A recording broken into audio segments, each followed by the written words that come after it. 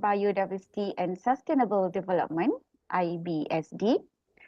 Yang berbahagia, Profesor Dr. Yarina Ahmad, Director of iBIOSD UiTM. Yang berusaha, Dr. Muhammad Fuad Abdullah, President of the second iBIOSDG 2023. Yang berusaha, Dr. Faizah Pardi, President of SDG Innovation 2023. Our distinguished keynote speakers, yang berbahagia Profesor Dr. Muhammad Hafiz Muhammad Anafiah, yang berbahagia Profesor Dr. Dixon T. Javerna, yang berbahagia Associate Profesor Dr. Muhammad Asrul Nasim Masrom, yang berbahagia Profesor Dr. Vladimir Foronda, esteemed committee members and all the respected participants.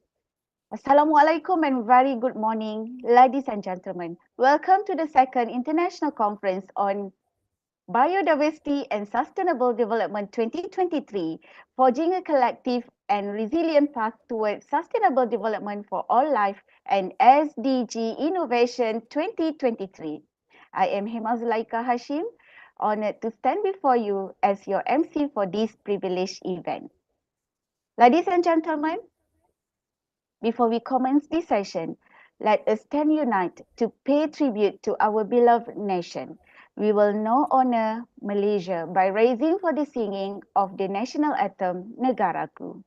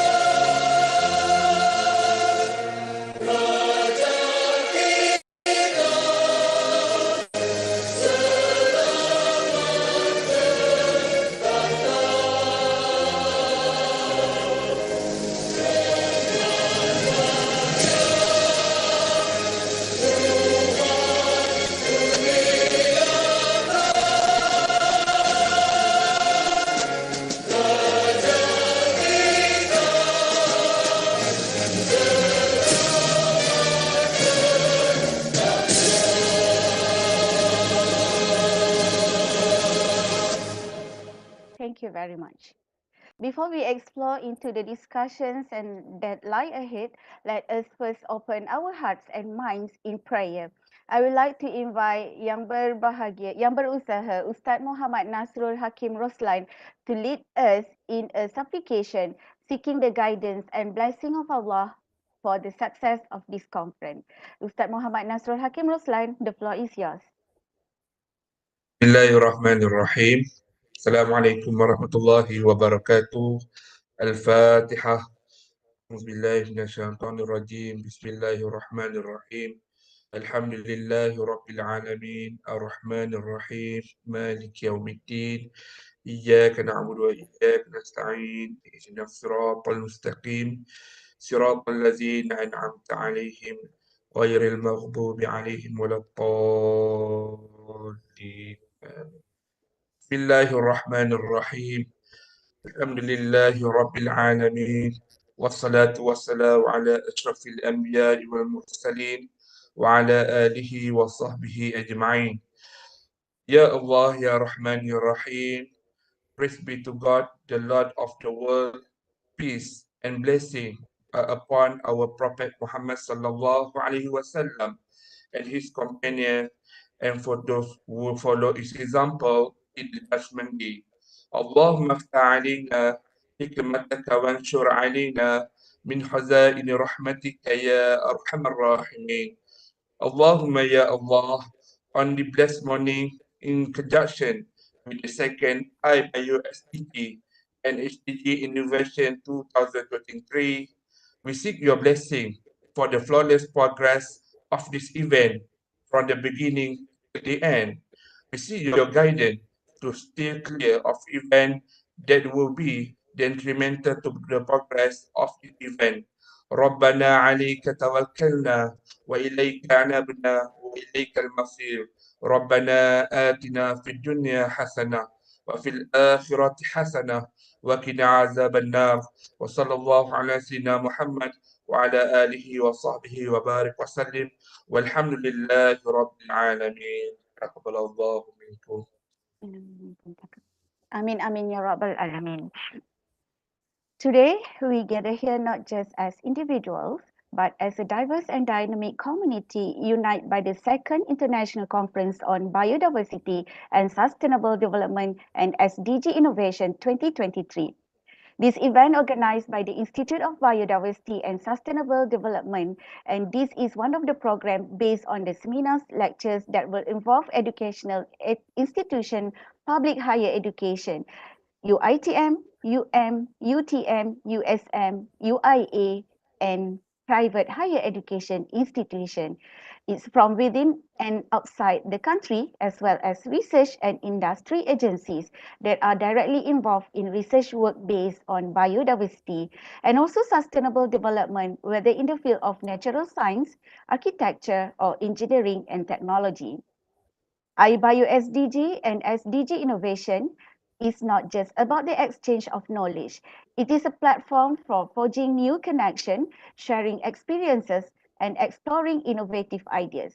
With a diverse array of sessions and presentation lined up, today offers us the opportunity to explore even deeper into the themes and topics that matters most to us. Let me explain a little bit about the scene setting for this program. Let us commence this morning, proceeding with enthusiasm.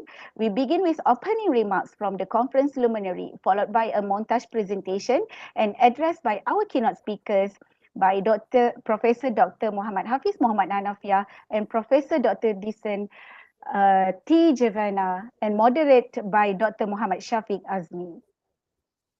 The program continues with paper presentations conducted concurrently in Room A, Local Community Ecotourism and Policy, and for the Room B, Forest Protected Areas and Biodiversity, Marine and Urban, each aligned with their respective teams. We will stop for a lunch break and resume for the afternoon session at 2:30 p.m. Ladies and gentlemen, I am delighted to welcome Dr. Muhammad Fuad Abdullah, the Program Chair of iBIOSDG 2023. Dr. Muhammad Fuad tireless efforts and committed to advancing the goals of our community, and it has been truly inspiring. His wealth of knowledge and leadership has undoubtedly contributed to the richness of the discussions we are about to engage in. Ladies and gentlemen, let us give a warm welcome to Dr. Muhammad Fuad Abdullah. Thank you for our beloved MC, Dr. Hema. Okay, Assalamualaikum warahmatullahi wabarakatuh, and very good morning to all. Okay, dear distinguished guests, Professor T.S. Dr. Nur Azhar Abdul Rahman, Deputy Vice-Chancellor Research and Innovations, UITM, Professor Dr. Yarina Ahmad, Director Institute for Biodiversity and Sustainable Development, IBSC UITM, Professor Dr. Nur Azhar Muhammad Suki, Associate Principal Research Fellow, Institute for Biodiversity and Sustainable Development, Dr. Faizah Pardi, President of SDG Innovation 2023, all of our keynote speakers, Prof. Dr. Muhammad Hafiz Muhammad Nanafia, from Faculty of Hotel and Tourism Management, UITM, Professor Dr. Dixon's Department of Social Forestry and Forest Governance, University of the Philippines, Los Banos. We have here Associate Professor Dr. Muhammad Asrul Nasib Masrom, Faculty of Teknologi Management and Business, Universiti Tun Hussein On, Malaysia. And then we have here is Professor Dr. Vladimir Foronda from College of Agriculture and Natural Resources, Central Bicol State University of Agriculture, Philippines. Esteemed colleague and event committee, and also respected participants. I stand before you with great pleasure and profound sense of purpose as the program chair of the Second International Conference on Biodiversity and Sustainable Development 2023 organized by the Institute for Biodiversity and Sustainable Development, IBSD.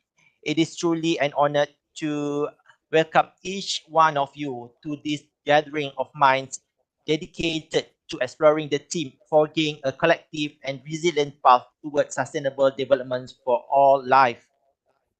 The journey towards sustainable development is one of the demand our collective wisdom, concerted effort, and commitment to fostering meaningful change. As we delve into the myriad dimensions of biodiversity and sustainable developments over the next few days, we find ourselves at a critical juncture, poised to make decisions that will undoubtedly shape the future of our planet. The Institute for Biodiversity and Sustainable Development, through the meticulous planning and dedication of the organizing committee, has provided us with a platform to engage in meaningful dialogue, share groundbreaking research, and forge collaborations that transcend border and disciplines. I extend my deepest appreciation to the committee members for their tireless efforts in curating a program that reflects the diversity of thought that expertise present here. Our theme is a call actions, a call to come together, share knowledge, and collectively envisions to future where sustainable development is not just an inspiration but a reality for all life on Earth. It is a reminder that the choices we make today reverberated into the future, influencing the well-being of ecosystem, species, and generation to come. Throughout the conference, I encourage you to actively participate in discussion, engage with fellow attendees, and take advantage of this wealth of knowledge that will be shared. It is through this collaborative effort that we can find innovative solutions to challenges posed by the intricate relationship between biodiversity and sustainable development. As we embark on this intellectual journey, let us remain mindful of the profound impact our collective actions can have. May the insight, gain, and connections forged during this conference serve as catalysts for positive change in our communities, nation, and the world at large. Thank you for your presence, your commitments, and your dedication to the pursuit of sustainable, and harmonious coexistence with the diverse life forms that share our planet. I wish you all a rewarding and enlightening conference. Thank you.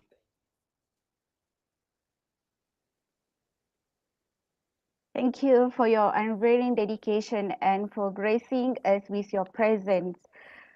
We look forward to the insights and wisdom you will share with us today. Thank you very much, Dr. Fuad.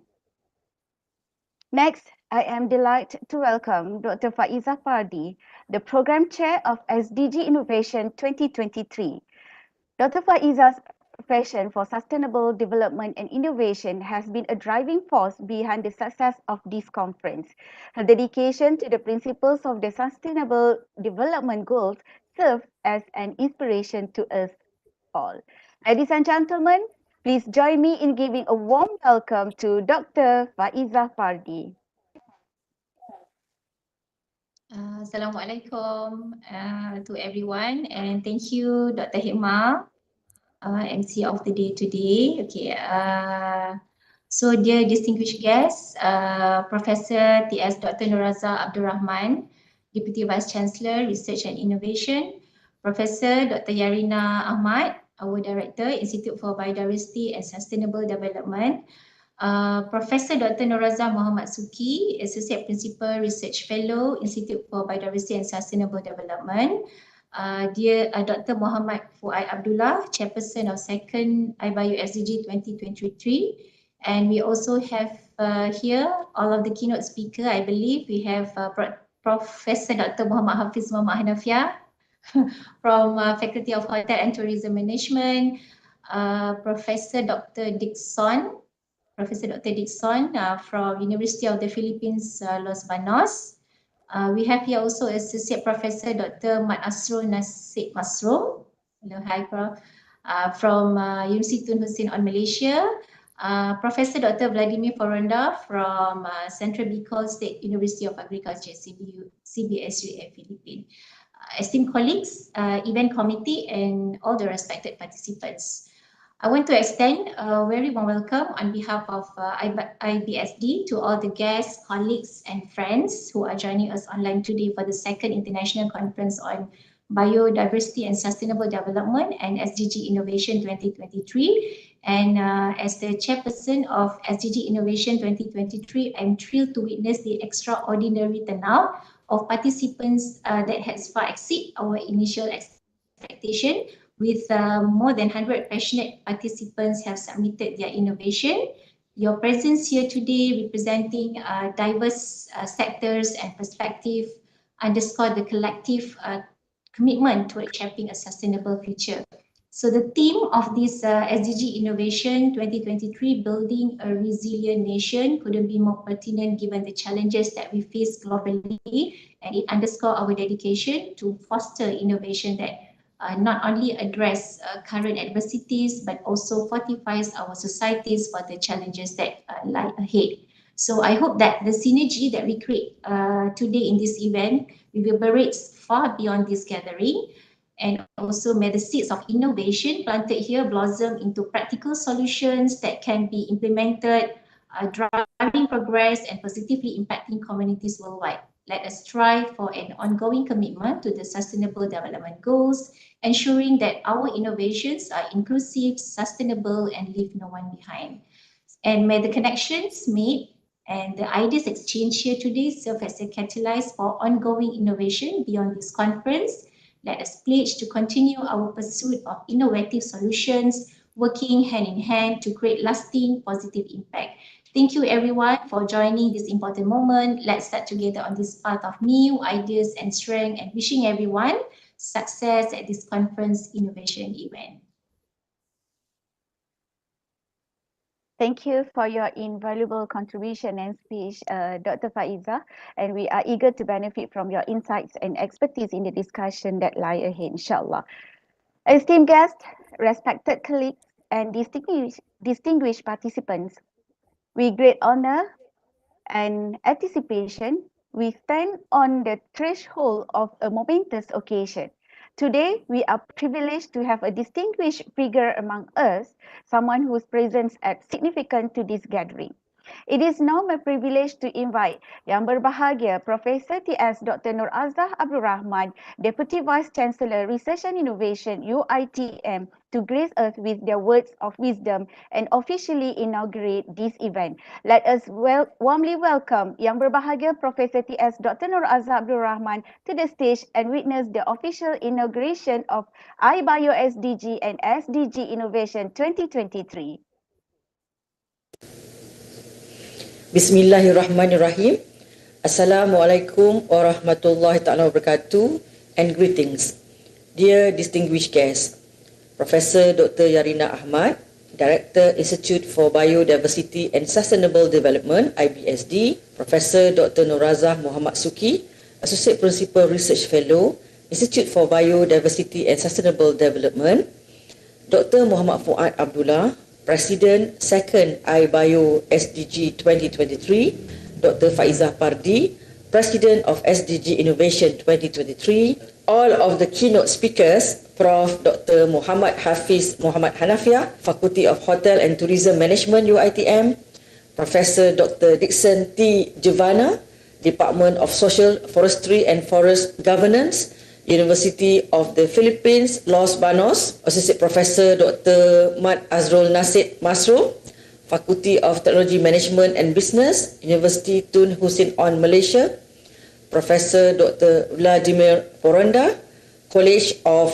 Agriculture and Natural Resources, Central Bicol State University of Agriculture, Philippines, esteemed committee members, respected participants, and ladies and gentlemen. Alhamdulillah, I extend a warm welcome to everyone to the second International Conference on Biodiversity and Sustainable Development 2023, second iBIOSDG 2023 and SDG Innovation 2023, hosted by the Institute for Biodiversity and Sustainable Development (iBIOSD), Universiti Teknologi Mara.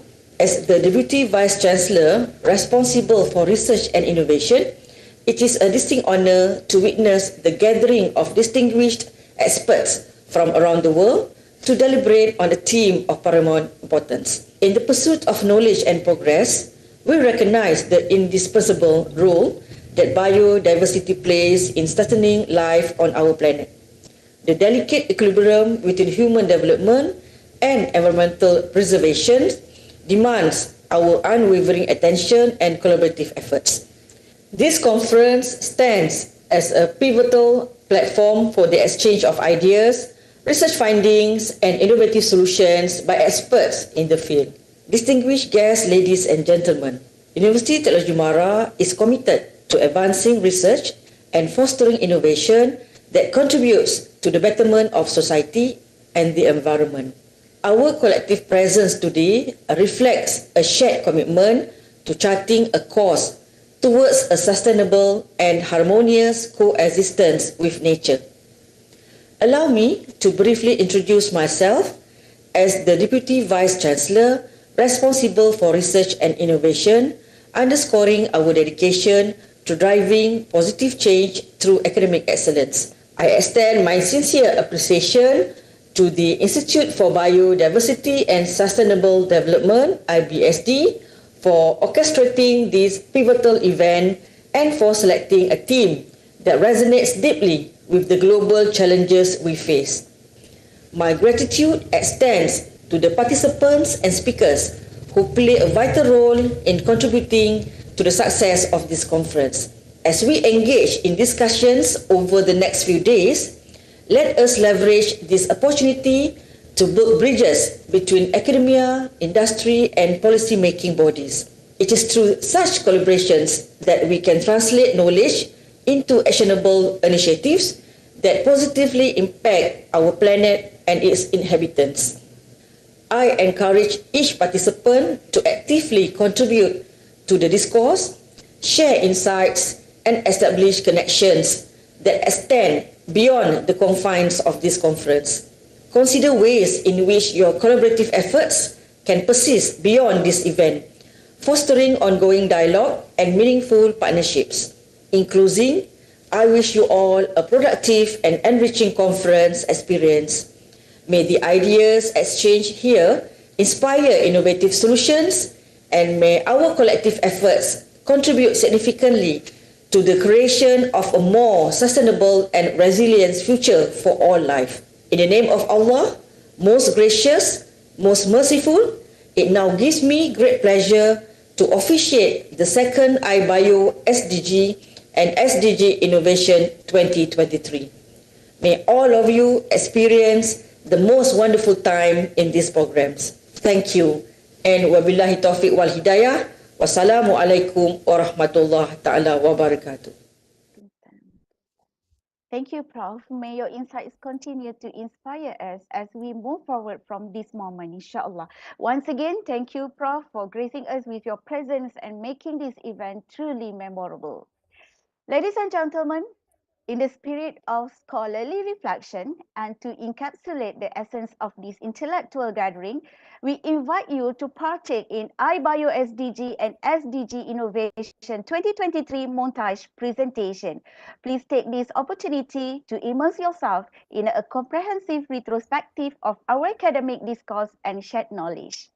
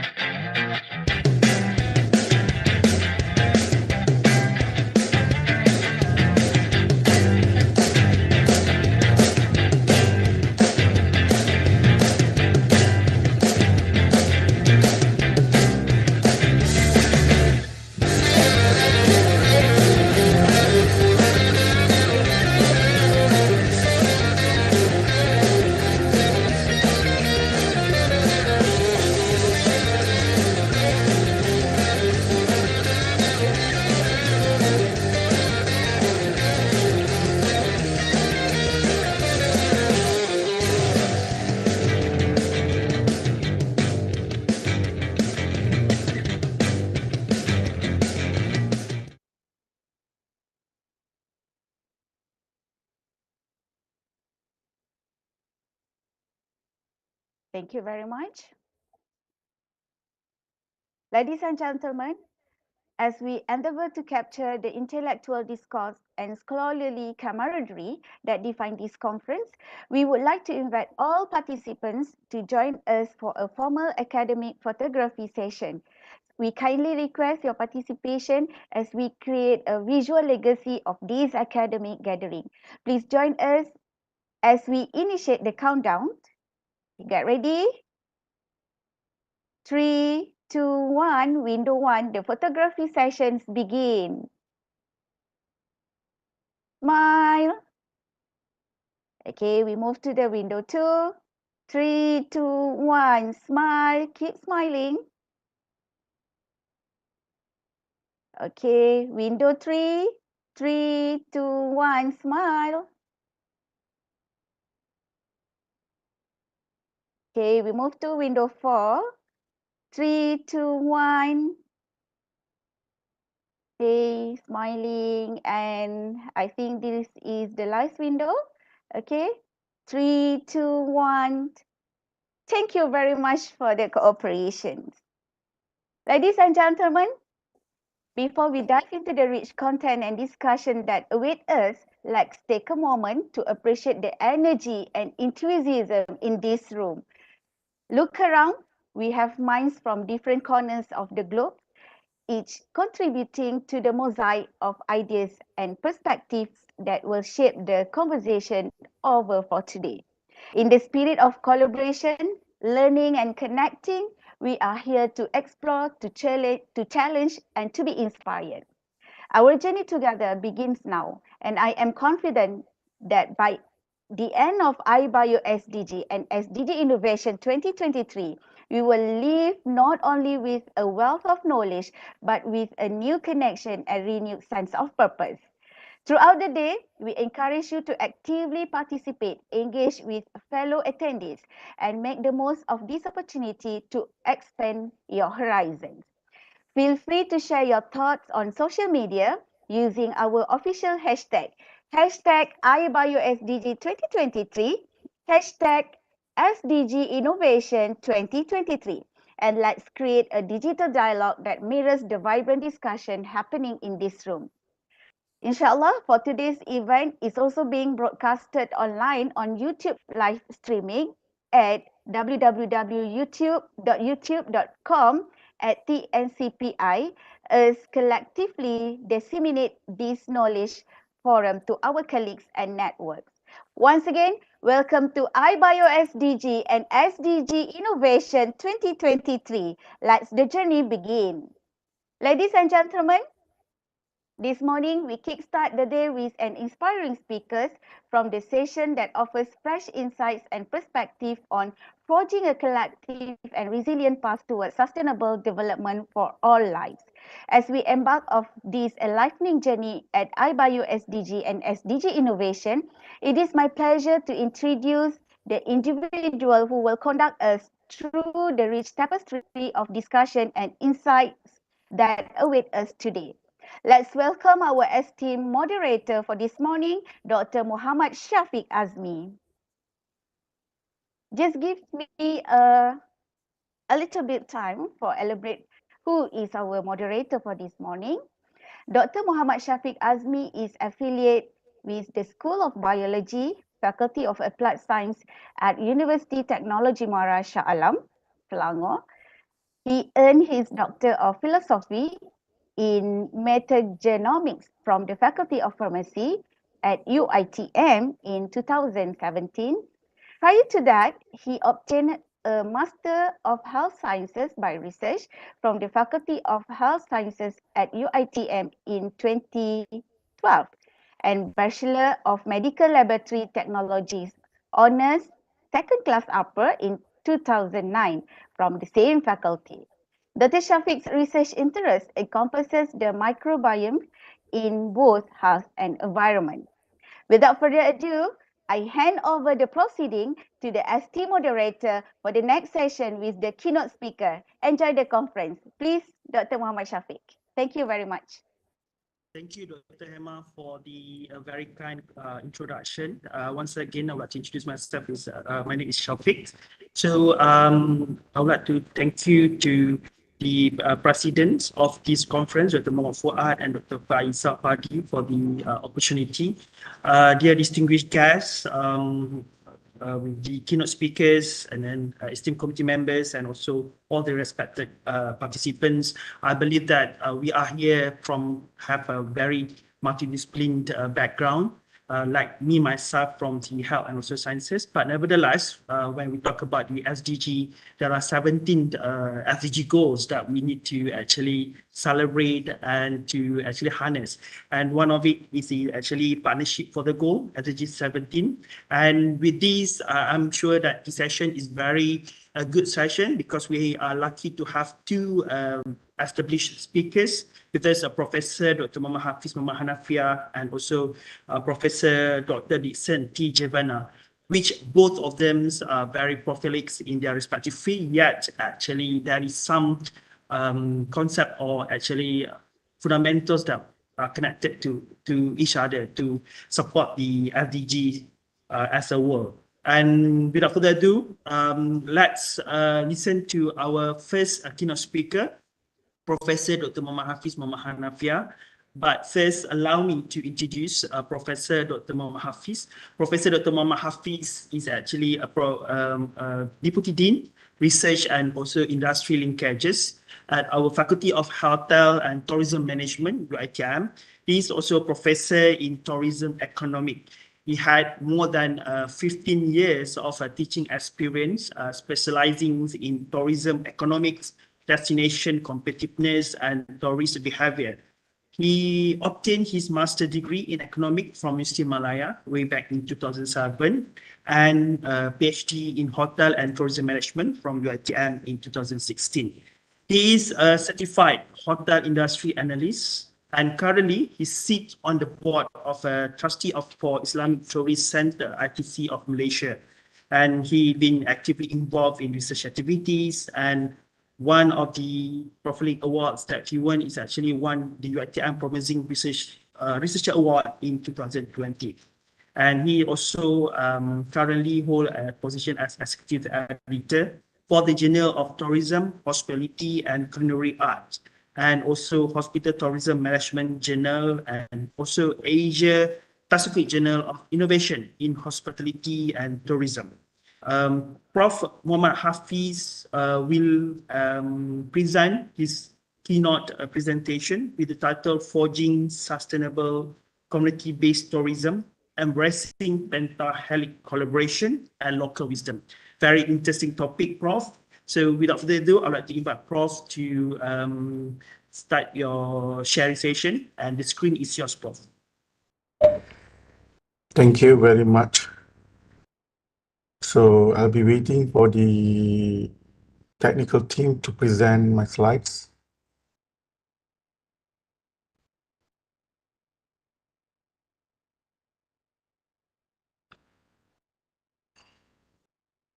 So how are you doing, Shafiq? Good, Prof. Good, good. How about you, Prof? It's a lovely morning in Puncak Alam. In Puncak Alam, you're way back in the Puncak Alam. Yeah, so yeah. we are lucky to able to have a communicate via online. I wish we could have a face-to-face session. Oh yeah, we could see Ms. Azin had shared your presentation. I hope it's a correct slide for you, Prof. Yeah, that's mine. Yep. Yeah, that's yours, right? All Okay, right. Good. So I think I'll start, Shafiq. Yeah, the screen is yours, Prof. Okay, thank you. Well, Assalamualaikum warahmatullahi wabarakatuh. Thank you, Mr. Moderator, for the introductions about myself. Ladies and gentlemen, esteemed delegates and participants of the second International Conference on Biodiversity and Sustainable Development 2023. First of all, allow me to express my gratitude for the opportunity to stand before this distinguished conference, talking about the cornerstone of sustainable development context, in which, in this particular presentation, the community-based tourism. I mean, for many years, the world have embraced the concept of community-based tourism, its benefits, its challenges, and the potential it holds in transforming communities across the globe. Well, as it is pertinent for the modern tourism concept, allow me to share my insights, my keynotes today entitled Forging Sustainable Community-Based Tourism, Embracing the Pentahelix Collaborations and Local Wisdom. Next slides. Thank you. Okay, so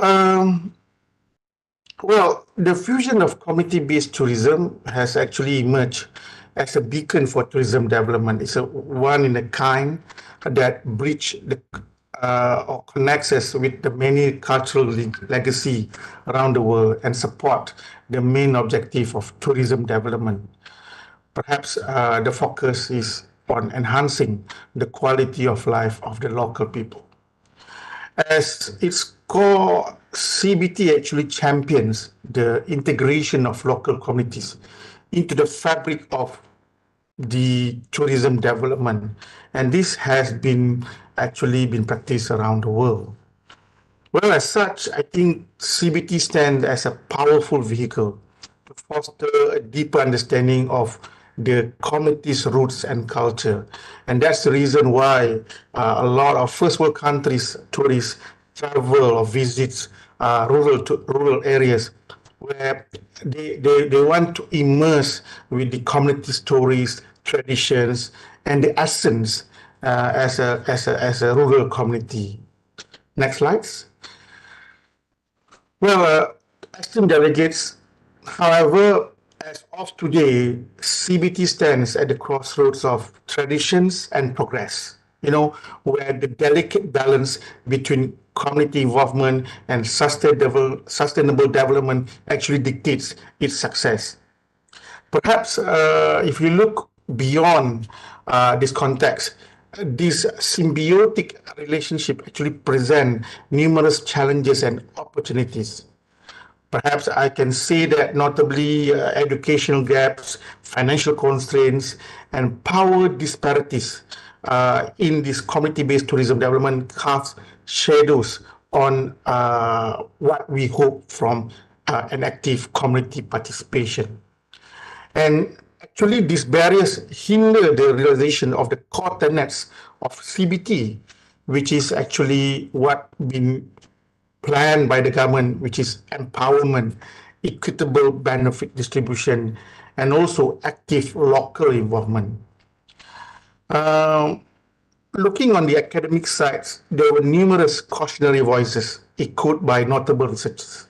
Reminding us on the unchecked development that actually may erode the very values and wisdom that define these rural communities.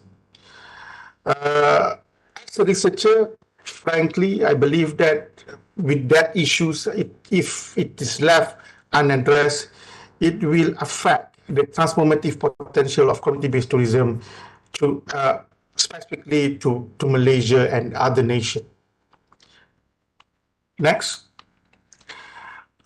Well, members of the conference, community participation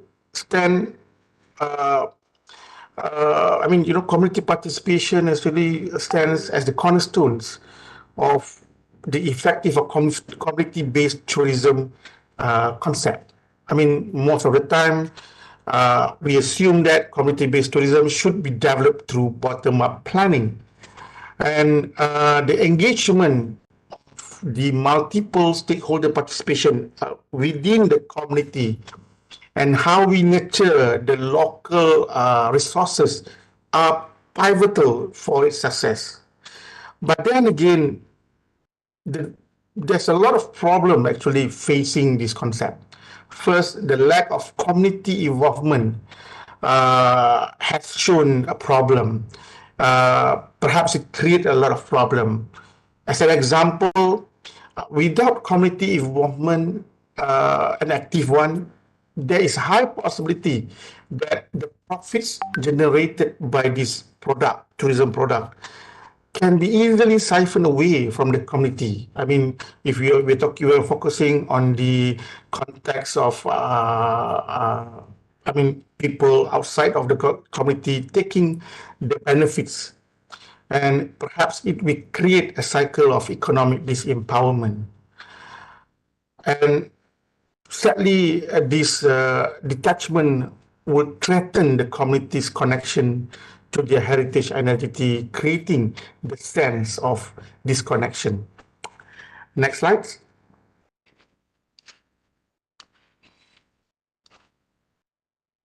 Yeah, this is the most important thing I would like to share.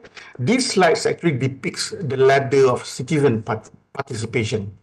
Well, the ladder of citizen participation is one of the most widely referenced and models in the field of democratic public participation.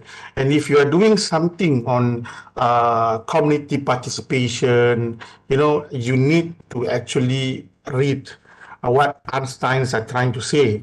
So what Einstein's trying to say is that she present a ladder. She present the citizen participation stages in a ladder form, with each ascending rung representing increasing level of citizen agency, control, and power.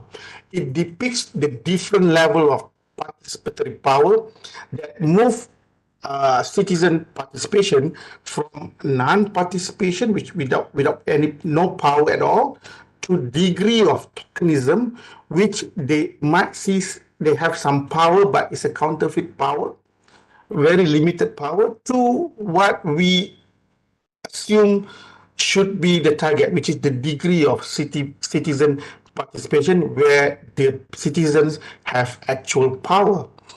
And perhaps this ladder will shed lights on the spectrum from what we have right now in CBT to the true empowerment that we hope to have among community.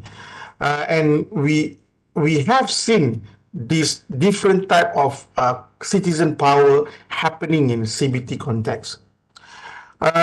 If you look here, manipulation, therapy, informing, consultation, and persuasion actually represent the deceptive facade of participation, where power is still retained by those in authority, while actually token gestures are made towards inclusion. I mean, giving them some say in the development stage, planning stage, but this method actually craft an illusion of citizen involvement rather than actual involvement, while systematically denying them how to influence the actual tourism development.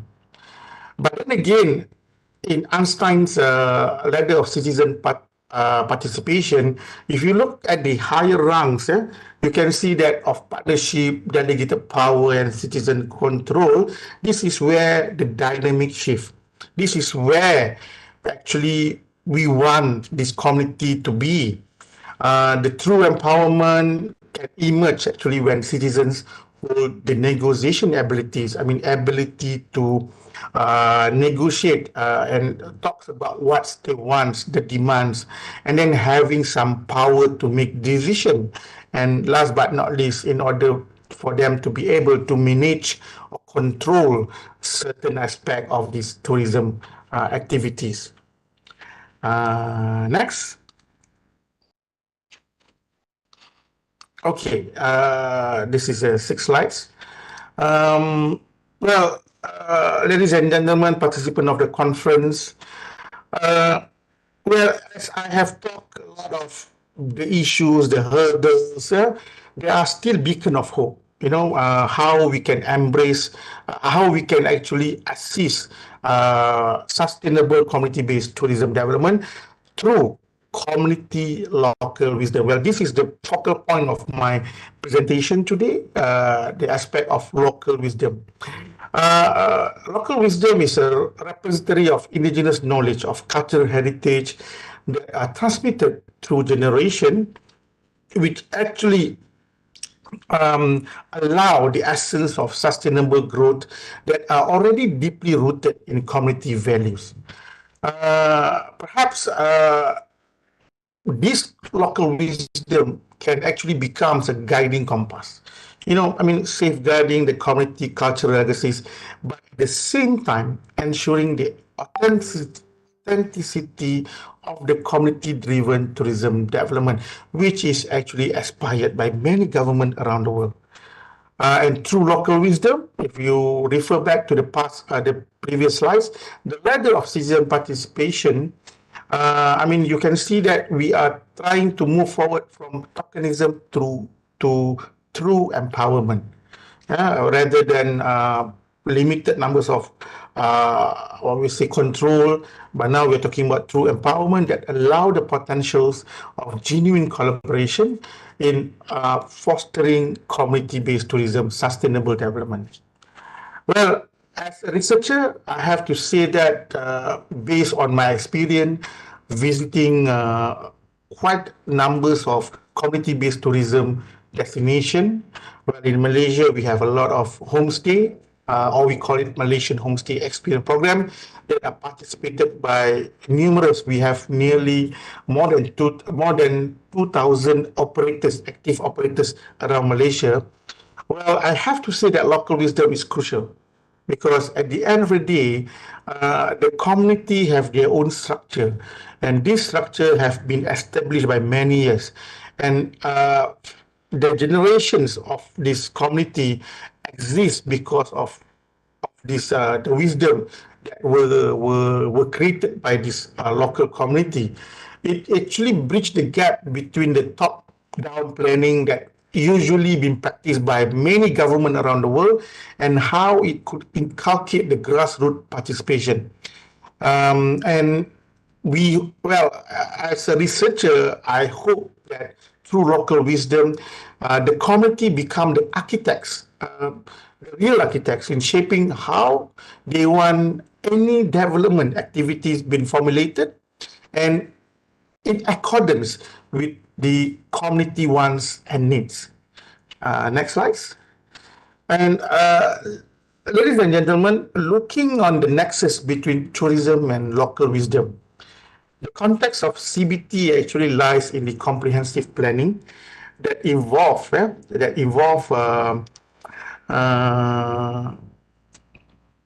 if you look back on this particular context, the context of CBT actually lies in comprehensive planning that involve every facet of the communities it touches.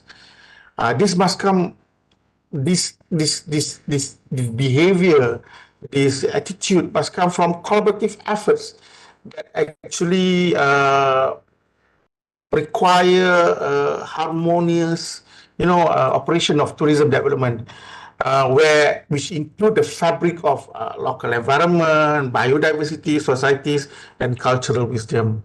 But first, before we go beyond what we assume local wisdom is, it is imperative to actually underscore that the true CBT, community-based tourism development, isn't just about economic gains, but it's about nurturing a symbiotic relationship between communities and other tourism stakeholders. And this is where I will share about the Pentahelix collaboration.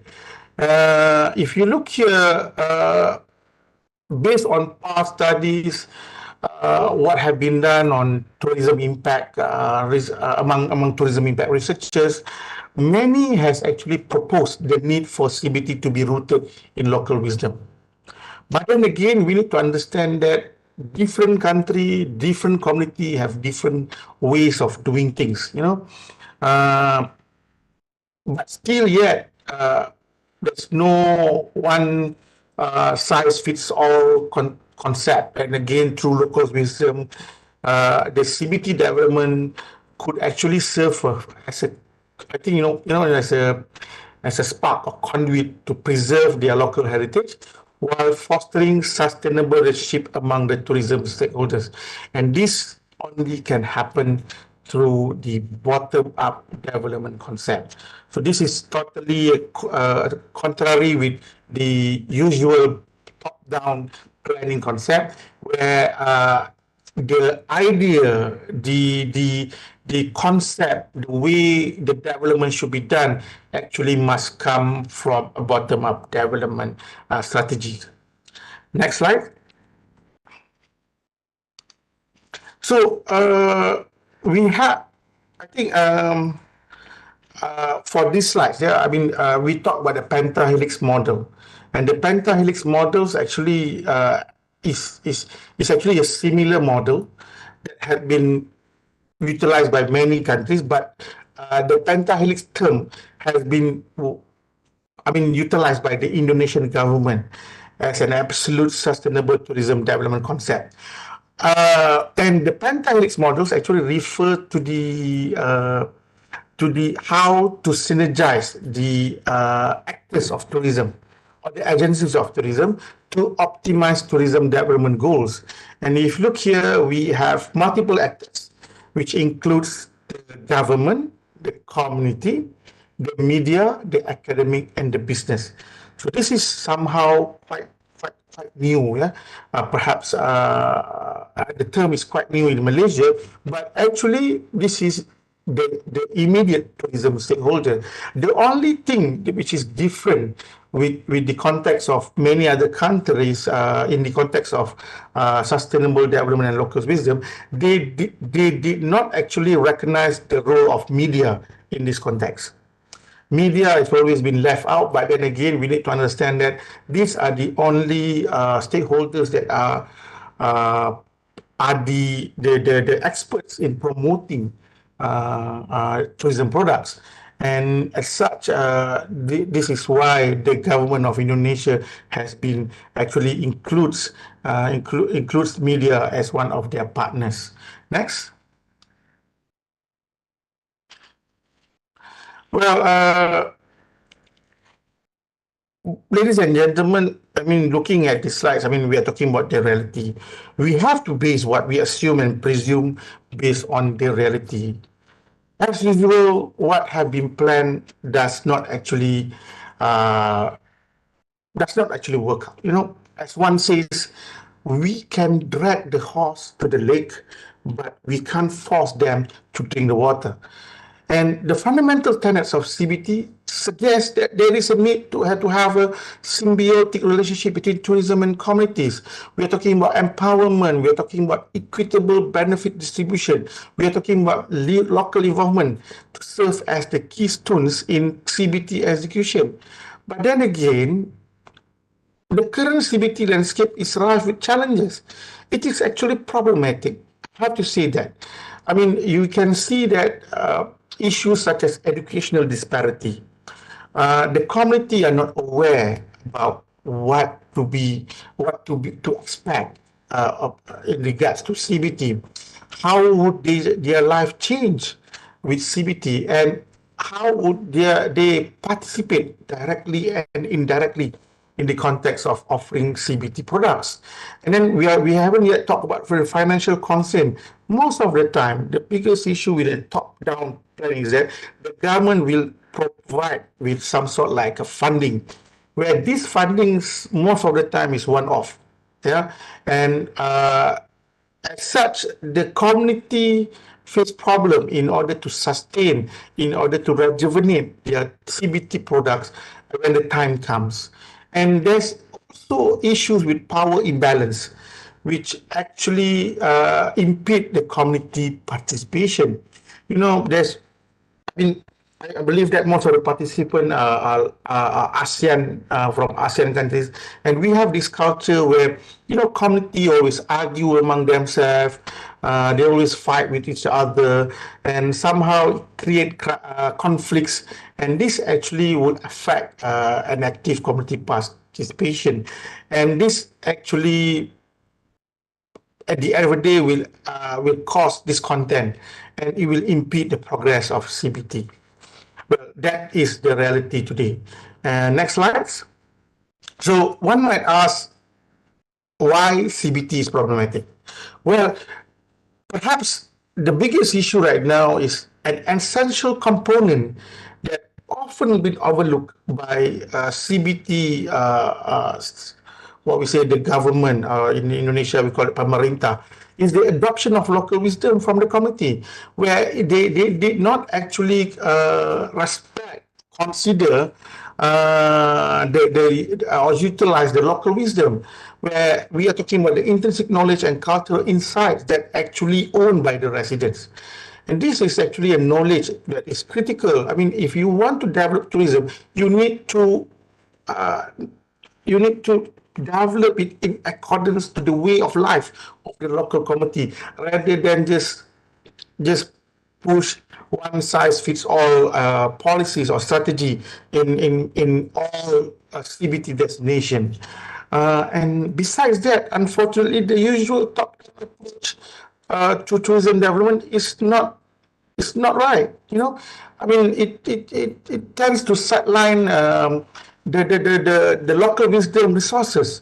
They always fail to incorporate community perspective, which actually in the long run will lead to the loss of the authenticity and what can be to the visitors. And besides that, even though there is some elements of local wisdom, but then again, many studies actually found that there is lack of collaboration between the community and the various tourism stakeholders.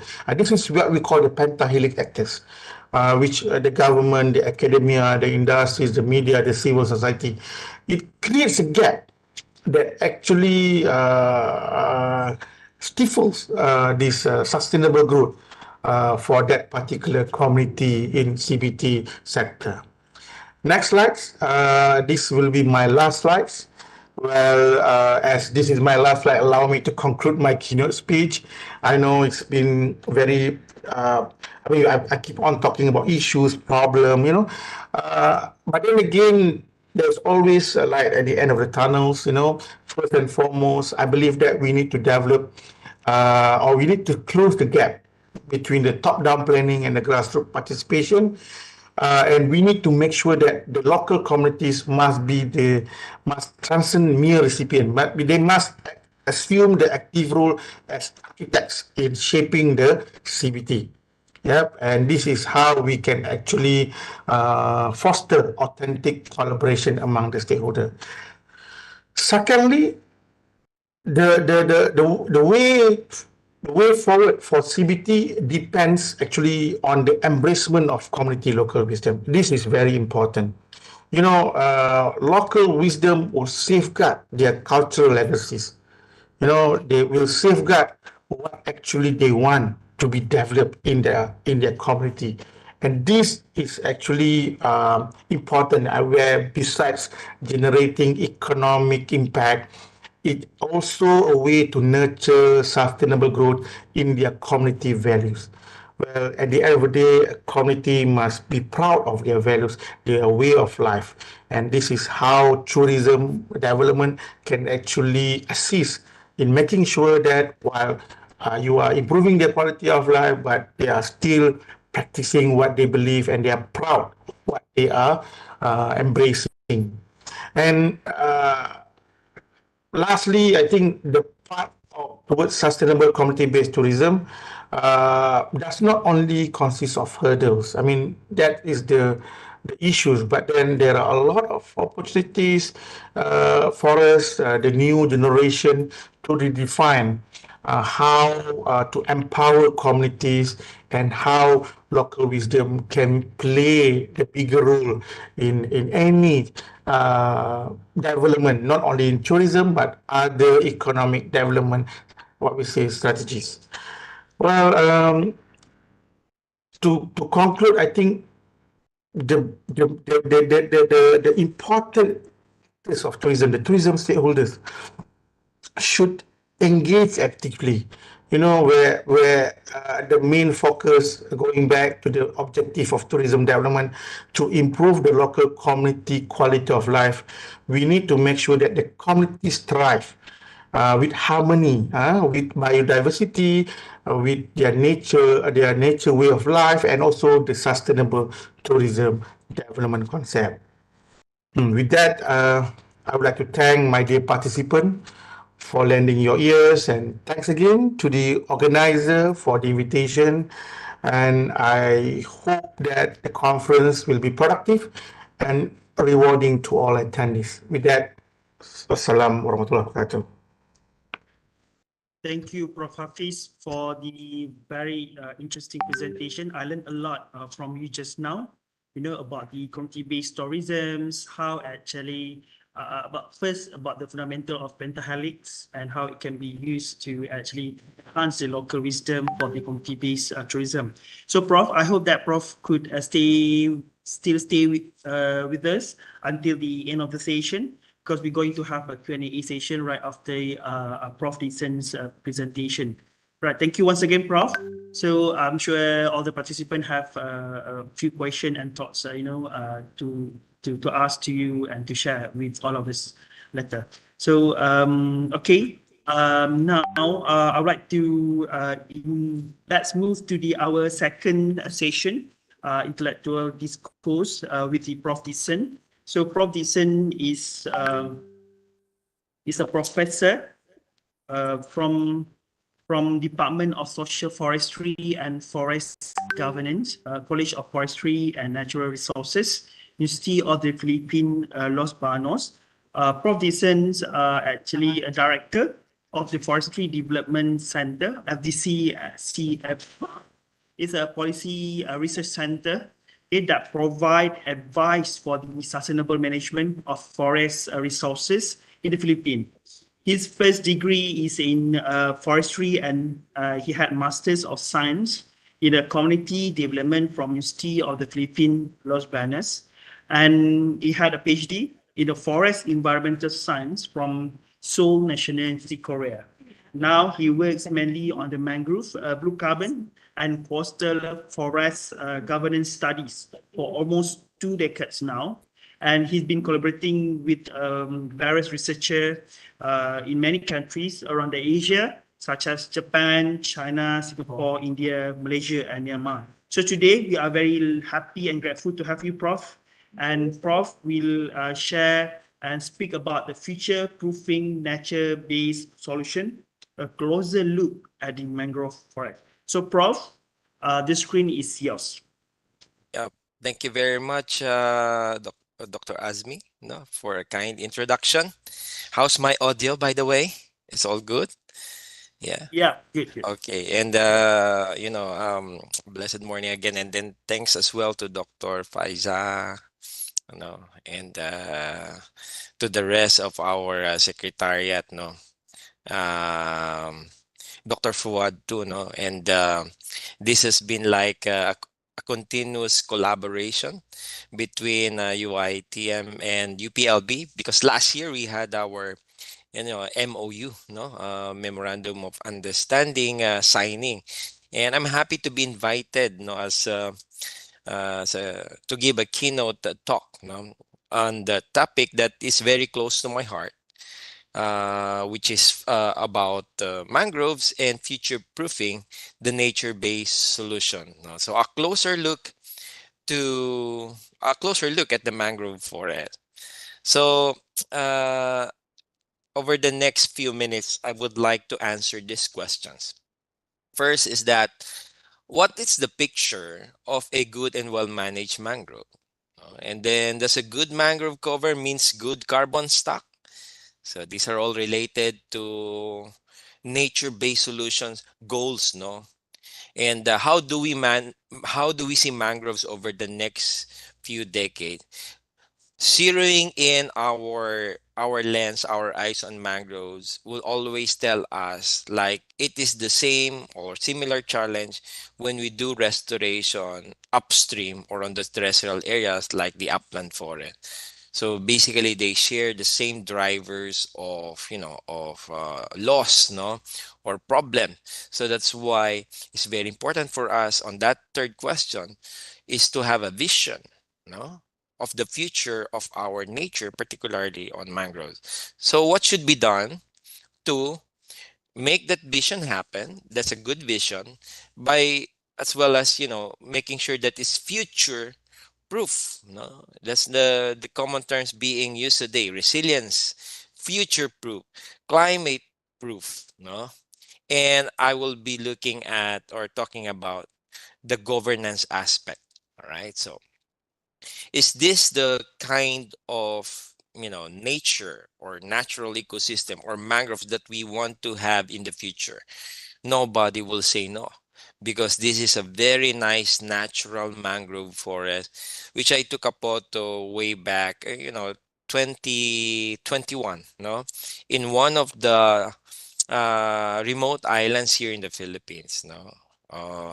It's in San Pascual, Masbate, and it's a natural mangroves with very big, trees. Like for example, that one on the right side. No, if you are familiar with measuring the diameter, it's roughly about, if I'm not mistaken, about 80 to 90, or actually more. No, it's more than that, no, and on the right, you know side of your screen, it's a group photo, but behind that is a big Avicennia rumpiana, no?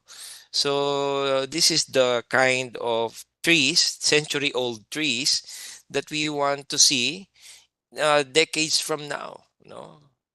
And you look at, we need 3 people to measure that, no? So imagine, they've been there since time immemorial. So this is the kind of, mangroves that we want to keep, no?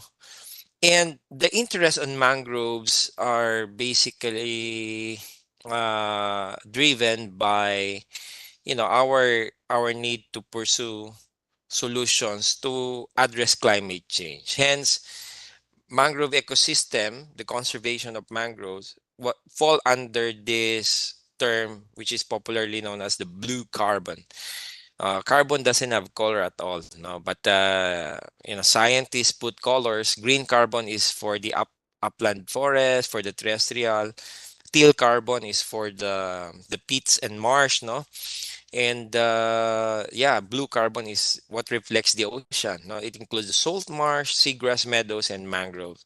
So it actually includes the corals. Okay, so we know already that the mangroves is a powerhouse of carbon storage. No, why?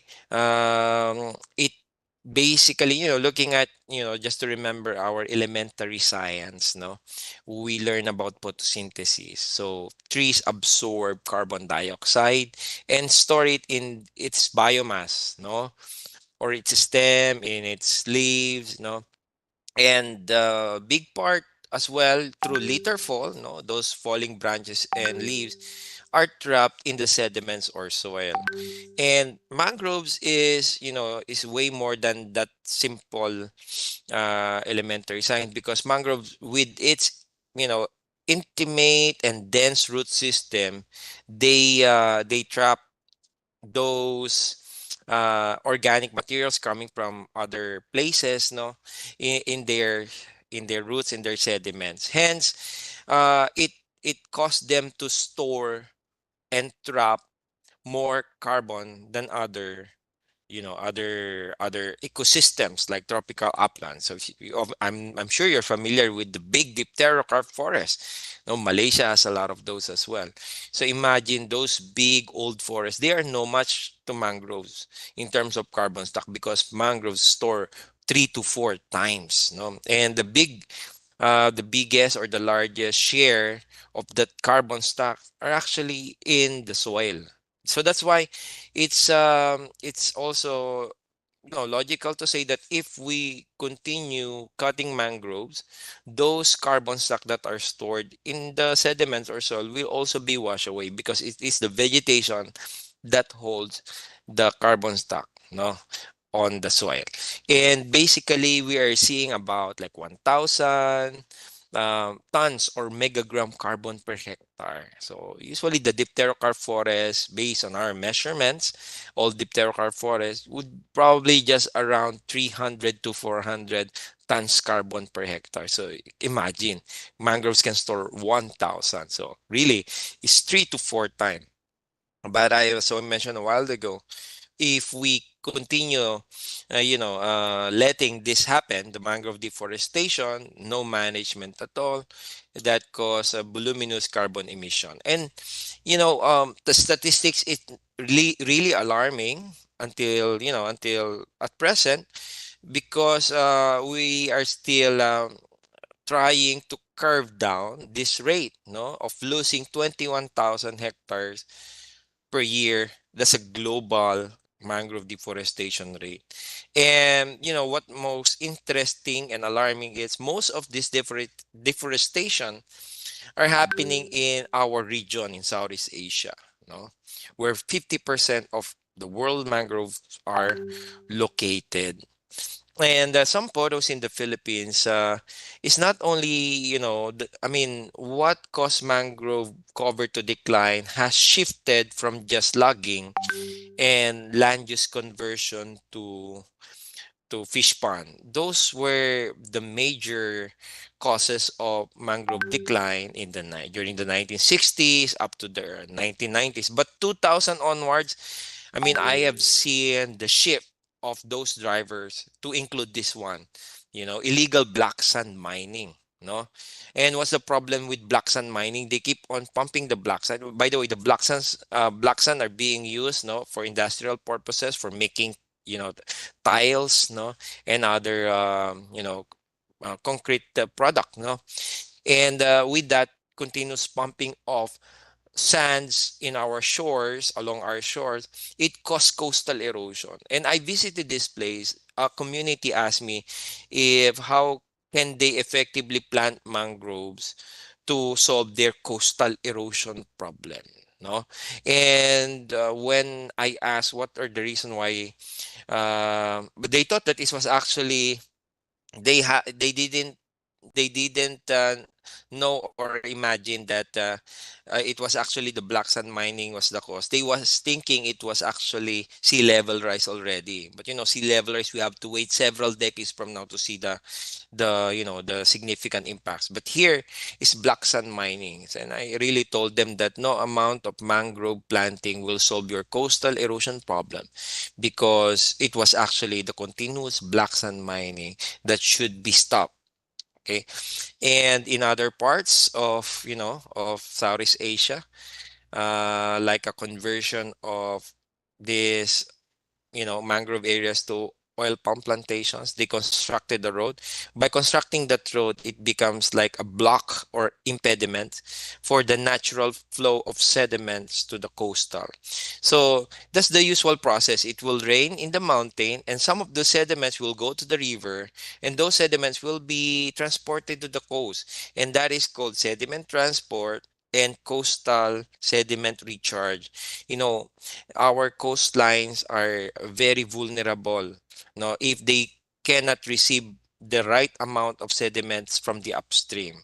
No, that again will cause coastal erosion. So this is the picture on the other side, on the left side of this photo. So this remaining strip of mangroves already experiencing this loss of sediment. So you don't need to cut mangroves to destroy them. Just depriving them of sediment will surely, lead to this kind of problem.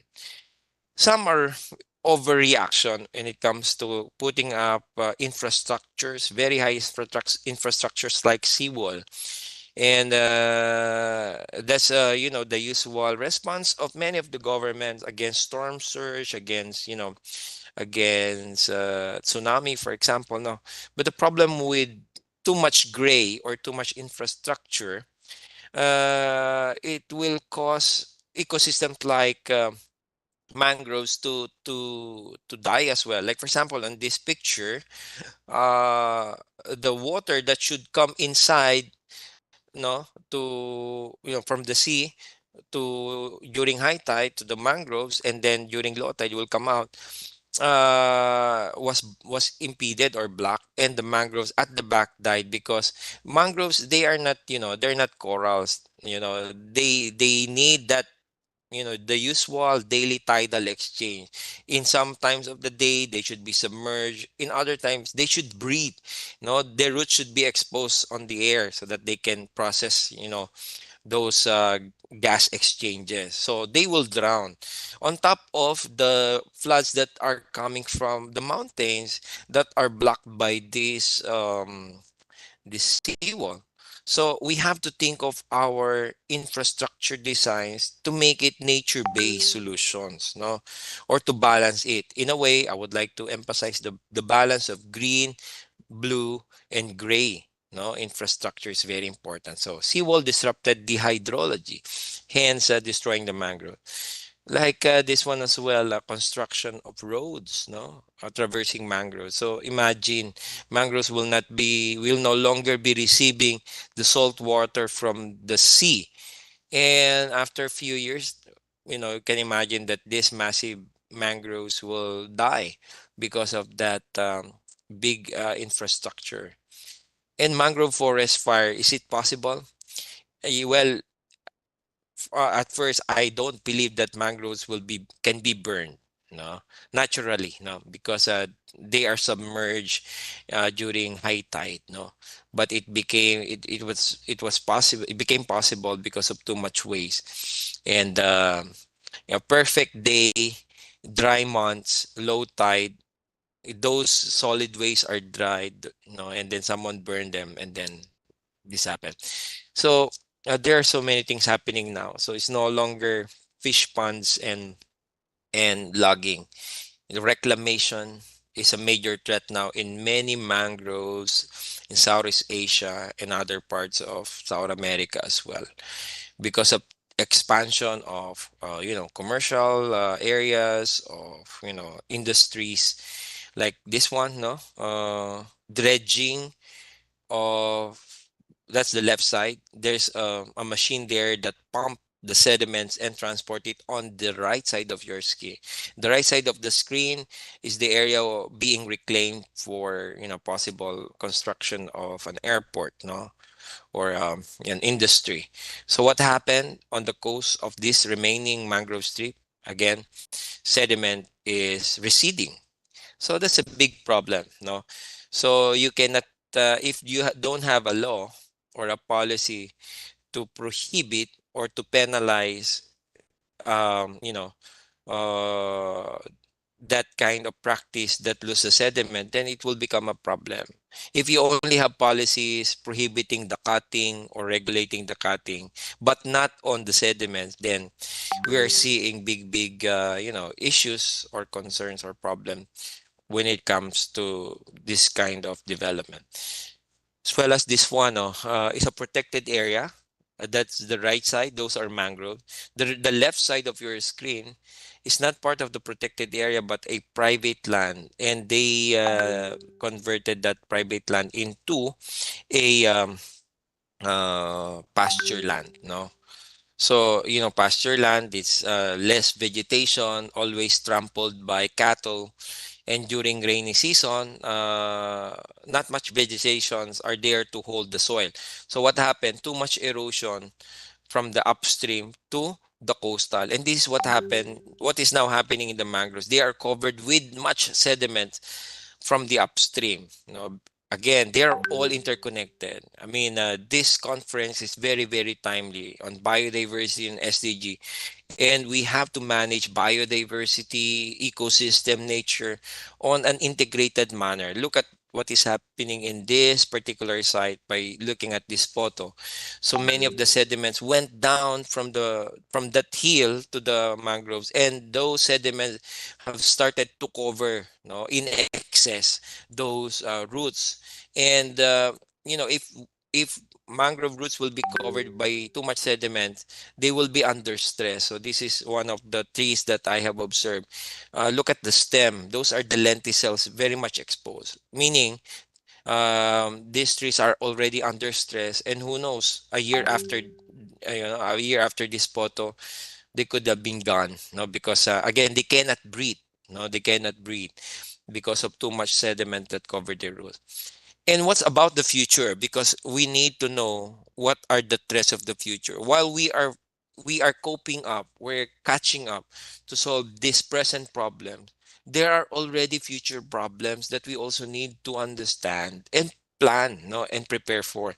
And based on this paper that we wrote for the IUCN, and we zeroed in the Western Coral Triangle, which again Malaysia is very much included, no, and by 2060, by 2070, 26% of the mangroves will be submerged. Again, mangroves are not corals; they can drown, no, and that is 0.45 uh, meters by, we don't have to wait 2100. If you look at 2070, those red in the Philippines and parts of Malaysia will be under water. All right, so imagine, ano. And also Indonesia. Okay, and what else? We're seeing this rate of change per year, 0.32%. So it's not an encouraging projection, but we have to prepare. And how can we solve mangrove deforestation and future decline? The common response today whenever they see open areas being cut, let's just do planting and planting.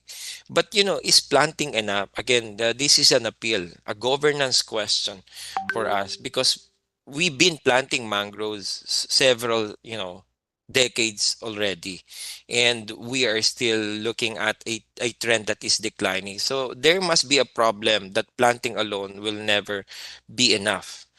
And if we are doing planting, are we doing the right planting? Like, for example, this one. We don't have to, no, the planted mangroves are there on the dike. It's no longer needed because look at the far back, those are Avicennia species, natural, non-planted. So you just need to leave these open areas, and in 5 years, they are already covered with Avicennia because that's the original species, the natural species growing there, and let the nature take its course of its, self restoration. So we don't have to do planting if we're doing it in a wrong way. No, this one is not also a right site for mangrove planting. And of course, this is the usual practice in many of the Southeast Asian countries, planting over seagrass. Seagrass is also a very important ecosystem. We should not displace them by, meeting our mangrove reforestation targets. No, we have to plant mangroves on where they are actually, where we lost them. No, if possible. No, and again, is planting enough? Of course, deforestation and degradation is not just about, you know, illegal cutting, land use conversion, and pollution. There are deeper problems that we need to solve. And these include limited local commitment, poor governance, and R&D gaps. So that means if we're talking about addressing the right problem, it's not just about planting, but making sure that we have clear vision, there's a tenure security for the community, even gender equality or equity. There must be a good law enforcement, no matter how we do planting, but there's a poor law enforcement, then will not be achieving our targets well. And there also are ND gaps. Not much people are studying mangroves on how to best we can restore them, etc., etc. No, so to add up, we have this threat of climate change. If mangrove deforestation will continue to persist, that will cause increase in greenhouse gas emission. And as I mentioned a while ago, sea level rise is very much of high confidence that they will happen. And if we continue to you know to um, continue letting it happen, the increase in greenhouse gas emission, then sea level rise will surely drown our mangrove. And on top of that, we have violent weather conditions that could cause floods and erosion in the upstream that could also damage the mangrove. So they are all interconnected, both the present and the future issues. Hence, our action should also be interconnected, interrelated, both present to the future. Now, nature-based solutions. Now, this is a major step forward on how best we can future-proof, our our nature our resources, right? And nature-based solution is working with nature, learning how nature works. And of course, nature-based solution is being seen as an instrument or a principle or also an approach to achieve many of our SDGs. No, not only the climate action, life on water, life on land, almost all of them can be a nature-based solution can contribute, and this is grounded on the knowledge that biodiversity loss, climate change are very much related. That's why actions should be related, strategies should be interconnected, no? And it's high time that we always adopt that interdisciplinary approach in finding solutions in in planning for management. And why go back and protect and conserve our nature? If you look at this natural capital statistics published by the ASEAN, many of the countries depend on nature for their GDP. If you look at the green ones like Lao, PDR, Cambodia, Myanmar, they are at the top. When it comes to capital or GDP coming from nature. For Malaysia, of course, that will be human capital. Nature is somehow with the as far as produced capital. Same with the Philippines, no. But for other countries, again, nature provides. No, you can imagine people. No, a lot of communities depending on nature for raw materials. No, we know that. Even the previous talk on community-based tourism. No, how nature is the major ingredient to make that happen. All right, so climate change dilemma in Southeast Asia. What I would like to emphasize here is that Asia is fastest growth in terms of carbon emission in the world. ASEAN.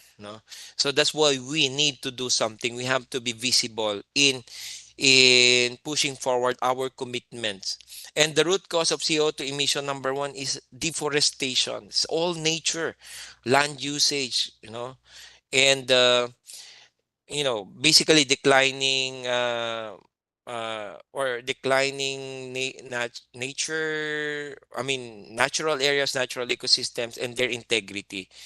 And a big problem on that is that while we are losing this ecosystem, the bias for solutions was not actually nature based, but actually renewable energy. There is a certain disconnect.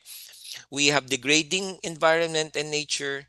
We have decreasing cover in mangroves, in other forests. But we want our solutions to fight climate change is not on the nature, not much on the nature, but more on the renewable energy. So it's something for us as a region to really sit down and reflect on.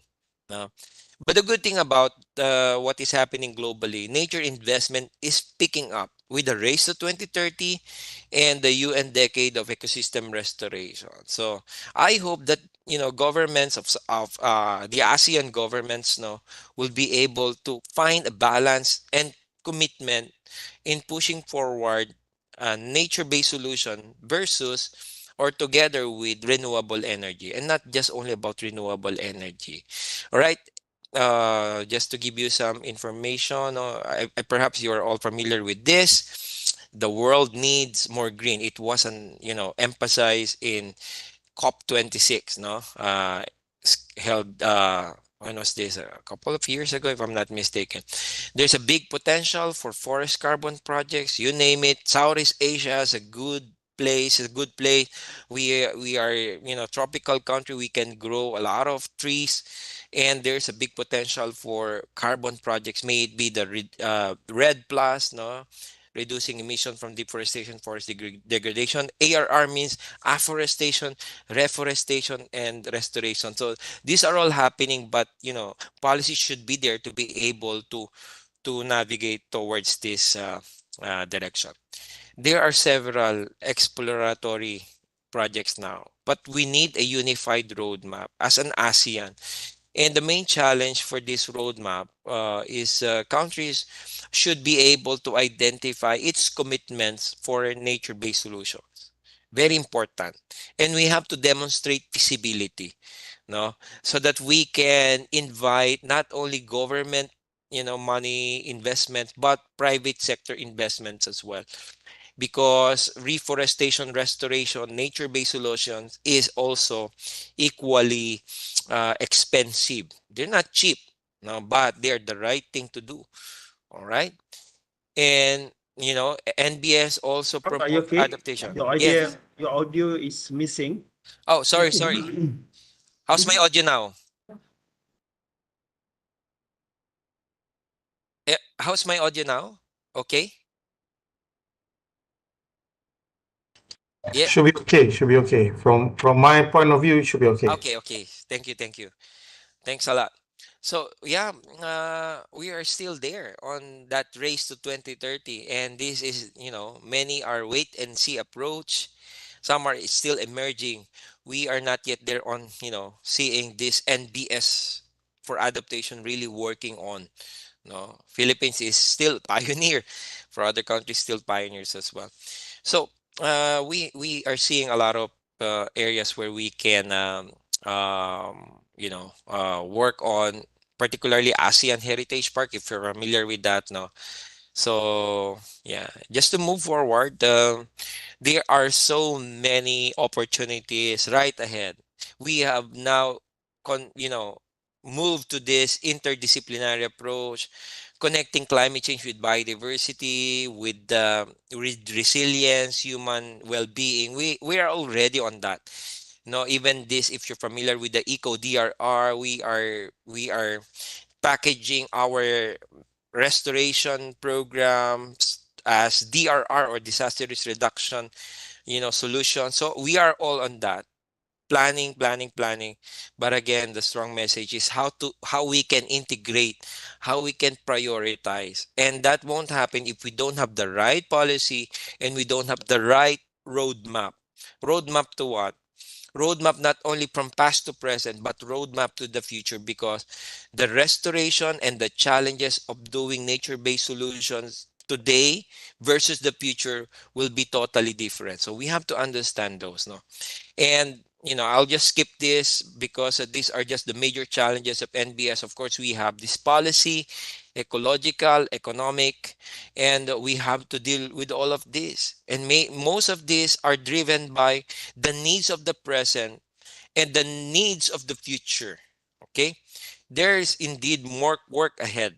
We only have this much on the green key biodiversity areas. No? The target of 30 by 30% of 30% of these protected areas are surely protected by 2030. We're not yet there, so countries are actually crafting their policies to be able to meet that global target of 3030 on top of many others. Okay, how we can do it? Let's do it the EBA way. If familiar with this, even the community-based tourism, it can be part of this principle, capitalizing on ecosystem, on biodiversity, to be able to fight or to solve the impacts of climate change, while at the same time helping the community improve their well-being in terms of socioeconomic and cultural benefit. So we capitalize on biodiversity to solve other problems. So yeah, EBA is very important approach, no? And you know, through EBA, we can make it participatory, capitalizing on this, livelihood where local communities depend on, no, particularly nature, biodiversity, they are, part of the restoration, particularly the gender empowerment is there. Look at this. Women are doing the nursery work. We are dealing with these vulnerable communities, and some checkup questions when we do NBS, particularly for mangrove. For what? For whom? With whom? And in what way? No, these are the questions. Are we doing restoration for the sake of bringing back trees, and for what greater purpose? Carbon stock, livelihood, biodiversity. So EBA helps to understand or address or respond to all this. You know, uh, how to say that, intentions, very important. Who will implement it? No, and for whom? Is it for the private sector or for the local committee? It has to be clear. Should we do it collaborative, participatory, or just top down, government blueprints, no, government-led. So we have to know all this. That's why we are now in one project that I'm leading, we are trying to make sure that restoration will surely be a way to promote local livelihood. So this is the framework that we're using. It's called Smile Growth, Sustainable Mangroves through Innovations and Livelihood Enhancement, Promoting Growth and Climate Resilience. So yeah, and doing it participatory. This paper that we wrote is very I see this as very helpful if you are interested to read about how countries good practices in terms of participatory mangrove rehabilitation are conceptualized. I invite you to find this material. So future actions, so a few more slides.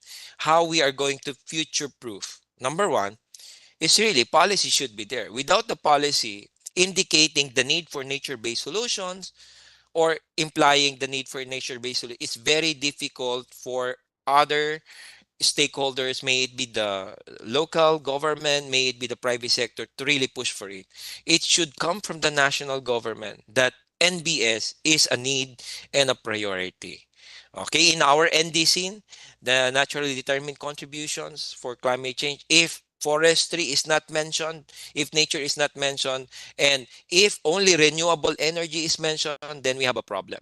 We will be seeing areas that should be restored for nature but did not happen because government choose to put their renewable energy facilities like like a wind farm or solar farms. So that's a big problem, right? And there should be a clear agenda leading to a roadmap. What is our agenda for nature base? Is it how much are we targeting? So agenda is very important. And translate the policies to roadmap, international roadmap. And I think we have to go beyond 2030. Most of our targets are 2030 is just a few years from now. And we're seeing big work to do. And the good thing about this, a lot of people are working already on, like on mangroves. I have attended or I have participated in some of the working groups, and these are all moving forward. We should not stop. We continue moving forward until we hit the right solutions, right strategies on how we can help the government, private sector to gather the acts together and be able to move forward in just one unified direction of NBS. Seeing this photo from the NGOs, very, nice to see that, they're no longer competing for projects, but they are collaborating for one major cause, no, this Global Mangrove Alliance. So why we need to institutionalize roadmap? To avoid conflict, to avoid duplication of NBS projects and efforts on the ground, to avoid competition on funding. There are so much fundings right now on NBS, no? As we speak, there are so many private sector wants to have this net zero, but again, we can always plan for those, but if we don't have the right place, the right plan where we can put all this in our limited space, land space, then we still have a big problem even though we have the funding. So we need a roadmap, we need a clear plan. And what else? We need areas that are non-negotiable. When we say this is a restoration areas, government should not let it, should not release it for other land uses like reclamation. When say non-negotiable, these are protected areas, these are for conservation area. And we do it integrated manner, no, like adapting this watershed management approach. Why? Many of the problems of mangroves along the coast are driven by the problems coming from the mountains. That's why we need our land use plans from the coastal coherent or connected with the land use plans of the upstream. So is this the kind of development that we see? Of course, yes, a good balance of nature and gray, the green and gray, you know, mangroves being protected here so that when storm surge happen or strong tidal wave tsunami, we still have this protection, no? Right? This is in Singapore. This is a very nice place in Sanya City. And we have to manage there's so many interests now, and for many purposes, like on carbon projects, I'm quite familiar with some of this. And we also need to manage expectation. Now, if there will something that I would like to be a takeaway for this keynote talk, is that whenever we deal with communities, we usually say, oh, this restoration project or reforestation project is to improve the SDG on biodiversity. If you're going to plant this, we're talking of with the community, no? And then they will say that, we will say to them that, this will improve the biodiversity, this will help solve the climate change. For them, it's just for daily survival that they need. We have to understand they need, not to impose to them that the things that they cannot fully chew in or understand. So in this study that we did, we need to manage the expectations of the local community, which is basically needing to respond or achieve their daily basic needs. So here, this is a take home point. Long-term sustainability would only come to emerge when tangible benefits are perceived instrumental to human well-being. As long as the local community see that by participating in our reforestation, our forest conservation, our nature conservation, our community-based tourism or ecotourism, as long as they see that they are benefiting, they can survive, they can eat, then that's good enough. no and not just about telling them about, no, this is our SDGs, these are the goals that we will achieve. All right, so basically we have to do that, and lastly we have to capitalize on the good practices on the ground. So this photo was taken just few months ago. We had this Para Elmar is for the sea. That means for the sea is like the Oscars for the marine protected areas. So this particular group of local government won the best mangrove award because they best managed their mangroves well. Biodiversity, you name it, people are participating well. So we have to promote this, and that will also encourage other local government to join and also be inspired to do nature-based solutions. So basically, that's it. And thanks a lot again for listening. Have a blessed day. Thank you, Prof. Risen, for the presentation. I think I learned a lot about the concepts of a nature-based solution and how it actually could take care of our mangrove forest, which I believe that now is one of the issues. As you mentioned, our government focus is more like renewable energy rather than the nature-based solution focus. We can start our Q&A session. And if you notice, Prof. Hafiz and Prof. Tison, we have a list of questions from our participants, but I could read for you. First, it's for Prof. Hafiz. It's from Dr. Fuad. So Dr. Fuad would like to ask about how can the community-based tourism initiative contribute to the preservation and transmission of the local wisdom that you have shared just now, Prof.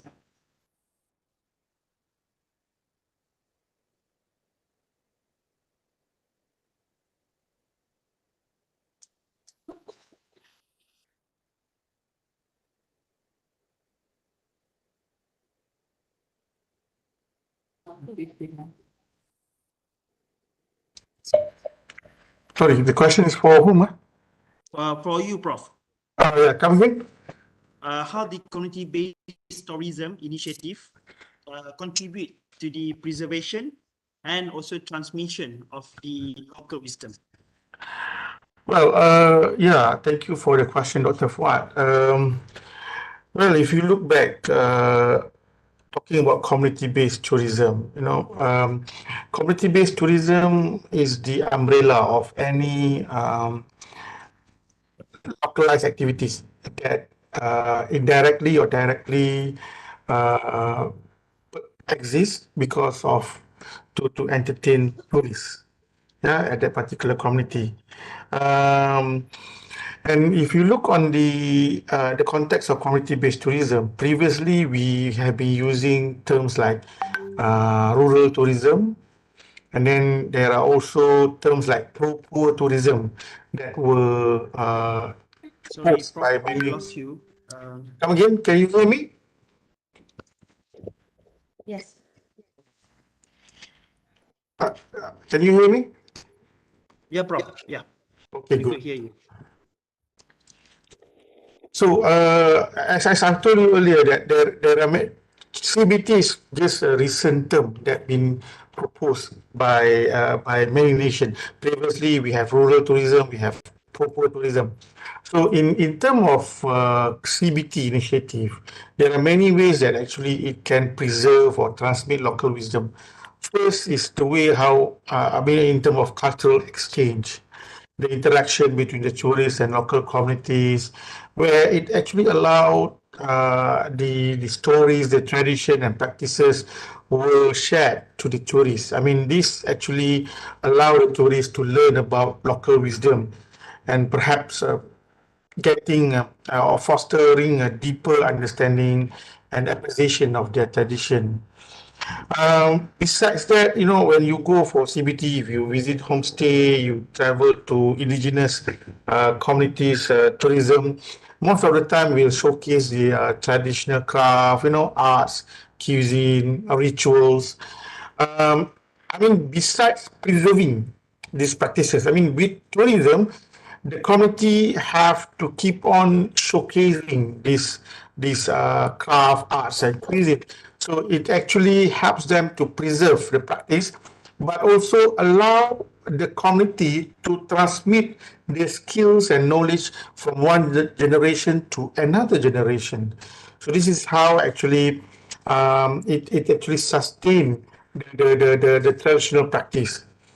Besides that, by having these activities, it allow them to share about their history, their folk stories. So this is actually one way of how it creates a sense of responsibility towards conservation. Yeah, and I think the most important thing is the empowerment of communities. How these tourism activities initiates or empower communities economically and socially. And this is actually important for to allow them to continue practicing and passing their traditional wisdom to the future generation. So yeah, community-based tourism is something quite interesting. It's a product that allow a relationship. There must be a symbiotic relationship between the tourists, between the stakeholders, and also the community. And perhaps we are talking about how we can preserve, promote, transmit the wisdom, and we hope that it could ensure the continuity in the future. Yeah, that will be my answer on that. All right, thank you, Prof. I think your answer just now is actually well explained and can be correlated with the question, that question from Farah. She asked about why are local community considered more than just stakeholders, and how does this belief can contribute to the core principle of sustainable tourism. So I'm sure that when we talk about sustainable tourism, as you mentioned just now, it's a symbiotics and it's about preserving, transmit the wisdom from one generation to another. Do you have any comment on that to understand about sustainable tourism, how it can guarantee this, sustainable tourism in Malaysia and in other regions? Yeah, I think this is question from Nur Farah Ain, is it? Ain, betul, Prof. Yes, you're right. Good. So, thank you, Farah Ain, for the question. If you look on the context of CBT, the local communities actually should be treated more than the elders. I agree with that. And as I've told earlier, the biggest issue right now is they are the one who actually directly or indirectly I mean, participated in supplying those services, and they cannot be considered as I mean, their participation is not small.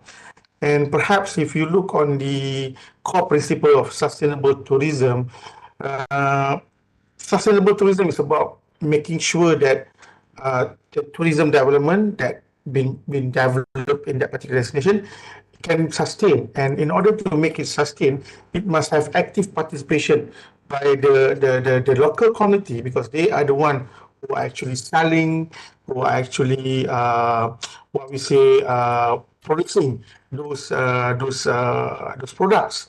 So I think that the argument whether community-based, I mean the community in the context of community-based tourism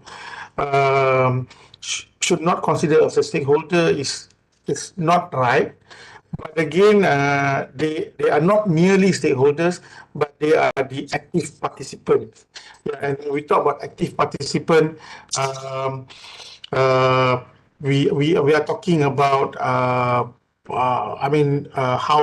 they be empowered and how they participate, and their participation actually need ensure that their needs, values, and perspective are considered in this tourism development. And we besides that, we need to understand that we need to have equitable distribution of benefits. So recognizing local communities as active participants will ensure that these benefits are distributed more equitably among them. Because if you look on the stakeholder, the government, the academics, the industries, they are the agencies or organizations that support the tourism activities. But the community are the one who will get the biggest economic benefits. And I think when we talk about local communities, all about long-term viability, which is sustainability. Communities that are actively engaged and get benefit from tourism are more inclined to support, to protect the resources, culture, and environment. This eventually will lead to sustainability of tourism activities. Yeah, that will be my answer. Thank you, Prof. I think your feedbacks on the first two questions actually somehow or maybe partially answering for the third question from Muhammad Amin about the difference between the CBT from traditional tourism models.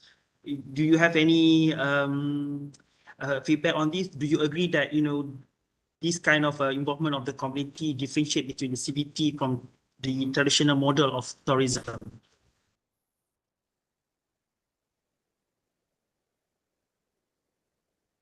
Can you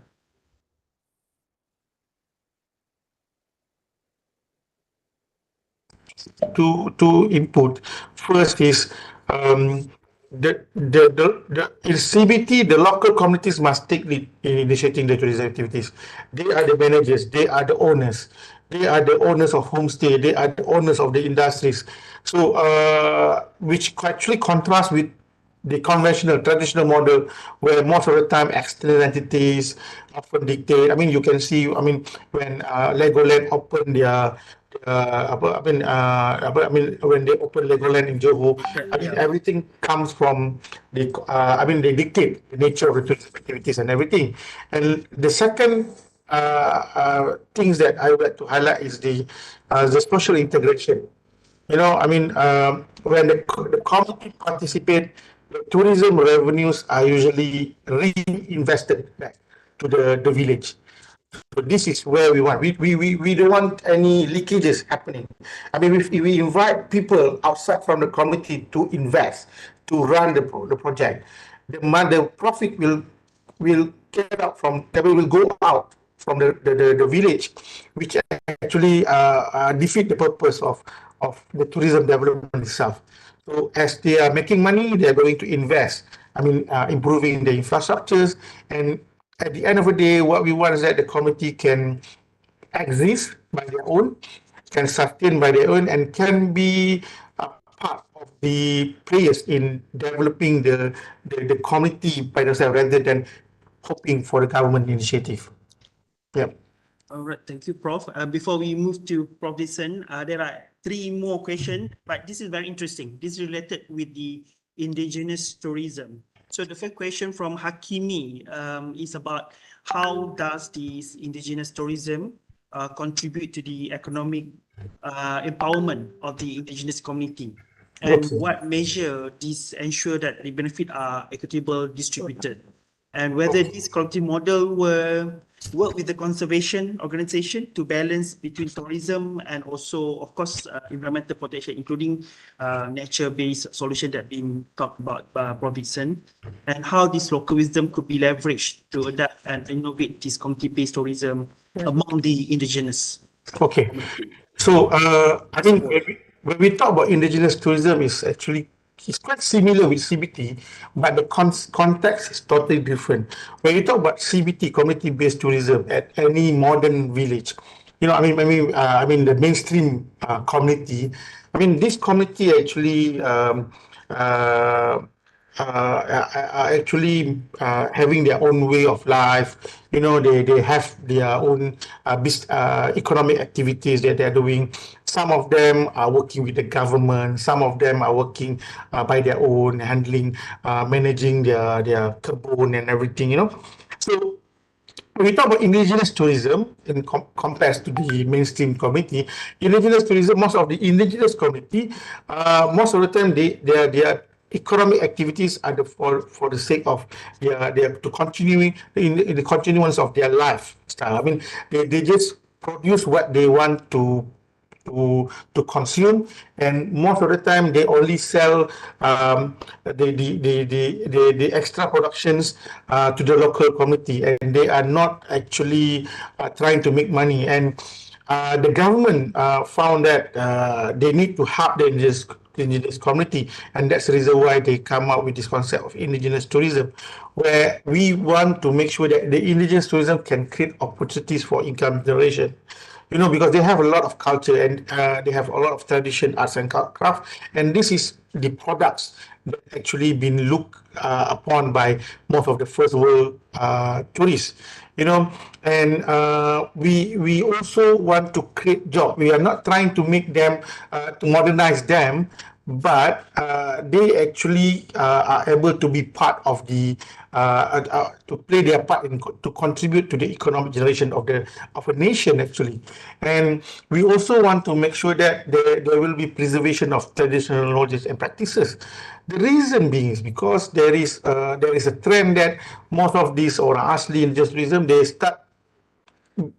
try to modernize their life. They move away from their way of life, and it's actually a waste because their traditional knowledge and practices is important. It's very unique, and it's by selling those products, it actually can contribute to its preservation for future generation. So actually, the question is twofold. I think. So how we can ensure the benefits are equitably distributed among the community. So again, we're talking about the ownership and decision making, local wisdom. We are talking about if there is some investment coming from outside of the community, then there must be some sort like a fair revenue sharing. And as we are talking about this indigenous community, they need, similar with the modern community, they need capacity building and training. Talking about guiding, hospitality management, marketing, and in terms of entrepreneurship management. And again, this is how we can allow the indigenous community to benefit economically from the tourism, while perhaps safeguarding their cultural heritage. On the second questions, I saw that the question from Hakimi talking about collaborative models. Well, I have to say that there are quite a few, but then again, you need to understand that collaborative models of indigenous tourism or community-based tourism is unique to the specific destination.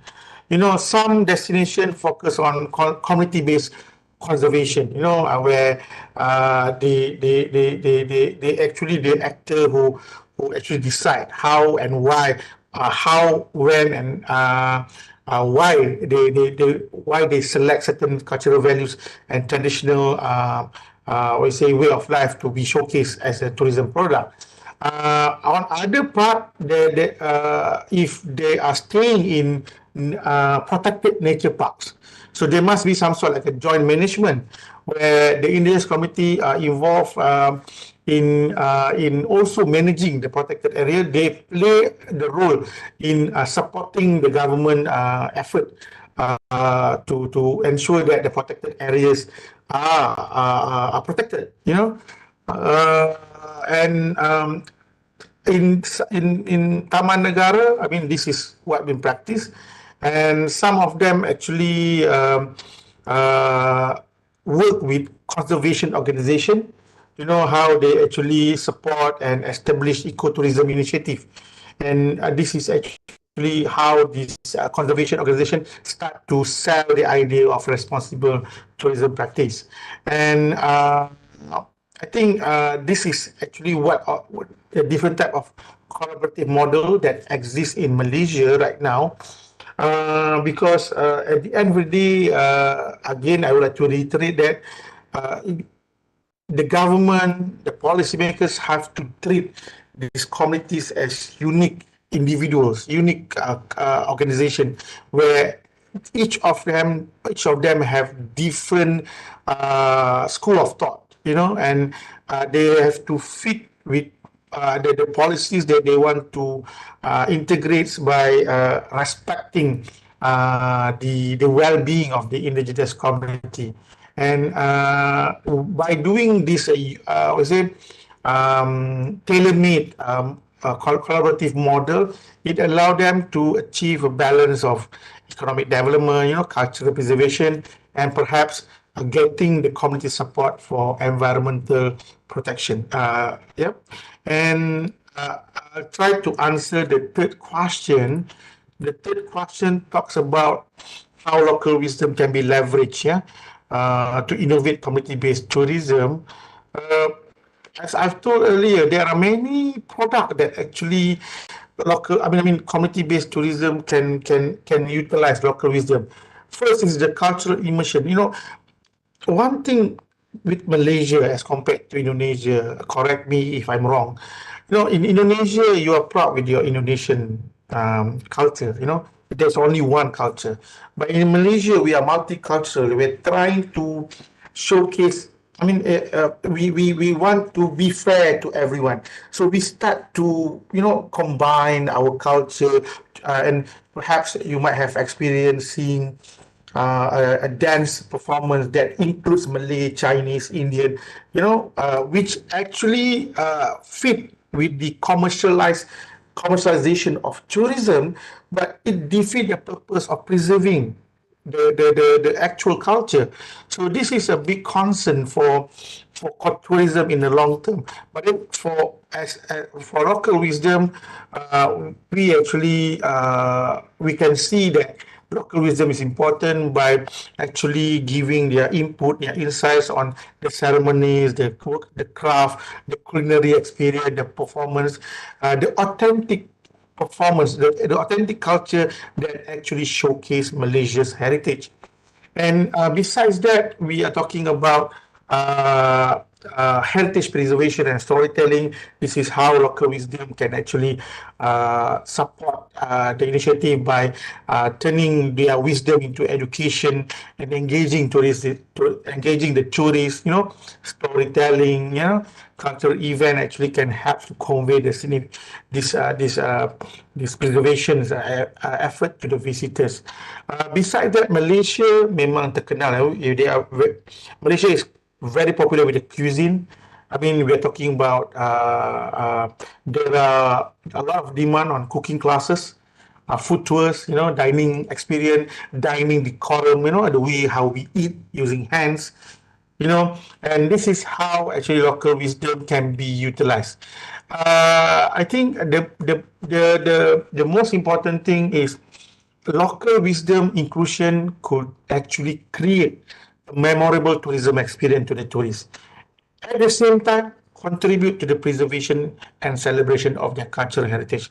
You know, by acknowledging the importance of local wisdom, we are actually telling to our new young generation to respect the elderly, and at the same time to acknowledge their experience, yeah, in developing a much what we say tailor-made tourism development concept or models in their own destination.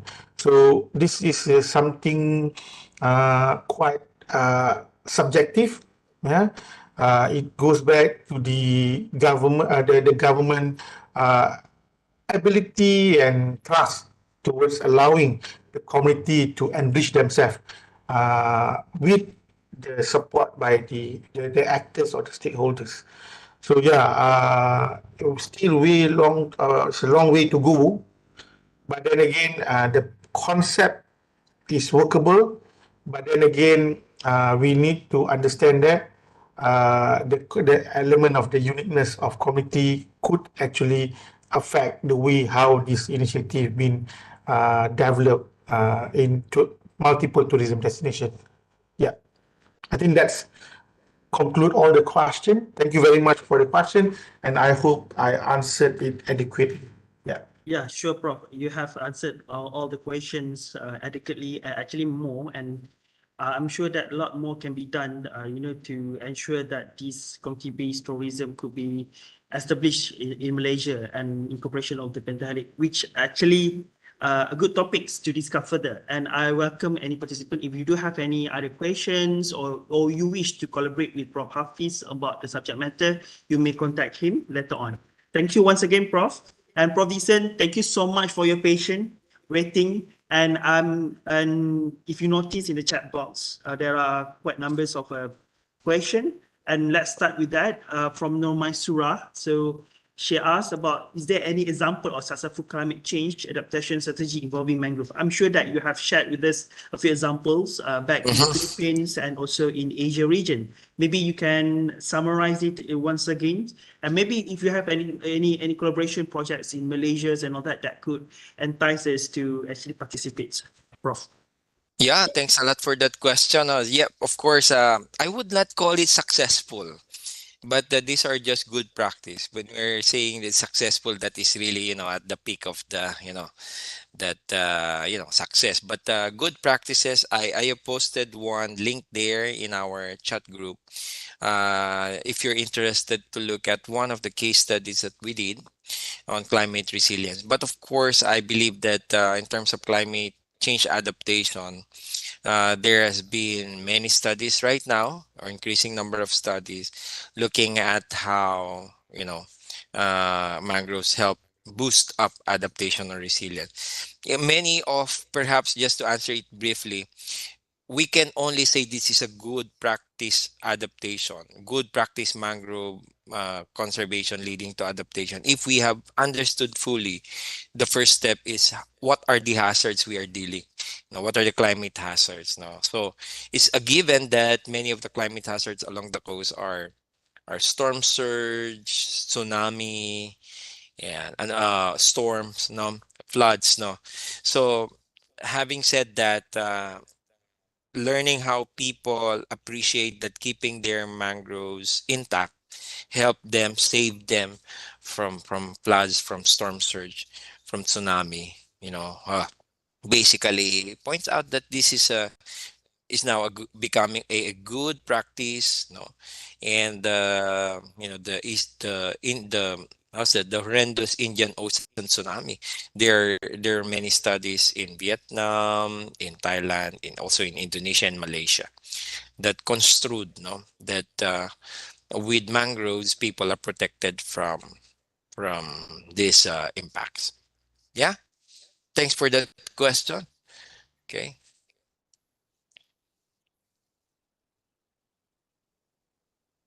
Okay. Do we still have other questions? Okay, maybe, yeah. Maybe I'll try to answer no. Well, Because Prof, you should look at the chat. Yeah, there's a lot of. yes. All right. So, okay, the second one is, yeah, it's a question about um, how does mangroves in ecosystem influences sediment dynamics and shoreline stability? Oh, very much, no? Because mangroves, they trap sediments, and these sediments are need to be kept along the coast, no? Imagine these sediments are into different sizes and into different chemical properties. Some of these are actually sediments from polluted agricultural lands or industries. So mangroves basically store them, filtered them. So mangroves filtered those sediments before they reach the coral reef. So aside from that, uh, in terms of stability, no, mangroves roots hold them together. No, so the denser, I mean, the more trees, the greater ability to make sure that this shoreline is stable. Okay, that is a very important. I'm very happy that you pointed out because again, looking forward, we should always look at the future no scenario. If we have healthy mangroves making the sediment stable, sea level rise will come. And these mangroves with healthy sediment, they are able to accede as well. There is a possibility that mangroves can also accrete, no, make the sediments go up, because mangroves can help improve the sediment level. There are studies on that. So they very much influence on a positive manner the sediment dynamics. So thank you for that question.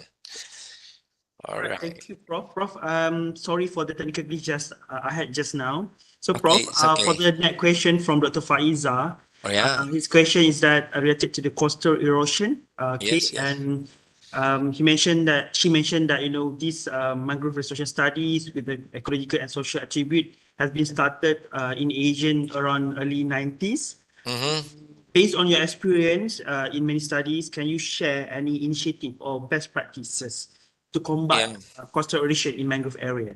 And Yeah. what are the strategy has been implemented to sustain this effectiveness of the Yeah. program?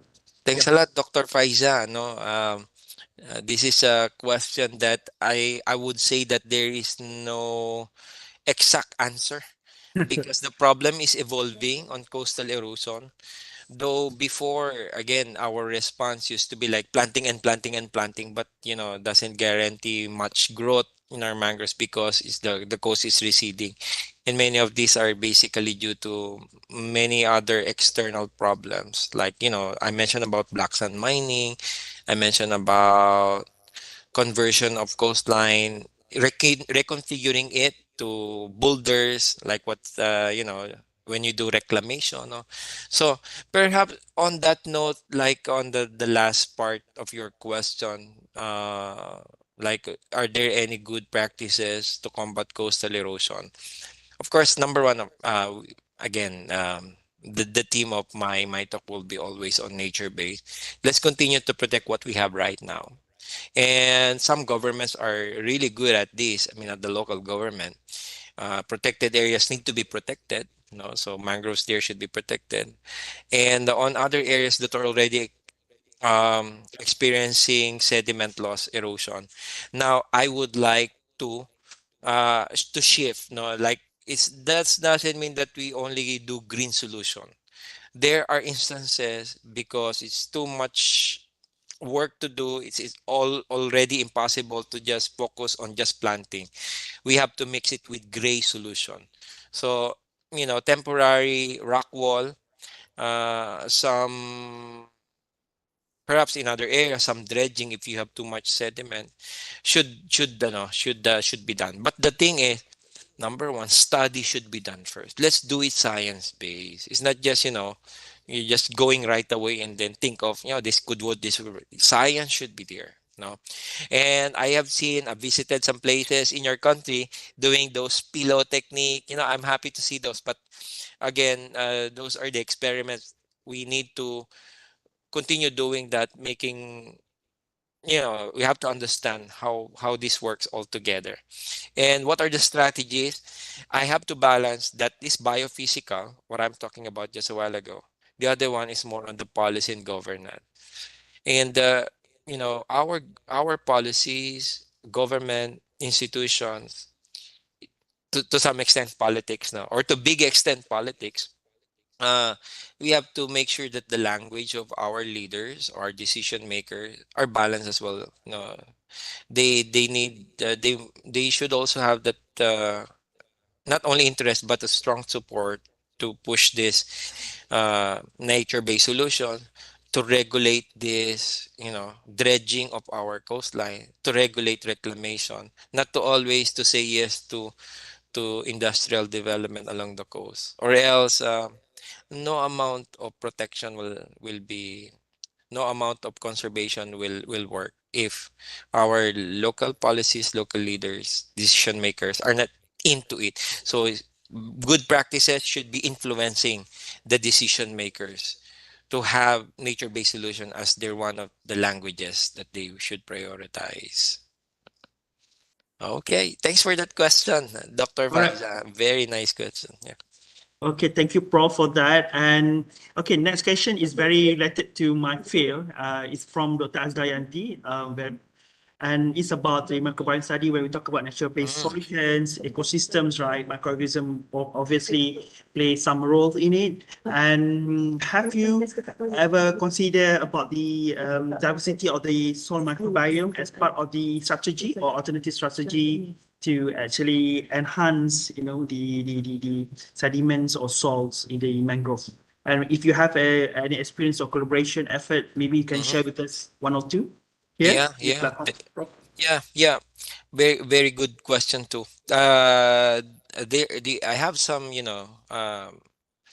collaborators working on the soil, maybe on the biophysical and also the microorganism.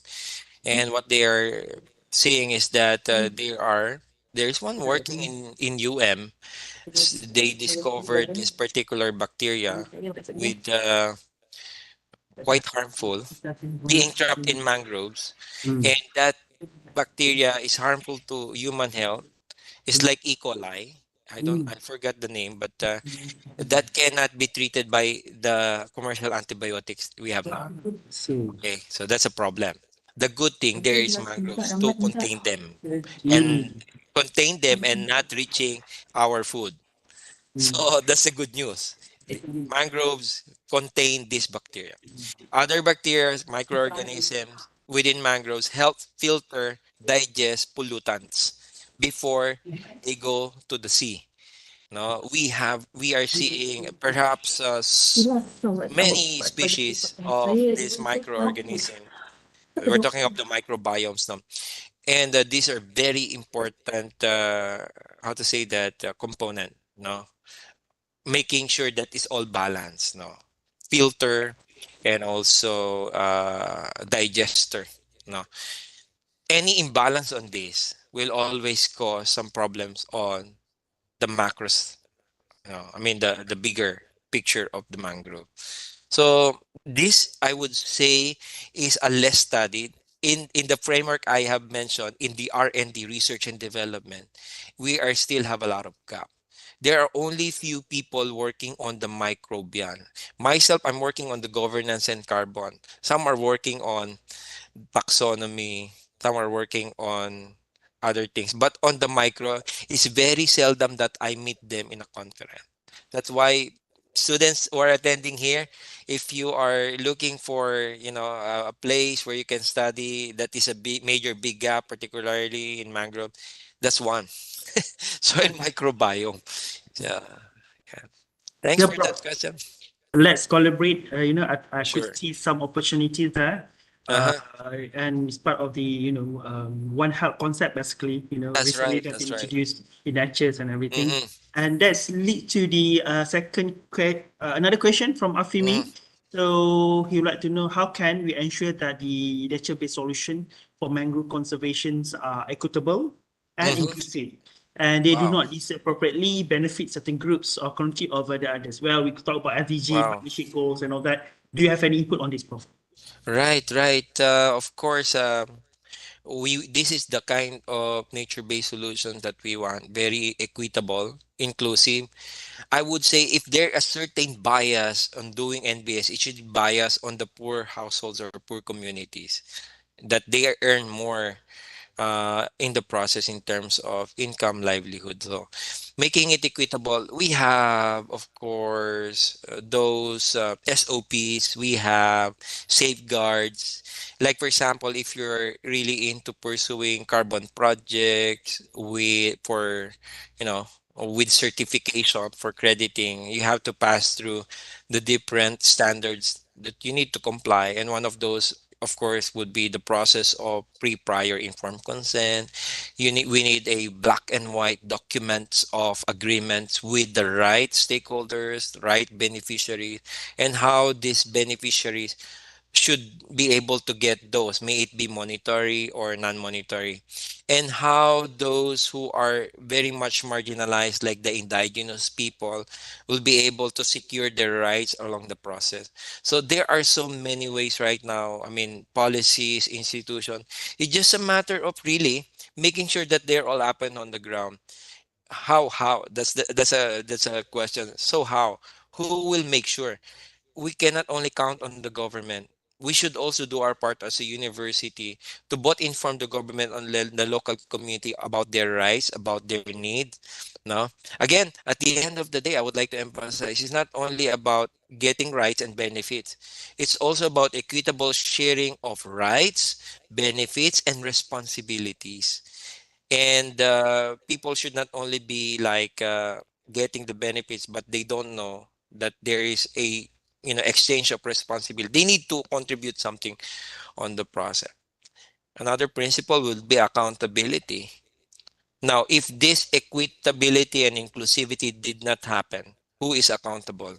Now, we have to penalize those. We need policy to make sure that everyone is accountable in the process, so that these communities who are disproportionately receives benefit, to some extent they don't receive benefit at all. They are, how to say that, abuse, no? Yeah, something like that.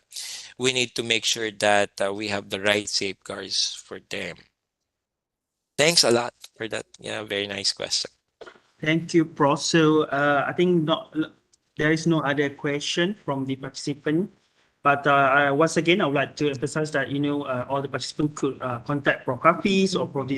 Discern letter. If you do have any questions or inquiries regarding on these two topics, which I believe that is actually interconnected. When we talk about nature-based solution, is actually maybe one of the element in the pentahelix approach. When you talk about mangrove, right, there is some ecotourisms on the mangrove forest and all that. And I'm sure that in order to enhance the local wisdom on the importance of the mangrove forest, to contribute in the carbon densities in that particular population, we need these kind of approaches and hand in hands. And I'm sure that this topic for the at the beginning, maybe we could see that there is two different topics, but actually it's somehow they are overlapping in certain way.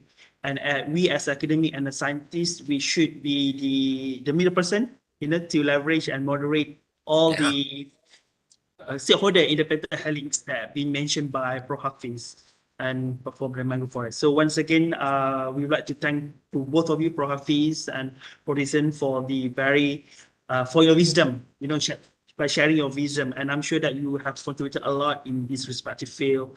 And I hope that this could be an open, is a opportunity for us to be open and appreciate the wisdom and knowledge, and so that as a scientist we could aspire to do more to contribute to our societies.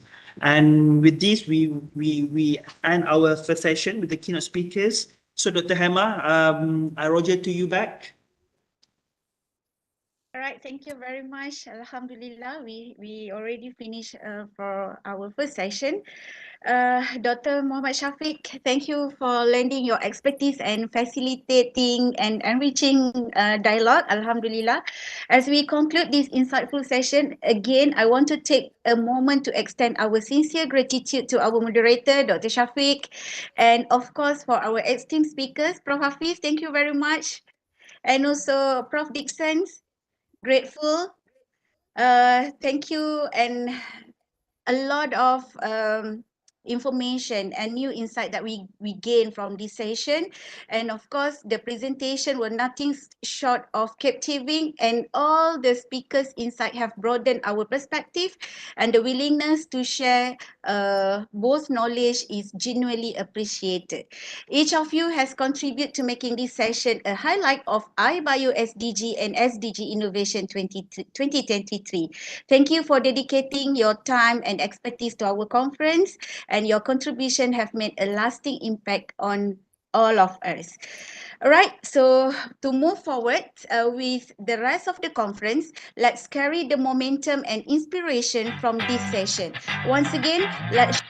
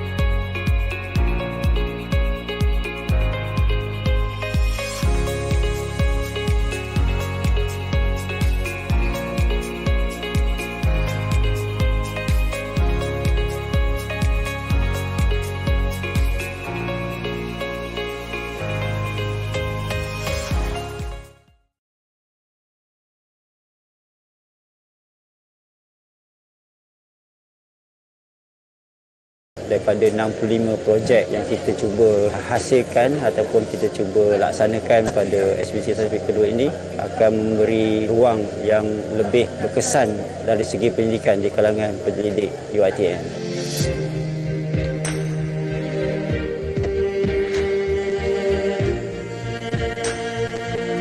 Malam ni adalah malam suai kenal antara pendidik di checkpoint masing-masing. Sebenarnya SDG Scientific ini bukan khususnya kepada yang berkaitan kepada flora saja, tapi disiplin daripada fakulti perniagaan, hotel, engineering, seni bina perancangan dan ukur, pengajian polisi. Boleh dikatakan is a transdisciplinary research.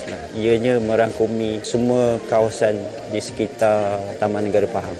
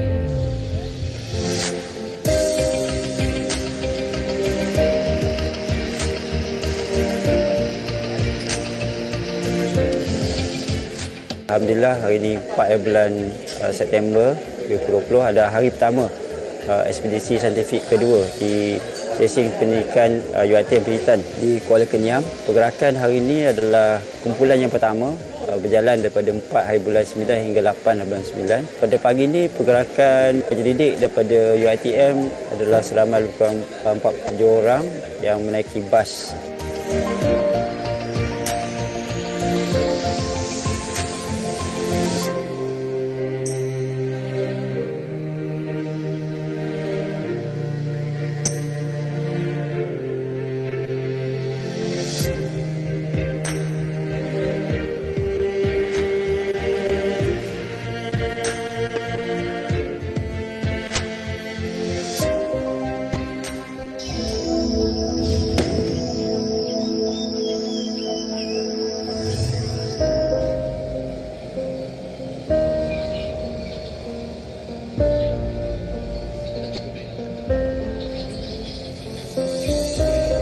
Daripada Shah Alam bertolak pada jam 9 pagi dan alhamdulillah sampai di Balai Raya Kampung Pagi jam lebih kurang 3 petang.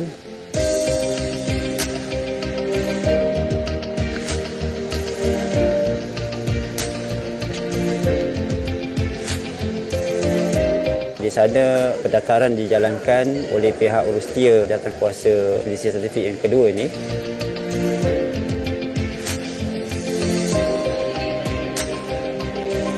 Selepas pendaftaran, semua pendidik diberi briefing mengenai perjalanan pada hari ini dan juga hari esok, di mana taklimat keselamatan juga dijalankan kepada semua pendidik yang hadir hari ini. Alhamdulillah, hari ini kita menerima beberapa pendidik daripada universiti awam yang lain seperti UPSI, UKM, UMT juga, dan juga daripada FRIM dan juga Perhutanan juga terlibat sama dalam menjayakan ekspedisi saintifik yang kedua ini.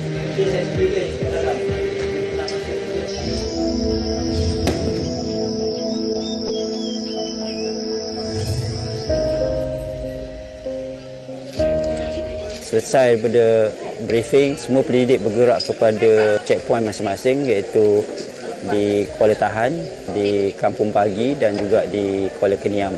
Dan sebahagiannya bergerak ke Kampung Sat. So kita ada kumpulan daripada kumpulan flora, lebih kurang dalam 17 projek, dan kita ada satu fauna dan bukan 15 projek untuk ekopelancongan. Matlamat utamanya adalah meneroka hazanah alam yang ada di Taman Negara.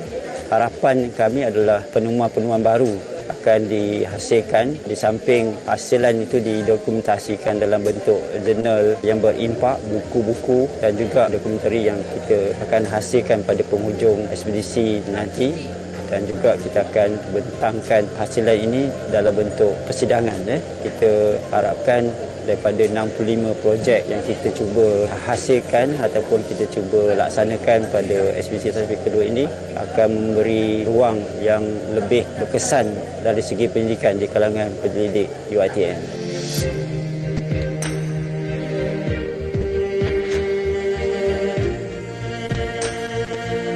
Malam ni adalah malam suai kenal antara pendidik di checkpoint masing-masing. Sebenarnya ekspedisi saintifik ini bukan khususnya kepada yang berkaitan kepada flora saja, tapi berbagai disiplin daripada fakulti perniagaan, hotel, engineering, seni bina perancangan dan ukur, pengajian polisi. Boleh dikatakan is a transdisciplinary research. Ianya merangkumi semua kawasan di sekitar Taman Negara Pahang.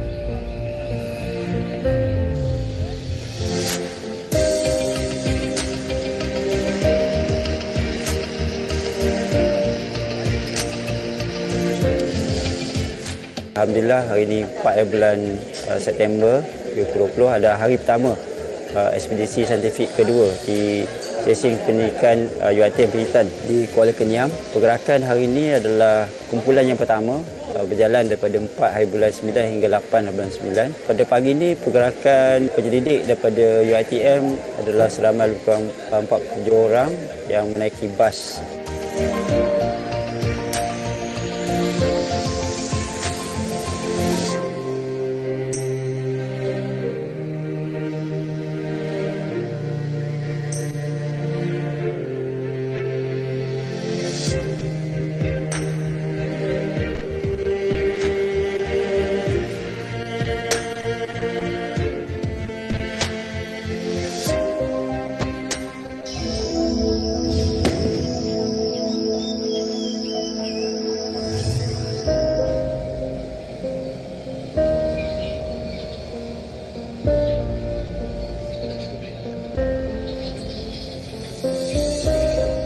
daripada Shah Alam bertolak pada jam 9 pagi dan alhamdulillah sampai di Balai Raya Kampung Pagi jam lebih kurang 3 petang.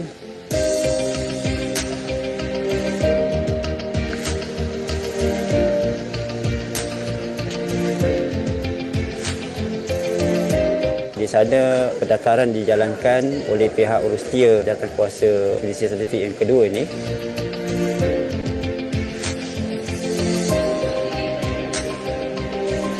Selepas pendaftaran, semua penyidik diberi briefing mengenai perjalanan pada hari ini dan juga hari esok, di mana taklimat keselamatan juga dijalankan kepada semua penyidik yang hadir hari ini. Alhamdulillah, hari ini kita menerima beberapa penyidik daripada universiti awam yang lain seperti UPSI, UKM, UMT juga dan juga daripada FRIM dan juga Perhutanan juga terlibat sama dalam menjayakan ekspedisi saintifik yang kedua ini.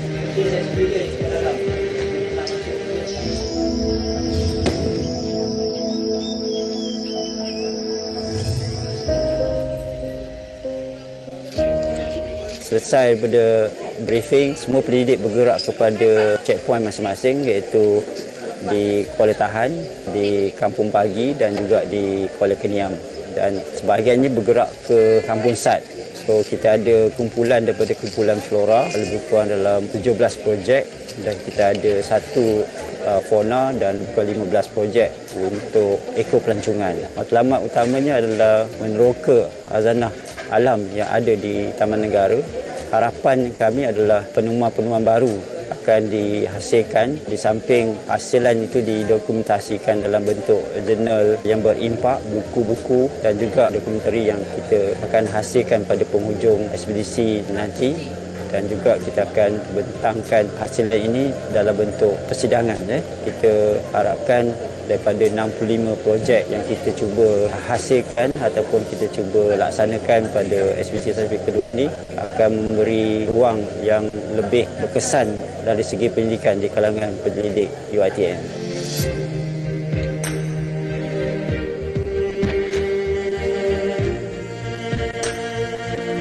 Malam ni adalah malam suakenal antara pendidik di checkpoint masing-masing. Sebenarnya ekspedisi saintifik ini bukan khususnya kepada yang berkaitan kepada flora saja, tapi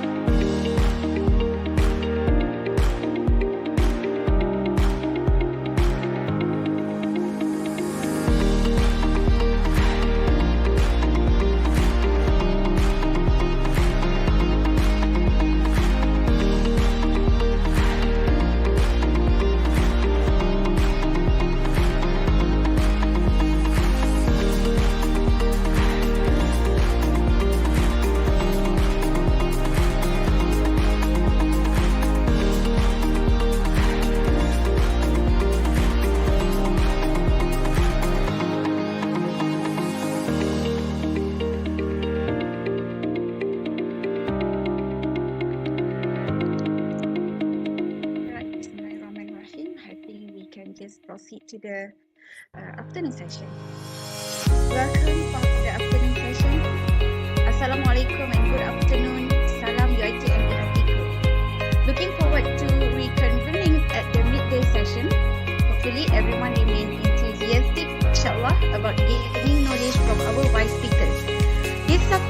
promise to be equally engaging with more thought-provoking presentations and collaborative exchange. We are fortunate to have a diverse array of speakers and topics that will undoubtedly contribute to our collective understanding. Let us harness the energy and enthusiasm from the morning, carrying it into this afternoon discussion.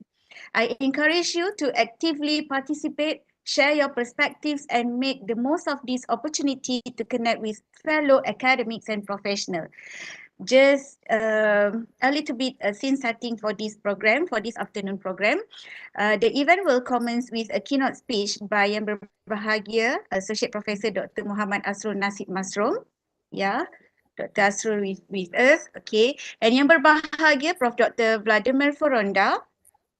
And moderated Yang Berusaha by Associate Prof. Dr. Secha Gandasecha.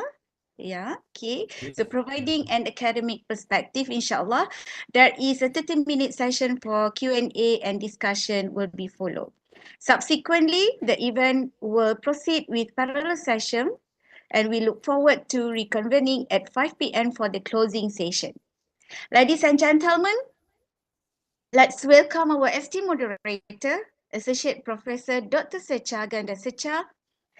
Dr. Secha is currently an Associate Professor in the Faculty of Applied Sciences, Universiti Teknologi Merayu ITM Shah Alam, and Associate Fellow of the Institute for Biodiversity and Sustainable Development, iBIOSDG UITM. He received an undergraduate degree in Forestry Science from IPB University, Bogor, Indonesia. He earned master's degree and PhD in forest engineering from Kyoto University, Japan. His research interests cover several aspects across forestry and environmental sciences, mainly forest engineering, forest ergonomics, and the environmental impact of forest harvesting on soil, water, and biodiversity. Altogether has published 7 books and more than 85 research publications. He is active in the International Union Forest Research Organizations, IUFRO, and the Institute of Foresters Malaysia, IRIM. Without further ado, please join me in giving a warm welcome to Associate Professor Dr. Secha Gandasecha. Let's dive into the second session with distinguished speakers, Yang Berbahagia Associate Prof. Dr. Muhammad Asrul Nasib Masrum and Prof. Dr. Vladimir Foronda leading the way. Hand over to you, Dr. Secha. Enjoy the conference. Thank you, Dr. Hima. Thank you. Welcome again, everyone. Ladies and gentlemen, to the International Conference on Biodiversity and Sustainable Development, iBIOSDG. I'm Secha, I'm moderator. Thank you for the moderator for the second keynote session. So today we have Dr. Asrul Nasib, welcome. Hi, Doctor. Okay. Hi, so Assalamualaikum. How are you? Yes, thank you, Doctor. I would like to introduce your 50 first, yeah. So yep. Dr. MD Asrul Masrum, yeah, is an associate professor at the Faculty of Technology Management and Business from Universiti Tun Hussein Ong, Malaysia, UTSM. Currently, he serves as Deputy Dean Research Development and Publication, and also the Principal Investigators under the Center of Sustainable Infrastructure and Environmental Management. His educational journey, wow, this one is good, yeah, in construction began at UTM Skudai, where he obtained a diploma in quantity surveying on 1997, yeah, and bachelor degree in building 1999, and a master degree in construction contract management 2007. And in 2012, he successfully completed his PhD from Queensland University of Teknologi, KUT, yeah, Brisbane, Australia, specializing in construction management. Through his academic pursuit, received several awards, yeah, including the QAT East West Recognition Award in 2009, and the Outstanding Higher Degree Research as the Arts Student for February 2011 award organized by Build Environment and Engineering Faculty QAT. Wow, so many awards has been received by Dr. Asrul. Dr. Asrul, without further ado, I would like to welcome you and please the screen is yours. Thank you. All right. Bismillahirrahmanirrahim. Thank you very much to Mr. Moderator with a very big smile and also very sweet smile. Assistant Professor Dr. Seka Gandaseka, thank you very much, Doctor, for your kind words about myself. All right. First and foremost, I would like to praise to Allah Subhanahu Wa Taala for allowing and also for giving us this opportunity to be here together in this second iBIOSDG 2023. Assalamualaikum warahmatullahi wabarakatuh and good day to yang berbahagia Professor TS Dr. Nur Azhar Abdul Rahman, acting as a Deputy Vice-Chancellor Research and Innovation UiTM. Yang berbahagia Professor Dr. Yarina Ahmad, Director Institute for Biodiversity and Sustainable Development, also known as iBIOSD UiTM. Yang dihormati Dr. Muhammad Fuad Abdullah, Chairman of the second iBIOSDG 2023. Yang dihormati Dr. Faiza Pardi, Chairman of the SDG Innovation 2023 under iBIOSD as well from UiTM. To all organizing committee for the second iBIOSDG 2023, congratulations. And to all keynote speakers, I've been following since in the early in the morning. I learned a lot of new knowledge this morning, from Professor Dr. Muhammad Hafiz Muhammad Hanafiah from UiTM, Professor Dr. Dixon T. Javana from the Philippines, and also Professor Dr. Vladimir Foronda from the Philippines as well. And also definitely to all participants and to all researchers in this session.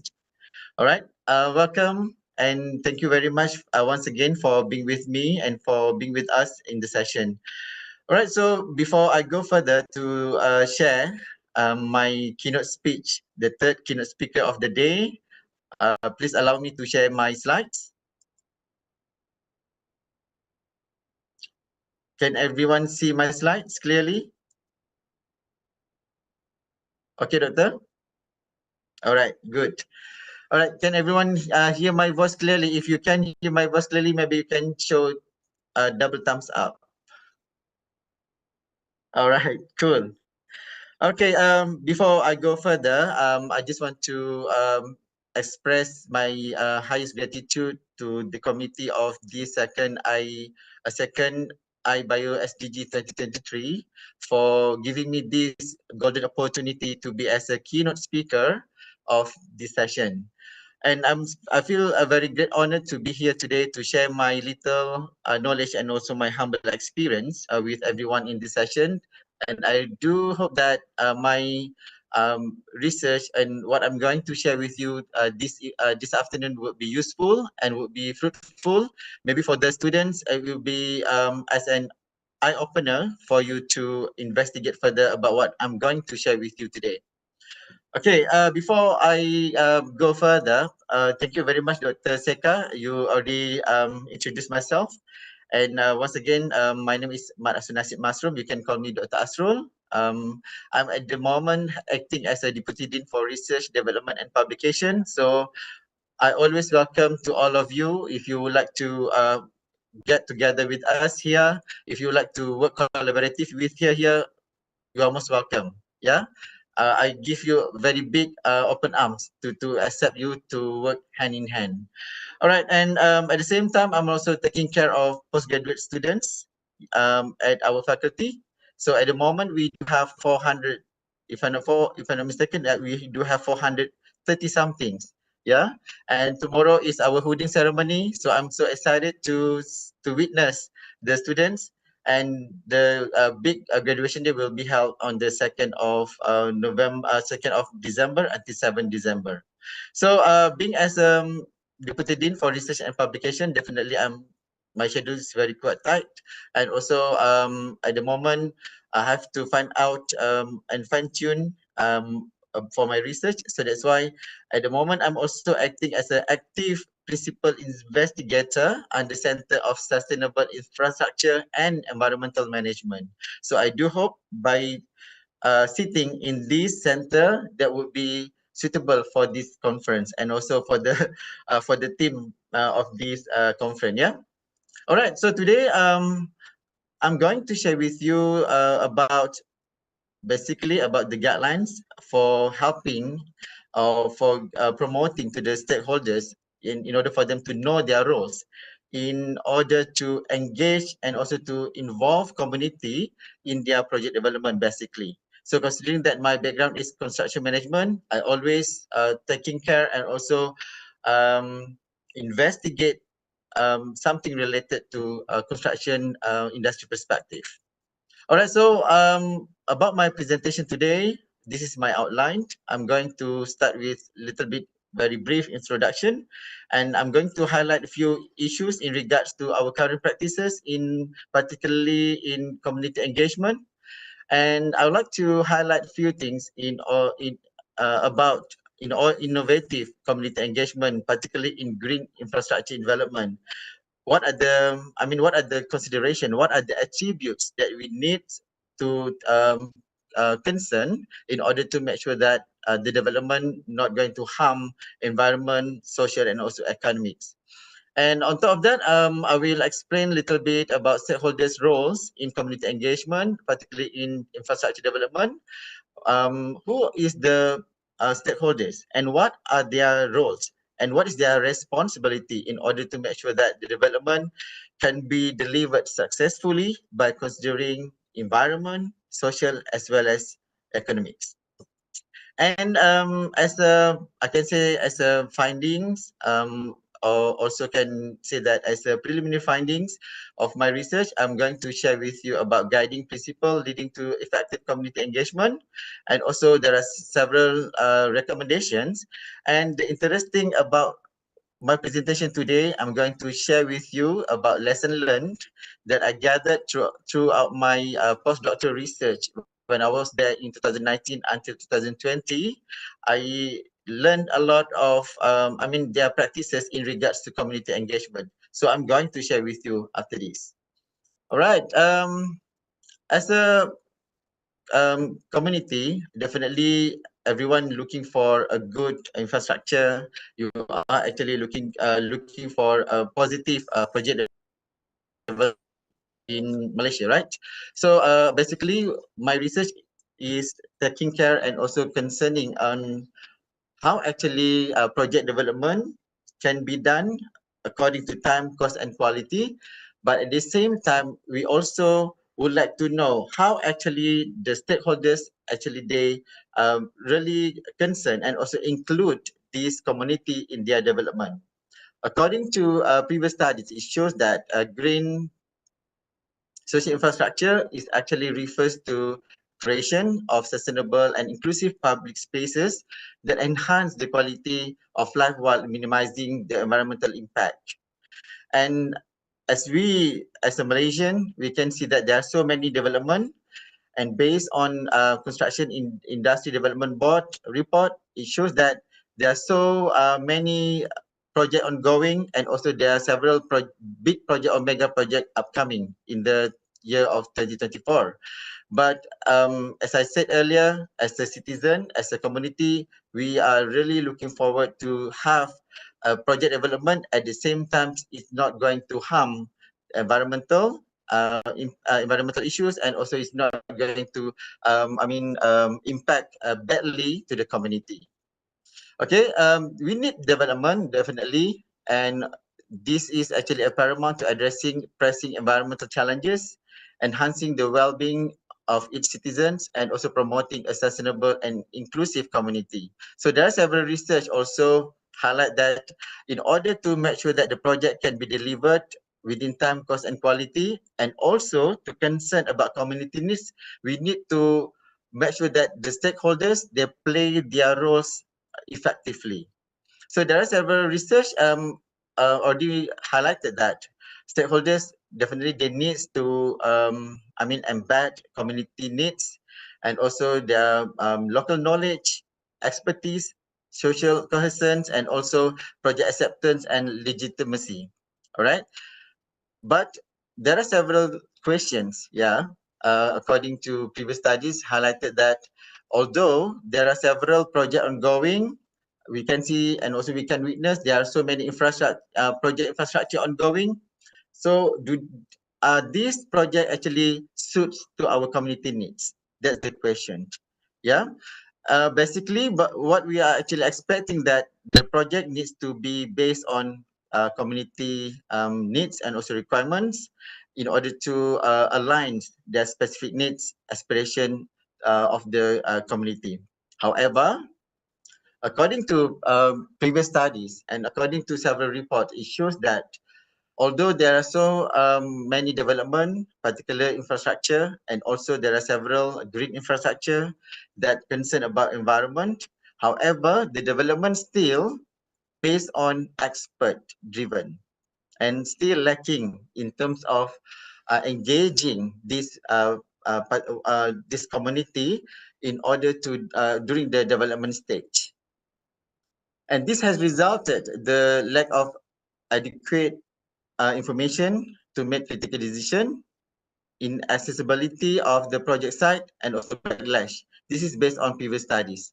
So what is the impact by having or by looking at this situation? So definitely by practicing this inadequate community engagement in whatever type of project, but in this context we looking at green infrastructure development. So definitely it will lead to poor project performance, it will lead to conflicts, it will lead to arguments, it will lead to fighting, so on and so forth. Okay, this is actually evidence, and we also can refer to a sample case study. It's happened in Malaysia. So according to the Star News, it shows that in Malaysia reported that residents in Brickfields protested the construction of a 38-story office block and threatened to take a legal action. So this is happened in Malaysia. And another example is actually several community, 3,000 people from Gomusang signed a petition against the construction of hydroelectric dam due to the adverse effect of the life of their inhabitants. So this thing is, we can witness this scenario at the moment. Although we are actually looking for a proper, a positive, and a green infrastructure in order to fulfill our needs, but at the same time, this development is actually I just try to relate back to our first speaker just now. I really got attracted with Professor Dr. Hafiz, as what he mentioned that current practices in our government and also our policymakers, we practicing top down instead of bottom up. Okay, so I think because of that situation, without considering what is the real needs and also requirements from our community, so that's why this thing happened. A lot of disputes and a lot of arguments. All right. Although I said lacking of information, little concern on this community engagement in project development, there are several studies concerned on that. For instance, research done in 2015, 2018, 2021, it's highlighted that there are several insights to promote the engagement and to highlight stakeholders' roles. What is the stakeholders' roles in undertaking this project by getting together these community concerns? And also there are several research in 2020 says that there are several approaches in order to engage these stakeholders as well as community through nature-based solutions. Okay, and on top of that, according to Parker and Simpsons, it also says that there is a systematic ways, to undertake or to embed together this community during this public green infrastructure. However, the question is whether the practices that we are doing now is good enough, effective enough, for us to make sure the situation is balanced? Do we really concerned about what is their specific needs from the community? So based on current studies, it shows that there is still lacking of clear guidelines to facilitate stakeholders' roles in community engagement, particularly in green social infrastructure development in Malaysia. So I can just simply say maybe in developing countries. As compared to developed countries, when I was in Australia, I witnessed by my own eyes to see they have a lot of, very comprehensive guidelines in order to develop this community engagement before the project starts. All right, so this, by considering these, current limitations, so that's why this research, myself and also my team, we attempt to develop a very comprehensive and also concise guidelines to enable stakeholders to educate, engage with the community for the development, especially for the green social infrastructure. Okay, so we do believe that by having these outcome at the end of the projects, definitely it will give a comprehensive information to the policymakers or to the government in order to develop such a very comprehensive guidelines in order to have or to construct such a comprehensive and also infrastructure that fulfill our community needs.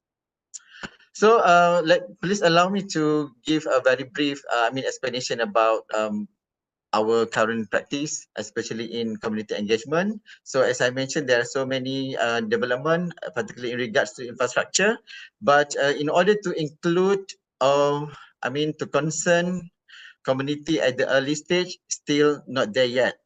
Yeah, we really concerned about design, about material, but in terms of what is our current, trend of our community, in terms of their preference, in terms of their needs and their aspiration, we are not really concerned about that so much. Okay, so based on previous study as well, it shows in green infrastructure is actually very important for us to gather all the information from our community, because we need to concern about mental health, about social cohesion, in order to to see what are the effects from these development, not only for people but also for the environment as well as for their academic as well. Okay, all right, and based on previous studies, it also highlighted the importance of community engagement, because for the green social infrastructure, definitely to embed this community perspective is something very crucial during decision making stage, during design stage, during planning stage. We need to know what is actually a community requirements, yeah, in order for us as a practitioners or as the stakeholders to embed during their project development. Okay, from environmental perspective as well, community engagement is become very vital, especially for green social infrastructure development, because we need to know what are the sustainable solution and what are the sustainable attributes or green attributes that we need to embed in our project development, especially for this green social infrastructure. Because by taking care of these, definitely it will produce such a very high quality of projects by considering natural resources, by considering green technologies, and also by considering a lot of things related to environment. Okay, as I mentioned many times in my early presentation, however, current practices, these community voices during the decision making process still not really concerned by these stakeholders. So that's why by looking at this situation, definitely it leads to many challenges and also many problems, particularly in regards to develop trust and also to reduce conflicts and it also possible to make the project become delays and also being abandoned. So by looking at this situation, myself and also my team, we conducted several preliminary investigation and also several preliminary surveys, and based on previous studies, it shows that there are several roles that need to be, as the stakeholders, they have to aware of their roles in order to make sure that their community engagement during their infrastructure development can be done successfully. So first and foremost, advocacy and representation is very crucial. Yeah, and resource provision, capacity buildings, how actually we can include this community to be a part of the team, and also how actually we can train them in order to make them to be as a leader among the community. And also something related to information dissemination also important. Inclusive and being transparent communication is one of their stakeholders roles, because we found that in Malaysia particularly, to speak and to communicate through transparent is still questionable. And also in terms of conflict resolution methods, we need also to make sure that as the stakeholders, they know their roles. Yeah, and definitely we have to, as the stakeholders, they need to provide innovation solution during this community engagement. All right. And based on our preliminary studies, we also found that there are several principles in order to develop an effective community engagement. So the first thing first, we need to ensure that staff provide supportive and facilitative leadership based on transparency. So the keyword is transparent. And also as a stakeholders, in order to make sure that this community engagement will be something fruitful and also useful for them, they have to provide a safe and trusting environment to enable communities to provide input. So sometimes it's very hard. I do agree with our professor Muhammad Hafiz just now. He said that it's not easy for us to get information from the community, for them to get together with us. So in construction perspective, the same thing happen, because we are going to develop a community engagement in order to get their information. So definitely trust is something that important for us to develop first. And also it's important for us to ensure that the public early involvement is play very important roles in order to make sure that this community engagement can be effective. And share decision making and governance control with the public, and also consider both communities and the organization motivation become crucial in order to develop such an effective communication engagement between community as well as stakeholders. All right. Based on our literature review, our preliminary investigation that we conducted among several players, so we managed to develop these so-called proposed guidelines in order to improve our current practices. So we found that there are 4 components that would be useful and also need to be embedded.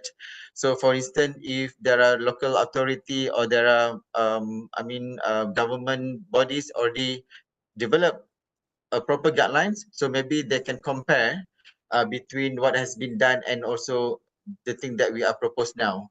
So the first thing first, involve the community is something very important. So definitely they can involve the community through by conducting meetings, and also they can address conflicts, and also foster some dialogues together with the community. And it needs to be, in order to empower these guidelines, definitely we need to discuss together with the government in order to be inserted in the government policies. And the second one, to provide basic needs like health center for the communities. This is also something very useful and also important, because besides monetary issues, our community also are concerned about health issues. Yeah, and the third one, achieving a socially sustainable project. This is also become I mean, important elements in order to insert in the guidelines for the stakeholders while they're developing their community engagement methods. And lastly, integrate with the community. There are several action need to be concerned by the stakeholders to make sure that the entire community engagement will be useful for both parties. All right. So based on this current situation, and we try to propose this guideline in order to fill the gap. And on top of that, we also uh, found that there are several, consideration, yeah, needs to be concerned by the stakeholders, especially clients, contractors, consultants, subcontractors, designers, in order to make sure that these social green infrastructure can be developed successfully. So as I mentioned earlier, there are five elements: integrating with the community, involving the community, infrastructure provided to the community, stakeholders mediation and on conflicts, and also the sustainable infrastructure for the community also has to be become as a major concern.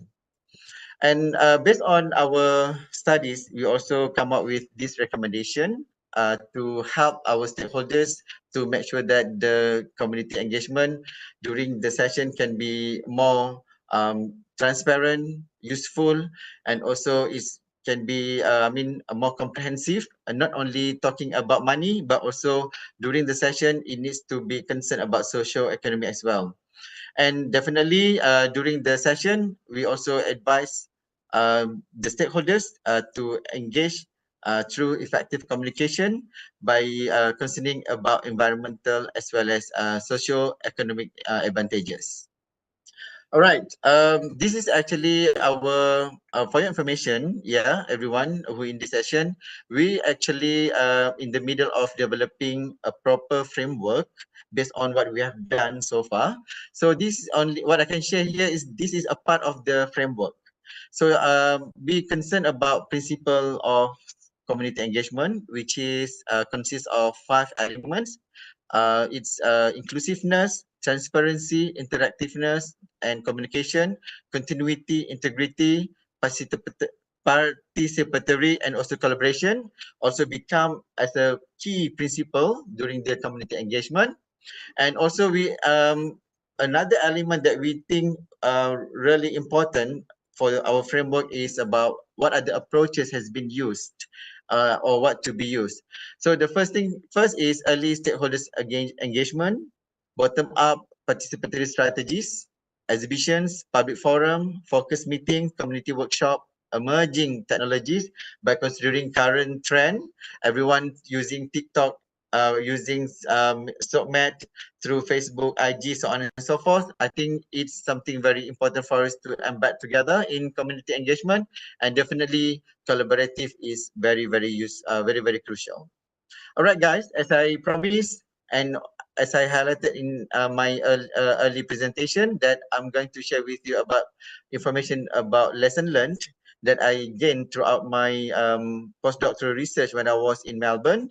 So this only, this is one of example of one-stop center in which it's constructed to allow people or to allow community who are living surrounding of these projects, the project infrastructure for this area is highways. Yeah, they're actually upgrading the existing highways to become more useful and also more effective in order to connect one area to another area to shorten the time.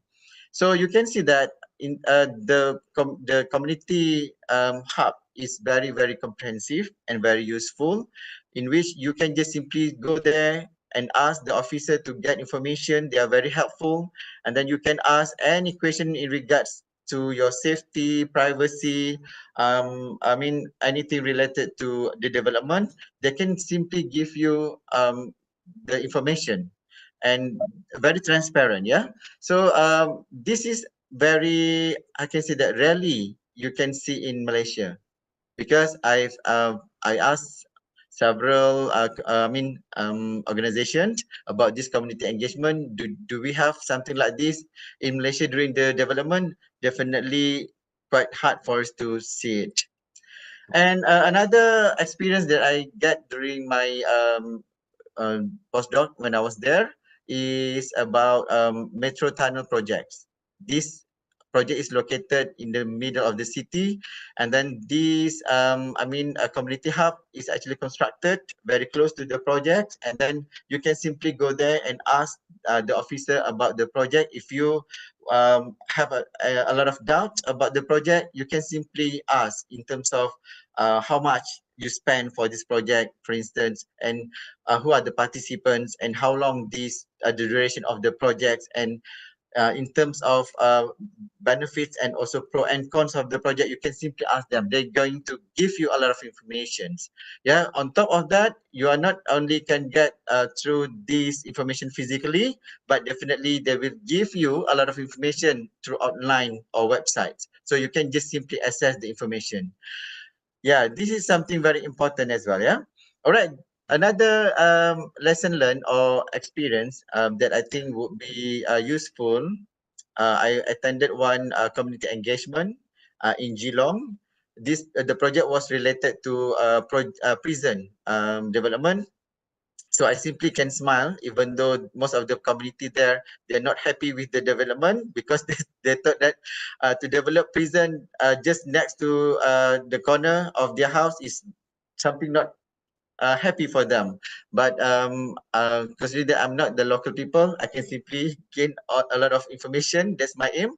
But during the session, that was very fruitful because it involved a local community and also the developer as well as the local authority. So during the session, I can say that most of the concern is related to safety.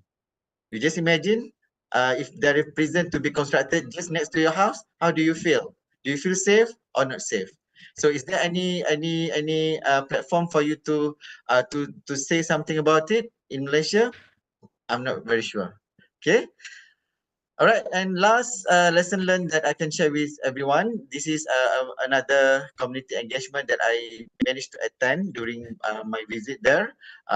It's about new Footscray hospital projects and also about highways projects, upgrading highways project to connect one point to another point.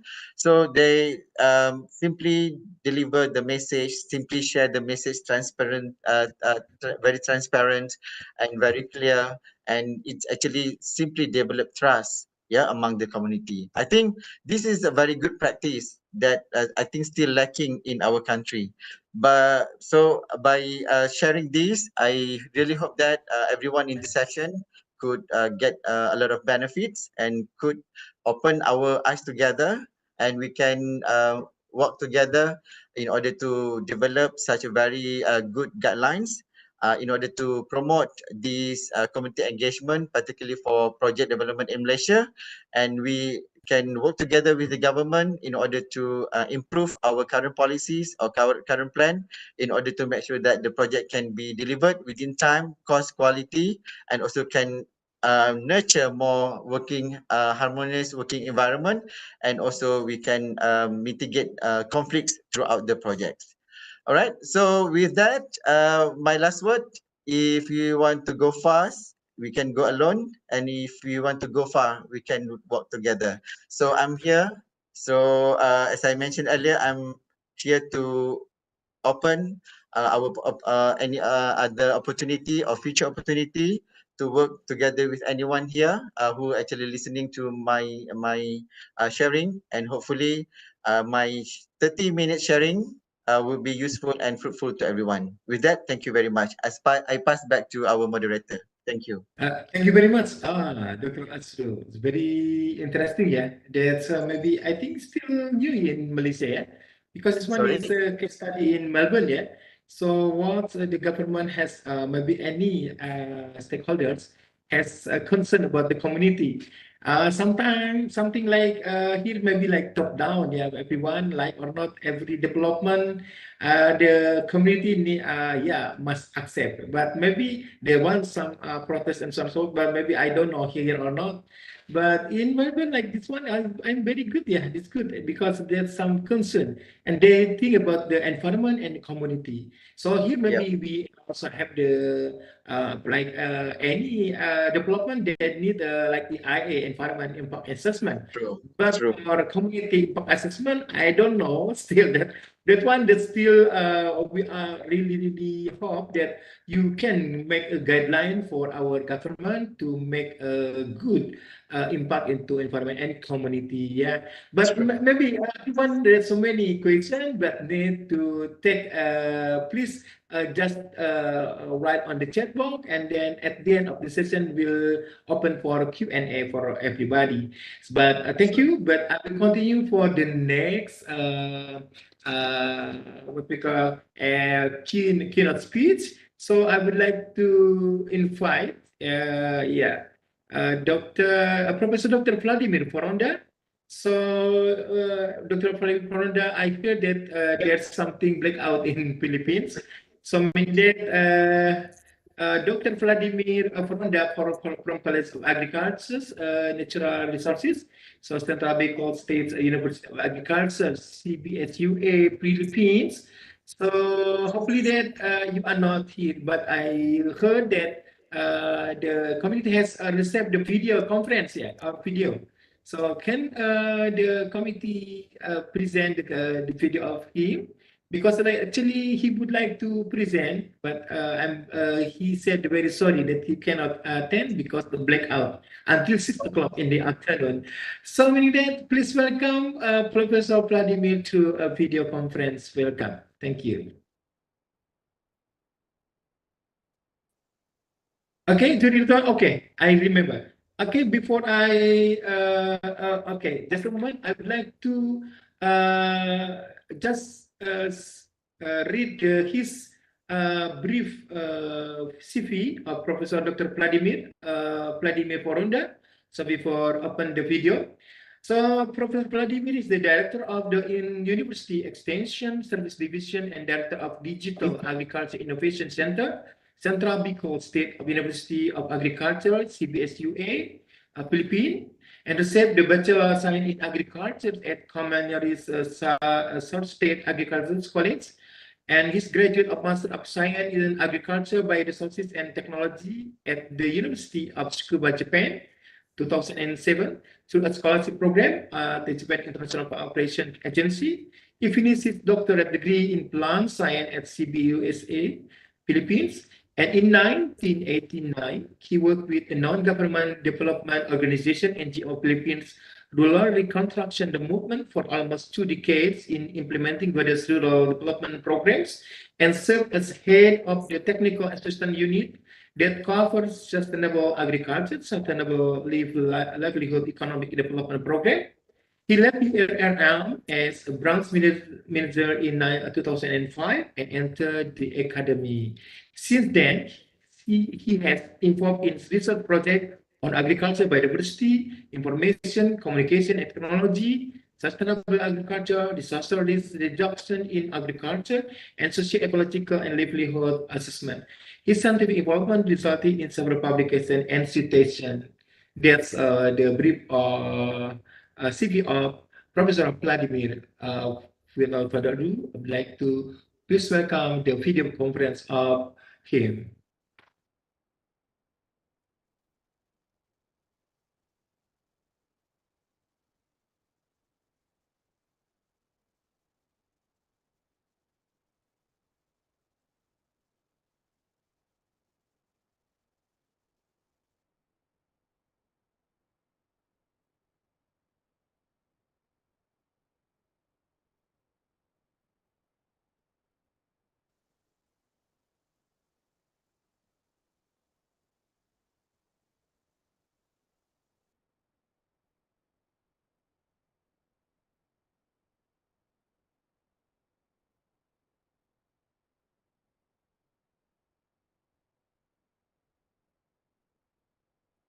Okay, everybody, ladies and gentlemen, please wait a moment. So the event will begin shortly. Maybe I think the committee is still providing the video conference, video presentation of Professor Vladimir.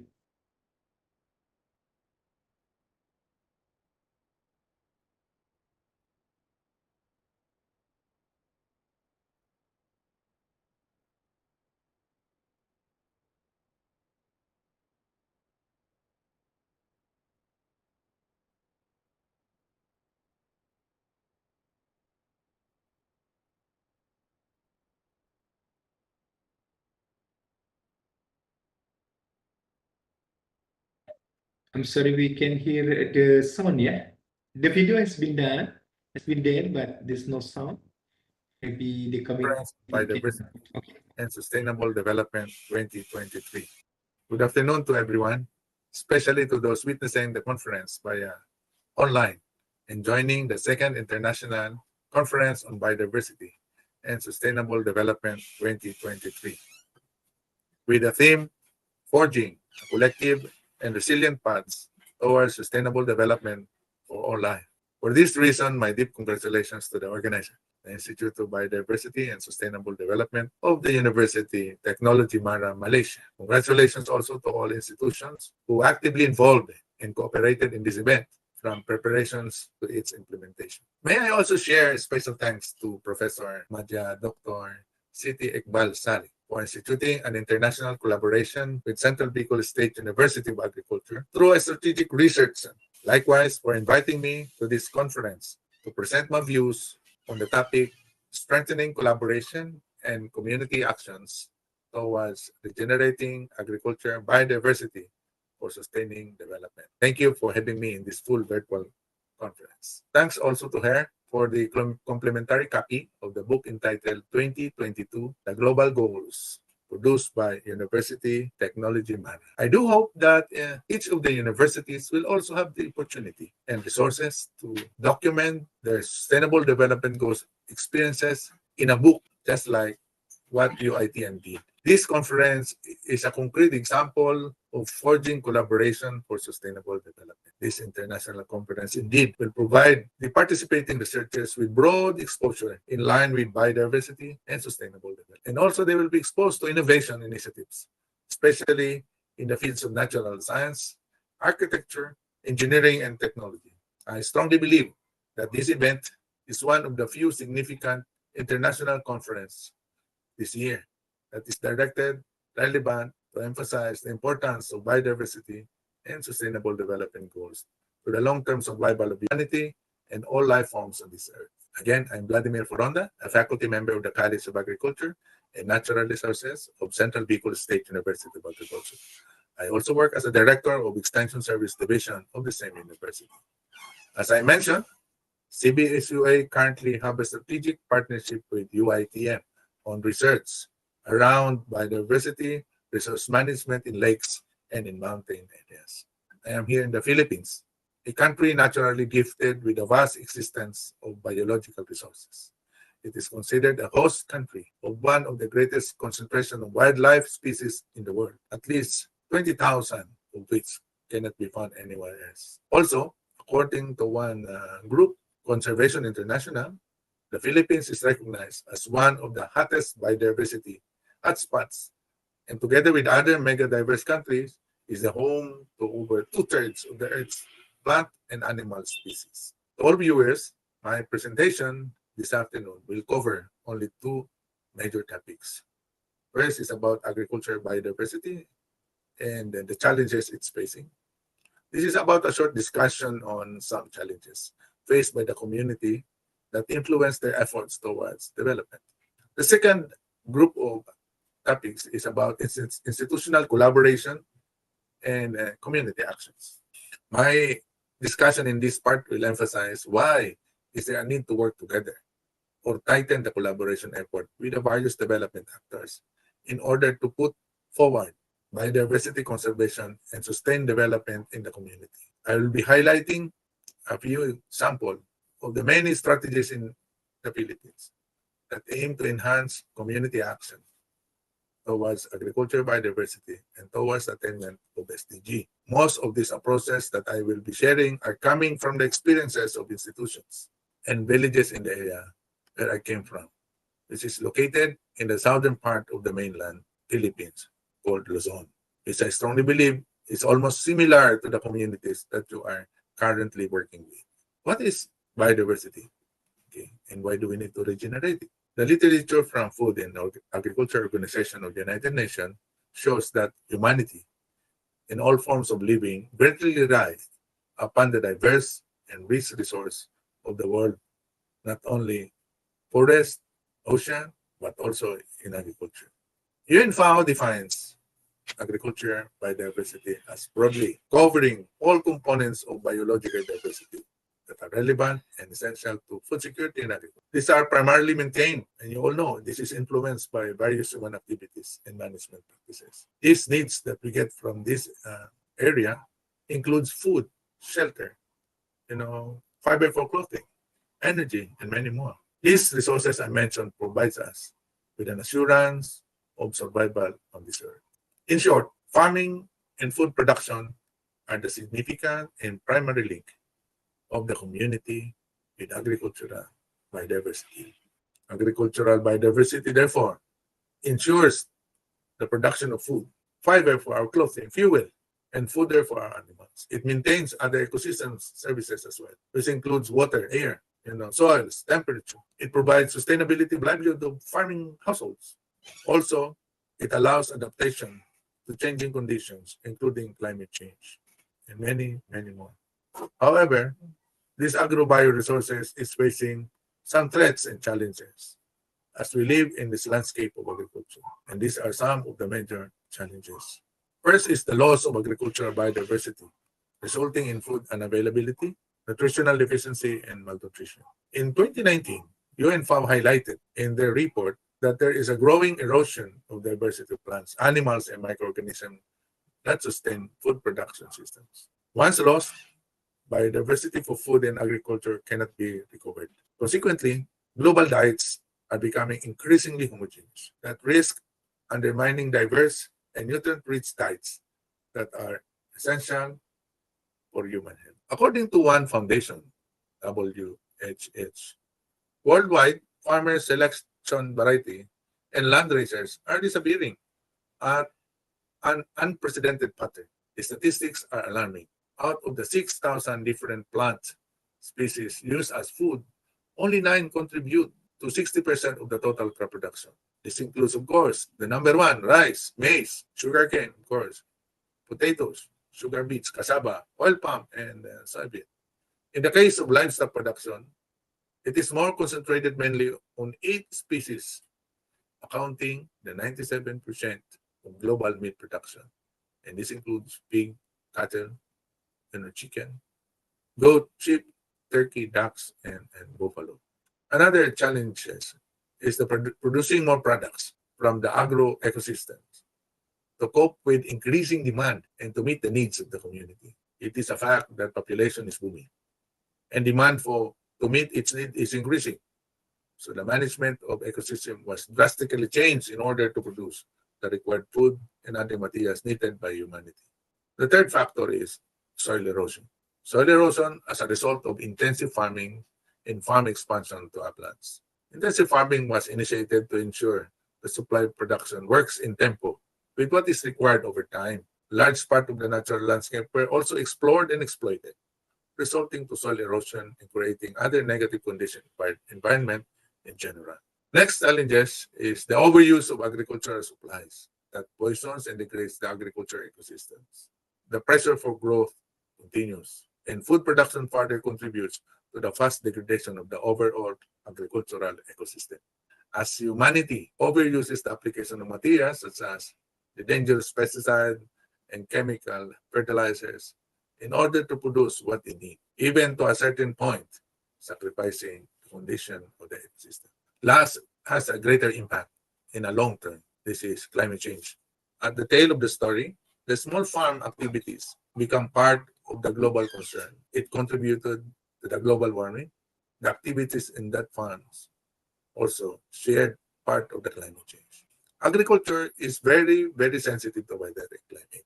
It also relies heavy on land, water, and other natural resources that climate affects. While climate changes, such as rainfall, temperature, in some cases, the frost timing, it could influence the growing patterns or season of crops, or allow different crops to grow in some regions, but it will also make agriculture practices more difficult to others. The impact of climate change on agriculture will not only depend on the rate and severity of the change, but also on the degree how farming communities can adapt to this condition. So those are some of the many challenges that agricultural biodiversity is facing.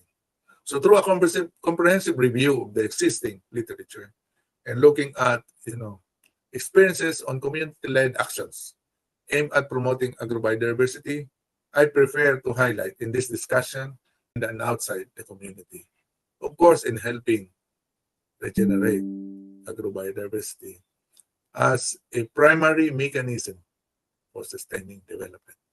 One of the critical processes is the process of working together towards a common direction of goal, of course, like the SDG. This is called collaboration.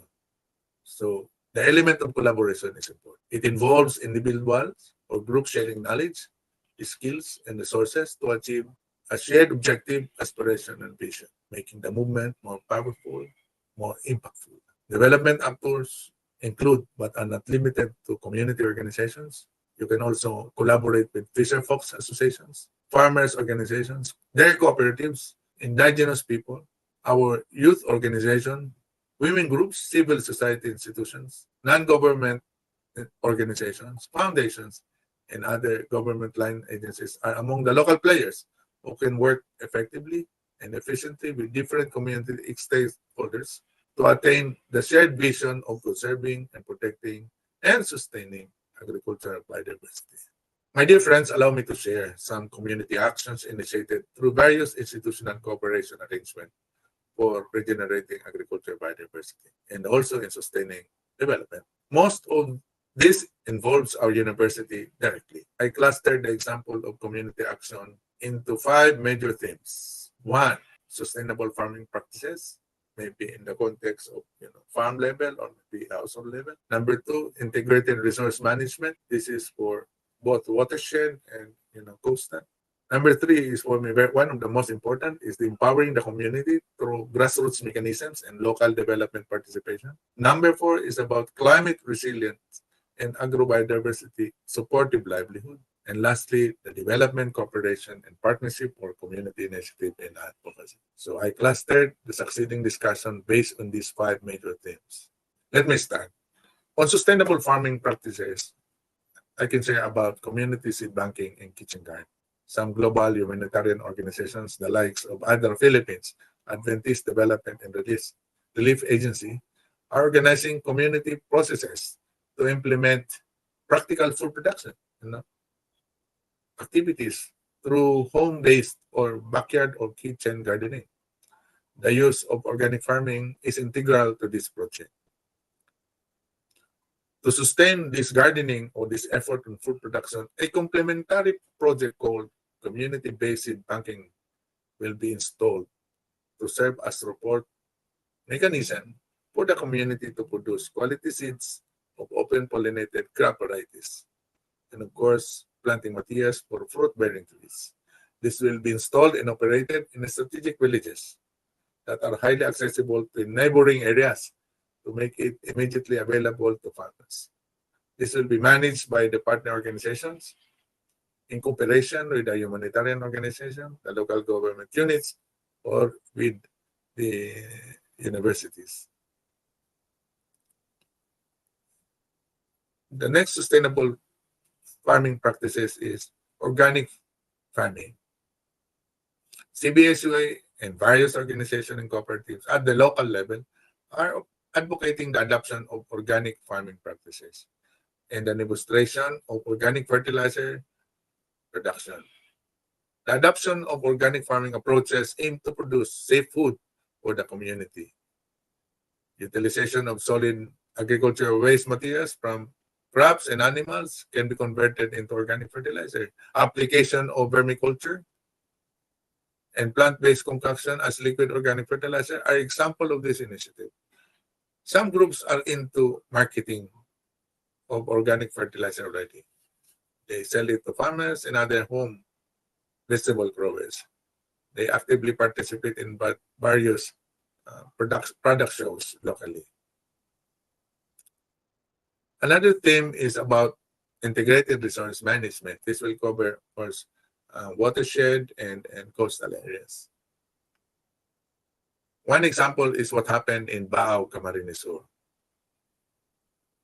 We all know that watershed plays an essential role in maintaining biodiversity and supporting ecosystems. Hence, it is imperative that initiatives aimed at rehabilitating, preserving, and conserving and protecting the watershed become a shared commitment of all stakeholders who are dependent on these resources. The collective engagement of governments, entities, local communities, and both private and public organizations is crucial. Fostering collaborative efforts, diverse initiatives can be crafted, yielding more substantial and positive effects. This concerted efforts or approach is vital for ensuring the optimal health of our watershed, ultimately fostering the regeneration and safeguarding of agricultural biodiversity. The development of watershed management strategies can involve complex scientific and public policy issues. In the context of the municipality of Baao and Camarines Sur, the creation of comprehensive watershed development and management program involves the collaborative efforts of the local stakeholders and concerned institutions.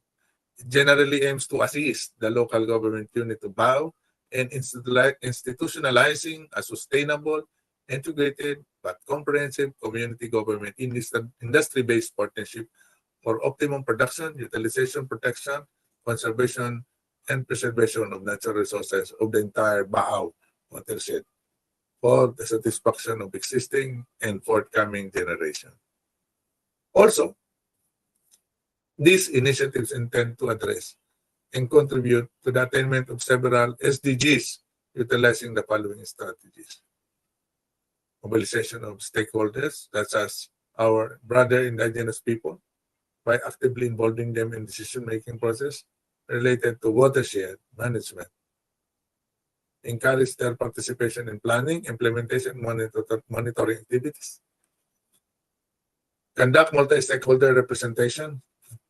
Formation of diverse committee, including representatives from local communities of uplands, government agencies, NGOs, and other relevant stakeholders. Formulate local ordinances that will be enacted to strictly implement laws, policies, program, advocacy strategies, and mechanisms for maintaining sustainable quality water and optimum production, utilization, conservation, and protection of the entire watershed. This includes also this watershed initiative is establishment of local plant nurseries for endemic species of bamboo and other endemic trees or native trees. The conduct of tree planting activity events to foster a sense of ownership and environmental stewardship of the local communities. That program also will undertake ecological studies to understand the current state of the watershed, identify key species, and assess environment ecosystems services. It also aims to establish long-term monitoring programs to track changes in the biodiversity, water quality, and overall ecosystems health. The program on watershed also will organize capacity building activities and awareness campaign to build the capacity of local communities in sustainable land management, water conservation, and the best watershed practices. It will also cover the implementation of campaigns using various media to educate the community about the importance of watershed conservation, emphasizing its impact on the daily lives. The Comprehensive Watershed Development and Management Program in Baao is a transformative intervention, underscoring the significance of collaboration and community action and regenerating upland biodiversity for sustained development. By uniting these stakeholders, including our brother indigenous people, upland farming families, LGUs, CBSUA, and other external partners like Synergy Pilipinas. The program will not only address immediate watershed challenges, but also lays the foundation for resilient and sustainable future. Through the shared responsibility and collective engagement concept, this initiative embodies the potential of collaborative efforts in achieving a balanced coexistence between human activities and the environment. Aside from watershed management, part of this effort done by our partners is on integrated coastal resource management. This happens in Calabanga, Camarines Sur. Yesterday, the CBSUA and the municipal government of Calabanga and the Fisher Folk Communities inked a memorandum of agreement to collaborate for the crafting of the coastal resource management plan. This is based on actual community assessment with fishing villages. Number 3 component or themes that I would like also to share with you is about social structure. This is about empowering the community through grassroots mechanisms and local development participation.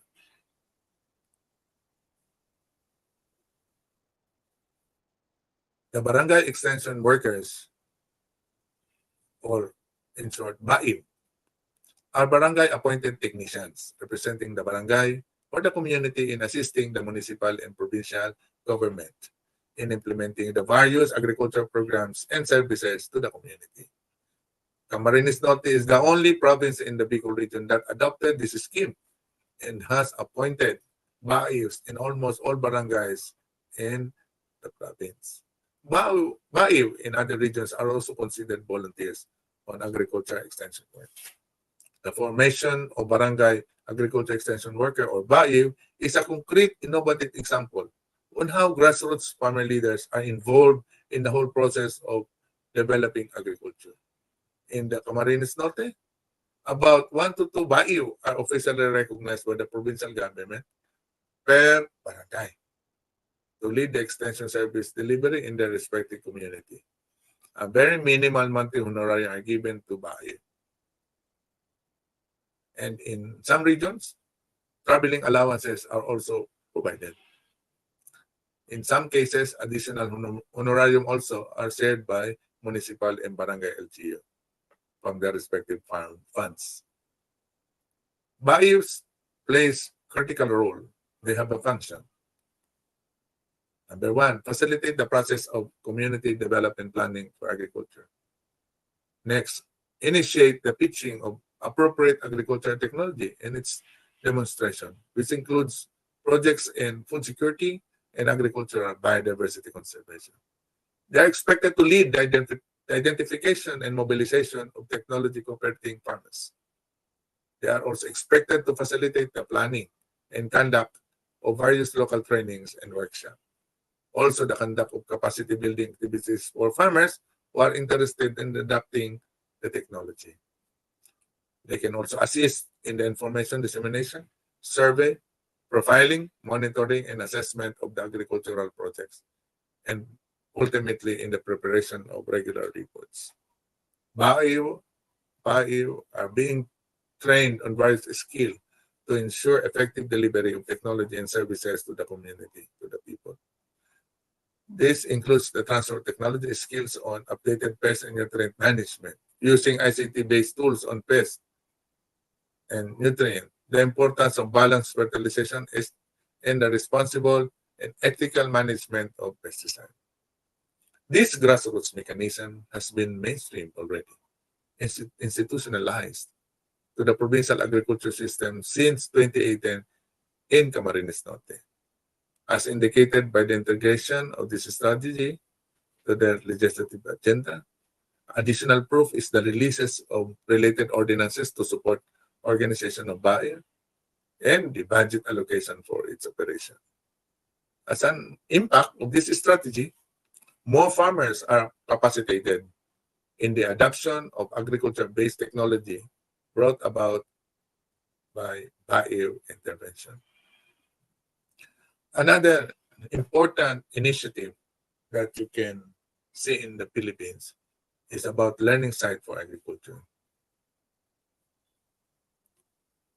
The establishment of learning site for agriculture is a new modality, an innovation as well, to capacitate farmers on practical technologies that aim to improve farm productivity and enhance agricultural biodiversity for food sufficiency.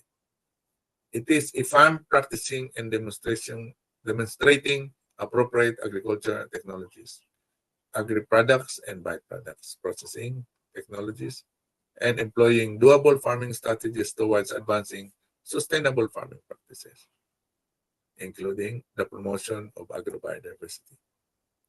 This learning site aims to help improve the capabilities of the small farmers and other rural community members through hands-on training and on-the-job instruction. Through the active involvement of these experienced farmers within their respective and own fields, the initiative seeks to establish a vibrant and effective learning environment tailored to meet the needs of aspiring agricultural practitioners. This pioneering approach has evolved into a widespread trend embraced by farms nationwide. According to the data sourced from DA-ATI, or Agricultural Training Institute, the Philippines now boasts an impressive network of over 300 active LSAs, highlighting the growing influence and adoption of this innovative agriculture extension technology. In the context of learning site for agriculture, the collaboration with exemplary farmers introduces a wealth of agrobiodiversity to the training and extension intervention. These farmers often employ a spectrum of crops, breeds, and techniques that contribute to a more resilient and adaptable agricultural system. LSA operators, whether in farming or agri-processing, have a set of responsibility, and this includes implementing and diversified and integrated farming system, promoting agri-processing activities. Next is making their site available for hands-on learning, providing lectures, sharing technologies with fellow farmers and agri-processors, attending required intervention, maintaining operational records, allowing monitoring visits, and sustaining operations for at least 5 years. Another important thing that I would like to share to you is about access to benefit sharing strategy. In short, ABS strategy. This is about sharing on the gains.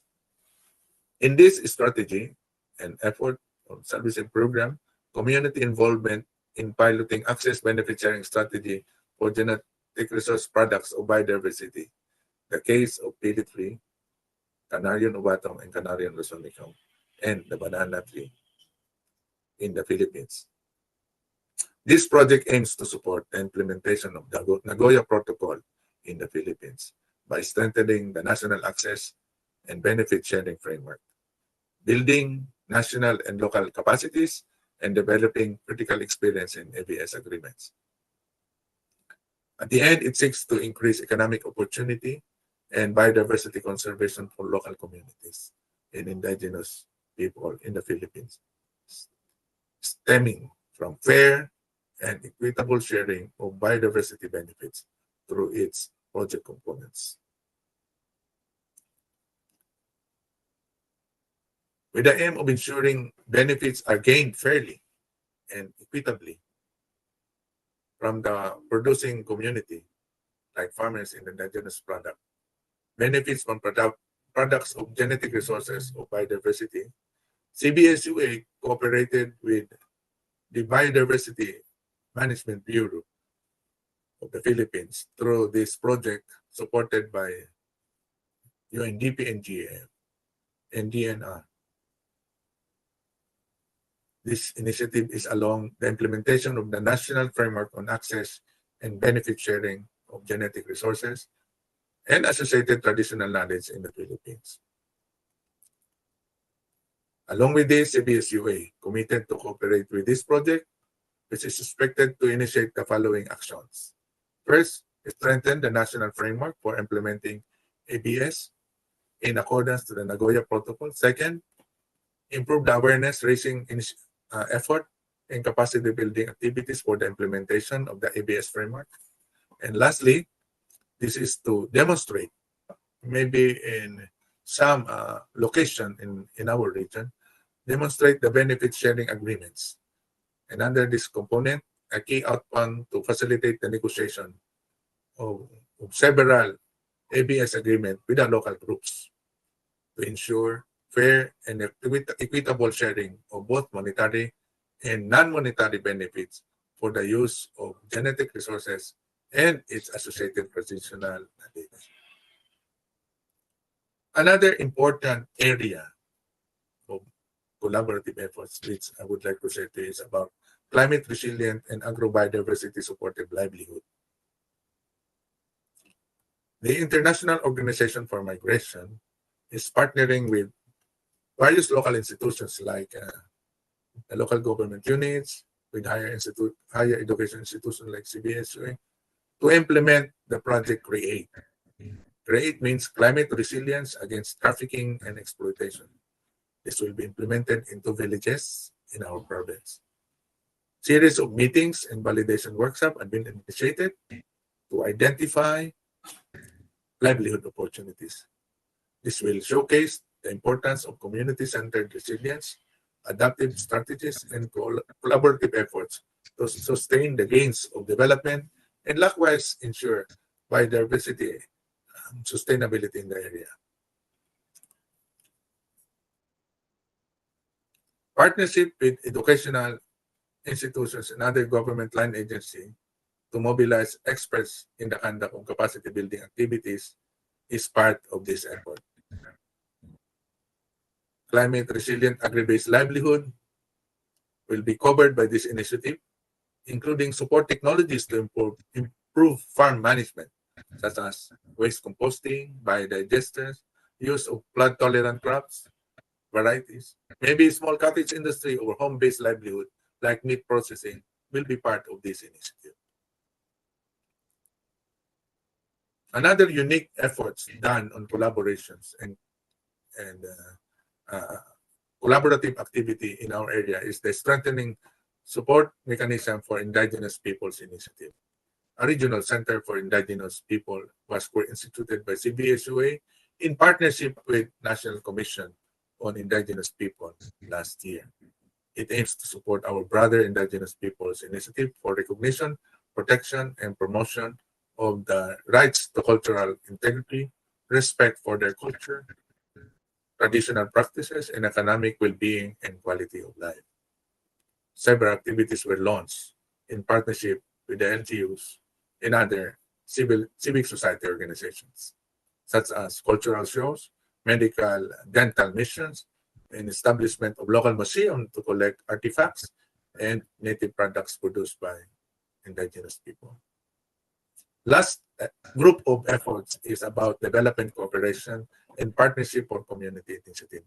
One of the recent innovations done by our government is the joint planning exercise between state universities and the Philippine Department of Agriculture.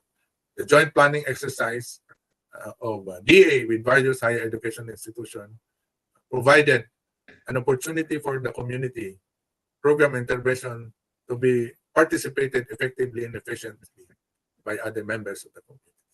The planning session was attended by representatives of farmers' organizations, women groups, learning site for agriculture owners, youth in agriculture groups, agri-fisheries, and farmer leaders. We were able to influence the agenda and possible research and extension program fund appropriations in the next years to come. The innovations includes, but not limited to, establishment of technology demonstration funds, food system pathway approach funds, climate change resiliency to strengthen capacity of DRR, disaster risk management, and early warning systems, agriculture infrastructure to invest in climate-proof infrastructure facilities, Also, the commodity industry development to identify champion commodities, and many more, including digital agriculture to promote the use of e-commerce, digital platforms linking farmers and fisher folks with direct institutional buyers. Another is citizens' participation in local governance. Under the Local Government Code of the Philippines, communities, through their association and cooperatives, are encouraged and given the chance to participate in local governance via its instituted local development councils.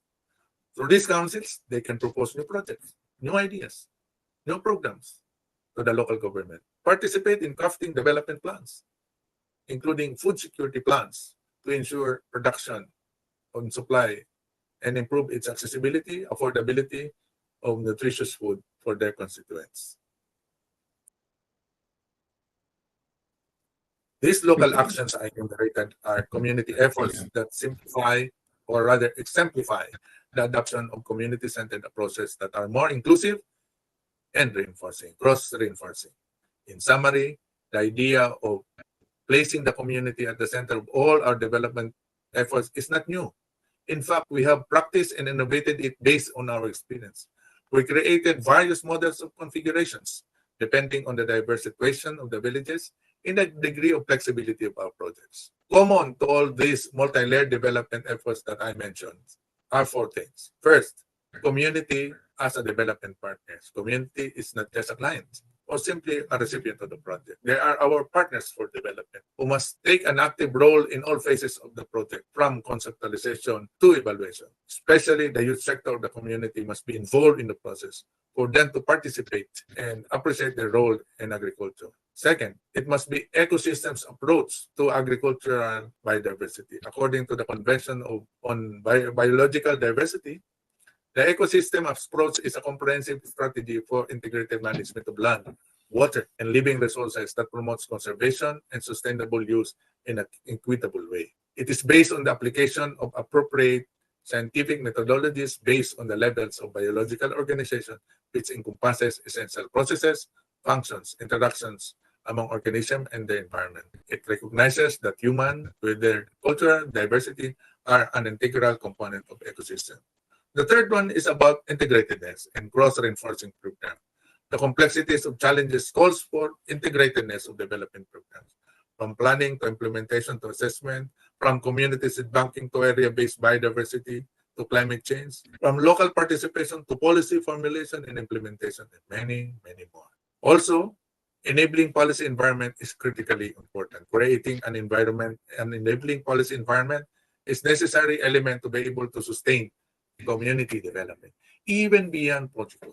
This will mainstream the commitment of the government. This will mainstream the commitment of the government to support the project, either in the form of funds, research, extension assistance, human resources, and many more. Lastly, forging institutional cooperation beyond project life is important. At the end of the day, it's the community who will tell if the collaboration and convergence initiative with them really reinforce the attainment of the common goal for sustained development. Before I end my talk, allow me to leave some questions to ponder as we both, you and me, work closely with the communities, maybe today or in the near future. First, have we steered the mindset of the people towards creating new ideas and relevant community actions, or just actions based only on the project we brought to them? Have we created sustainable wins in the community that will exist even beyond project line? Have we installed and mainstream grassroots structure, or we call it social structures, that are socially appropriate, operational, and can be sustained practically by the community to reinforce their existing and future initiatives? And finally, have we done issue advocacy, resulting in debates and discussion, release and execute public policy that are supportive of their community-based development project, especially those efforts along generation and conservation of agricultural biodiversity? Whatever your answers are, I hope you maintain placing community at the center of your development initiative. Just like the credo of the Philippine Rural Reconstruction Movement, an NGO in the Philippines, it states, start with what they know and build on what they have. We believe that communities have their own capabilities and initial resources to start with. They have the capacity to be resilient with appropriate support from the collaborating institutions. So let us be an active actors in fostering collective actions towards building resiliency and promoting sustainability of our respective communities. Again, congratulations to everyone. Thank you and have a good day. Okay, thank you, Professor Vladimir. So a very nice and very interesting video presentation. Yeah, we can understand how Philippines high effort to highlight the significance of cooperations agro biodiversity, yeah, through so many real action, yeah, in terms of agro biodiversity. So in terms of time, actually we have been so many. Actually, we need to finish until 3:30, but now it's almost 4. So I think almost only just one question for Associate Professor Dr.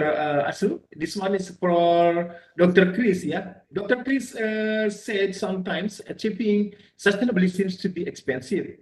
What effort are on ground to address the high cost of achieving sustainability?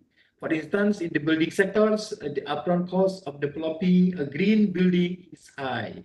So please welcome Dr. Asru. Right, thank you, Dr. Seka, and thank you very much to Dr. Chris for the question. Yeah, definitely, cost is always become our major concern, yeah, in achieving sustainable development by considering environment, by considering social factors or social benefits as well as academic benefits.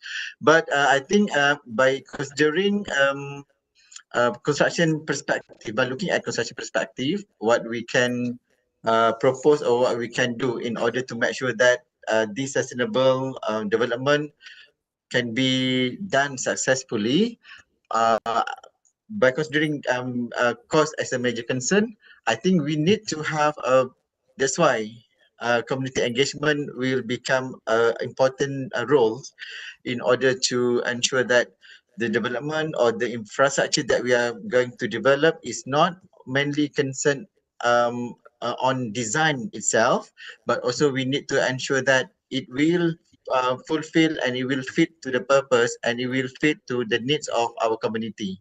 Sometimes because of we're too concerned about aesthetic value, so that's why the price hike crazily. And because of we are too concerned about our, there are several reasons about this particular design without considering whether it's actually really useful for the community or not. So that's why the project become expensive. So my advice, and I think based on my previous studies and also based on our previous projects, what I can highlight here is that it is important for us to work collaboratively, including stakeholders, designers, developers, or even contractors. Maybe it would be great if we could sit at early stage of development and we can focus on cost effective. We do have cost benefit analysis. So I think that is one way that we can also share with the community about what are the benefit in terms of cost. So from there, we simply can develop such a very good green projects by considering cost, time, and quality. Hopefully, my answer, my response will answer your question, Dr. Chris. Thank you. Dr. Chris, maybe I think that's a very good answer from Dr. Asru. Yeah, hopefully that you can satisfy that. Okay, maybe I think, thank you, Dr. Asru. So one question maybe, since there's no question for Professor Dimirs, my question is there any issue or challenging, yeah, through so many real action, yeah, involving community, yeah, to get involved in the agro biodiversity to strengthen them, yeah, to strengthen collaboration and community. So hopefully that Prof. Vladimir can inform us about the challenging or the issues, yeah, that can highlight to us among the success stories that have been presented just now. Please welcome Prof. Vladimir. Yeah. Yeah, I don't know if you hear me. Yes, I can hear you. Okay, thank you. The most very challenging part really of our endeavor with communities is the sustainability of our efforts, even beyond the project life. So to ensure that it will happen, let's always place the community to be part of the whole process, from conception to implementation and even monitoring and evaluation. That is what I learned working with them. I hope I answered your question, sir. Okay, so we need to be with them, yeah, to guide them and so on and so forth, to direction among them. So this one is Yeah. to maybe avoid some issues and problems and so on and so on. Thank Yeah. you, Prof. Randa. I think that's all from us because the time is limited. I believe that so many more people who want to ask to you, and then I will ask them to give a question directly to you. And then thank you very much from me, and I will give back to Dr. Hema. Dr. Hema, thank you very much, and thank you again for Dr. Atsu and Prof. Vladimir Foronda. Thank you very much, and see you again. Thank you. Thank you, Dr. Sika. Thank you.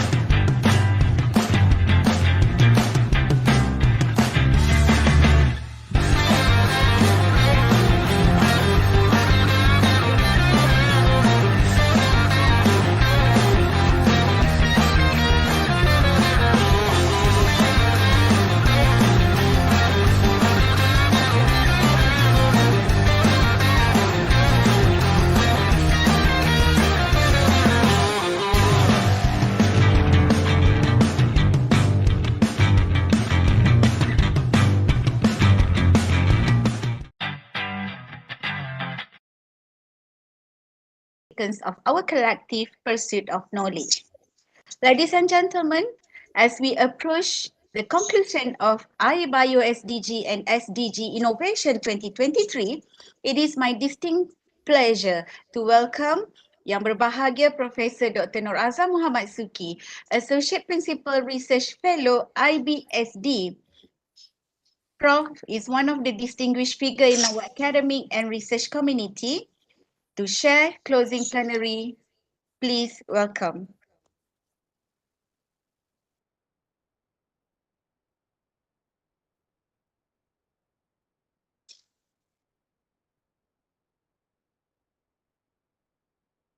Okay, 1 second. Let me enlarge this. Is it here?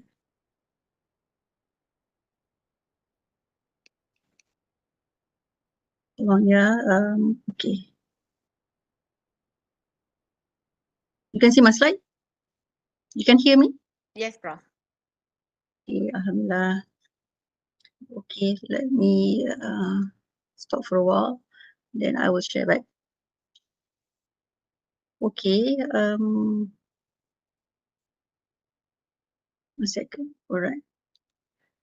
Okay, you can hear me now. Okay. Assalamualaikum. And very good afternoon to everybody. Yang Berusaha Profesor Teknologi Dr. Nur Azam Abdul Rahman, the Deputy Dean, Deputy Vice-Chancellor Research and Innovation, Universiti Teknologi Mara. Yang Berusaha Profesor Dr. Yarina Ahmad, Director Institute for Biodiversity and Sustainable Development of UiTM. Yang Berusaha Dr. Muhammad Fuad Abdullah, Chairman Second International Conference on Biodiversity and Sustainable Development 2023. Second iBIOSDG 2023. Yang Berusaha Dr. Faizah Pardi, Chairman SDG Innovations. Conference committee members, distinguished participants, distinguished presenters, and ladies and gentlemen. Once again, Assalamualaikum and very good afternoon. It give my great pleasure to be here at these closing sessions where we have listened to a lengthy list of presenters where I congratulate every presenters. You have a very significant input, a significant idea, significant innovation where you share your findings with all of us in this room. And this second international conference on biodiversity and sustainable development 2023 and also SDG Innovation 2023 hosted by the Institute for Biodiversity and Sustainable Development, Universiti Teknologi Mara. As what has been mentioned earlier, myself, Professor Dr. Nur Azam Muhammad Suki, I'm the Associate Fellow, Principal Research Fellow of iBSD. And ladies and gentlemen, I have gone through the program books. I have discovered that the committee member has cracked their mind to identify and extract 3 important themes as what we can see in the program books. And I can notice that the conference has this interesting and unique theme. Theme where the first one is forging a collective and resilient path towards sustainable development for all lives, and also building a resilient nation. From these 2 things, we can conclude that these themes are very important and very timely nowadays, and each of us carry equal responsibilities to stay peace and harmony, and we have to ensure that what we are having surrounding us safe and sound, right? And in terms of the research and development, I do believe that this R&D helps us to have a new innovation in our lives. So in this regard, these research and development nowadays, we are very much concentrate that every researcher, innovator, think tank of the industry, they have to uphold the aspects of triple bottom line framework. I think you have heard this framework where they uphold the 3 P's, where the first one is the people, right? And profit, and also planet. Not to forget, besides going for profit maximizations, the industry player, and also you yourself, if you have an innovative ideas, think about the people who use, or think about the people who are working to materialize the idea, and also think about the planet, and make sure that the planet, as I mentioned earlier, safe and sound. So those three P's are equally important in this very challenging environment, and also with the evolution of IoT, with the evolution of fourth industrial revolution, and with the evolution of this artificial intelligence, we have to uphold the three P's in a respective manner, right? Three P's, people, profit, and also planet. So all three are important to stay in peace and harmony. And we are also responsible to safeguard our biodiversity around us. We have to also promote and on practice sustainably, right? A sustainable practice, and we have to create the future that that we think that think about our next generations. Every single effort, action that we are doing, think about our next generations. We are cannot live alive forever, right? So we have some cutoff point where God has been assigned to every individuals. Therefore, our responsibility to take care all of us surrounding our biodiversity, our sustainable development in a proper manner, right? So in this case today, we can listen to many research discoveries from all over contexts, and we can see that every single presentation do uphold aspects of quality, right? So in this regards, we will gain, we have gained many important insights from their idea. I would say that every single idea that they shared today, the idea can be in the form of products and services, right? Whatever that they have shared with us, that's through oral presentation. What's next after this is the publication, right? So after this, I will share with you about the aspects of innovation, right? So I hope you are listening well with my this volume. I think you can hear now. You can listen well. I hope so. So let me share my slides about this innovation in research, or innovative in research. And as I have highlighted to you earlier, every single work that we do, there must be some advancement of knowledge, right? Advancement of knowledge, meaning that you're able to advance the existing body of knowledge. You go over and above, right? Other people have done some research. Your role here to enrich the research. That's most important thing. You have to enrich, you have to advance what has been available while you're reading the journal article or whatnot. So your role here to make it better. And very innovations derive from a very creative person, right? That's what I want to go further. This innovation involve it involves many process, right? It involves many process where you have to ensure that you have new things that you want to offer. You have new things that you want to offer, and also what we are trying to say here. Things can be from the aspects of products and services. Later on, I shall share with you. There are 4 things that you can innovate, right? And as you go further, hold on. As you go further, that this innovation you are doing of generating and also applying your idea into a better form, right? Into a better form. So in this regards, I have listed here many of our think or CEOs that has been successful, and the product still available nowadays, right? You can think about this P&G, right? Procter & Gamble. You can think about Adidas, Apple, right? I'll give you one simple examples here of these Adidas. If you heard about Adidas, they are concentrating about these that is focused on the sports. So in this regards, they are trying to say that the product must be lasting. So you can see Adidas has been in the market for so long period of time. That's true innovation. Same goes to everyone in this room, where you have very significant contribution and research from your sharing this earlier. That sharings is helpful. If it is last for many years, it seems that your idea is very important idea. You are a very good innovator, right? And this innovation really matters to make things different than the earlier one, right? Another example about these Apple, right? Apple, he has been concentrating that innovation also make people to have some differences, right? It differs from leader and innovator. So in this regards, innovation is important. Innovation is important to make ourselves different than others, our idea better than other people, and also we keep on thinking. And you have to ensure that innovation is in our lifeblood, as mentioned by Siemens, as you can read from my sharings here.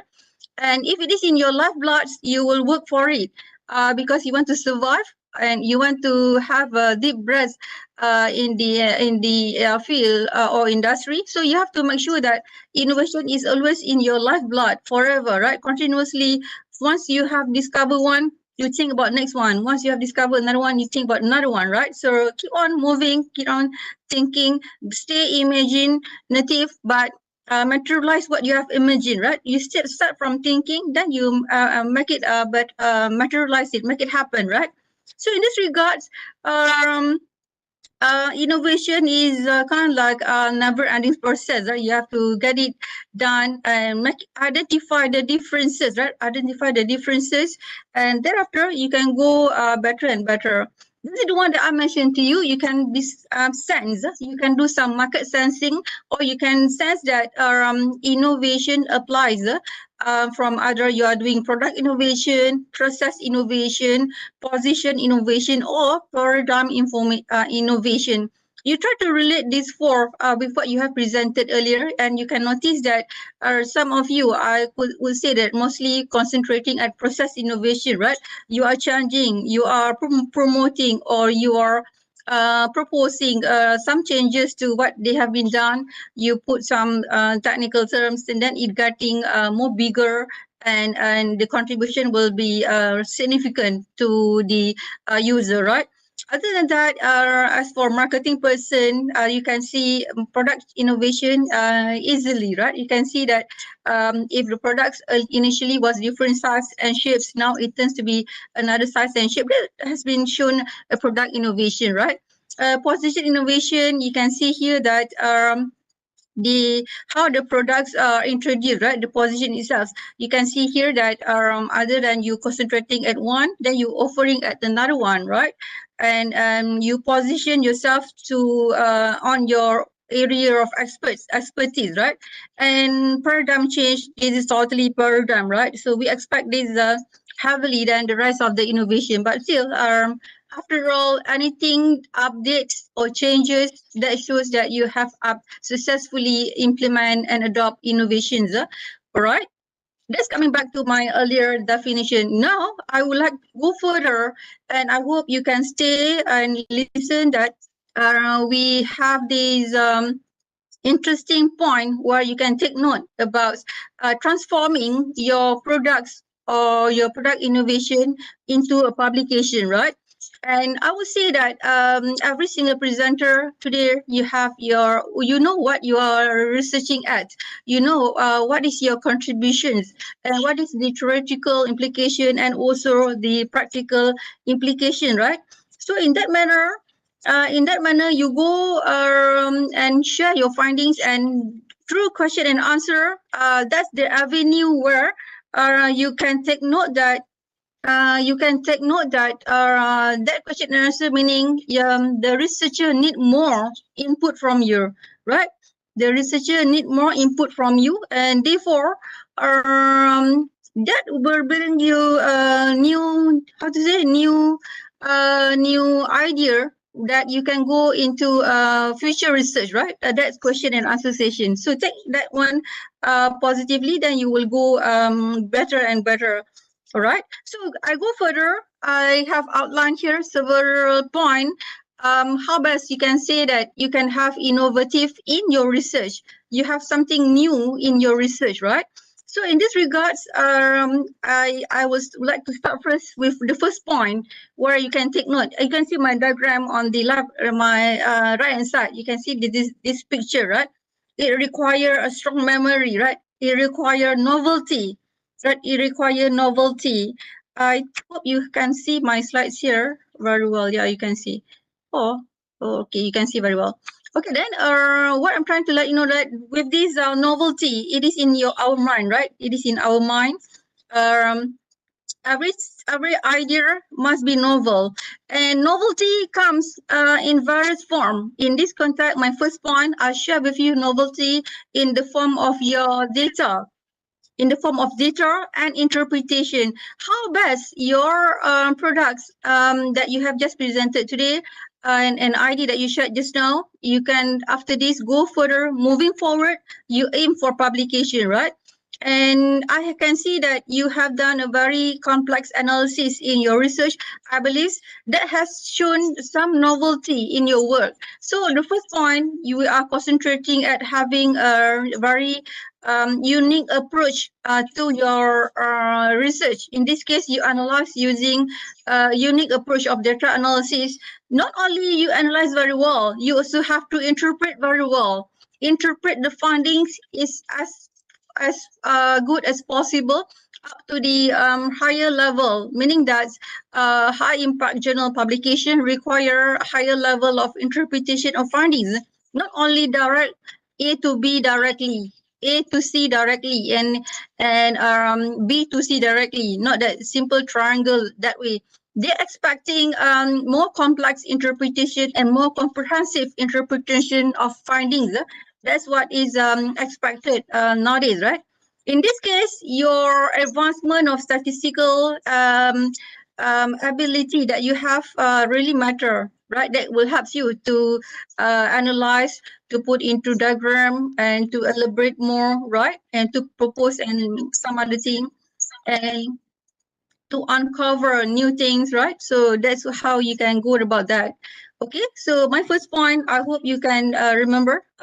You start first by having a unique analysis of data, right? And also when you analyze, you should be able to interpret every single number or figure that you discover, and which number and figure are alarming figure, then you have to emphasize that one in a greater detail. Don't just put it a simple one, but we want to have more and more elaboration of findings.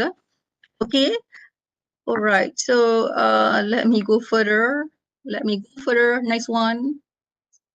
Okay, second point, right? The second point, to encourage to integrate, right? Diverse perspective, not just concentrating at one component. I'm a professor in marketing, so I have to go of having my diverse perspectives and not just limit and rigid to just one. In this case, it is good that you refer to getting more expert advice. You're good that you can refer to other friends of yours. Maybe they can give you better idea, or you can incorporate your research contracts to a bigger one. Now we have this transdisciplinary, they are encouraged for transdisciplinary research, right? They are encouraged for multi-disciplinary research and many other effort that they are encouraged that everybody should go for. So in this case, do some collaborative research with few institutions, right?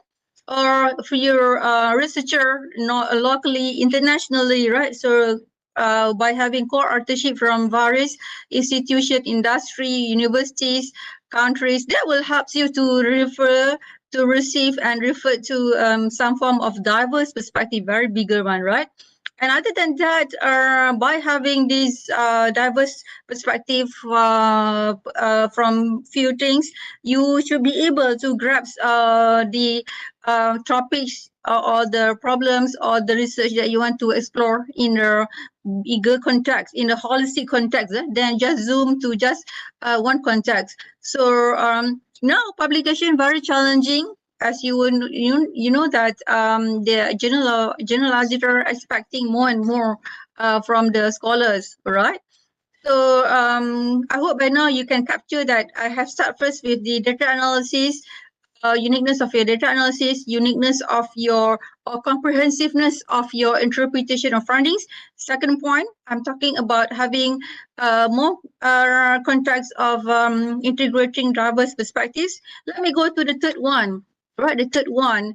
Most importantly, I believe you have to do and employ right method, right? In this case, the method that you employ supposed to be innovative, like what we are concentrating today, methodological innovation, right? In this context, nowadays, I love to use many words about nowadays because we have to grow better what we have now. Cannot just stay happy with what we have now, right? So in this case, think about innovativeness, and in that context, analysis of data.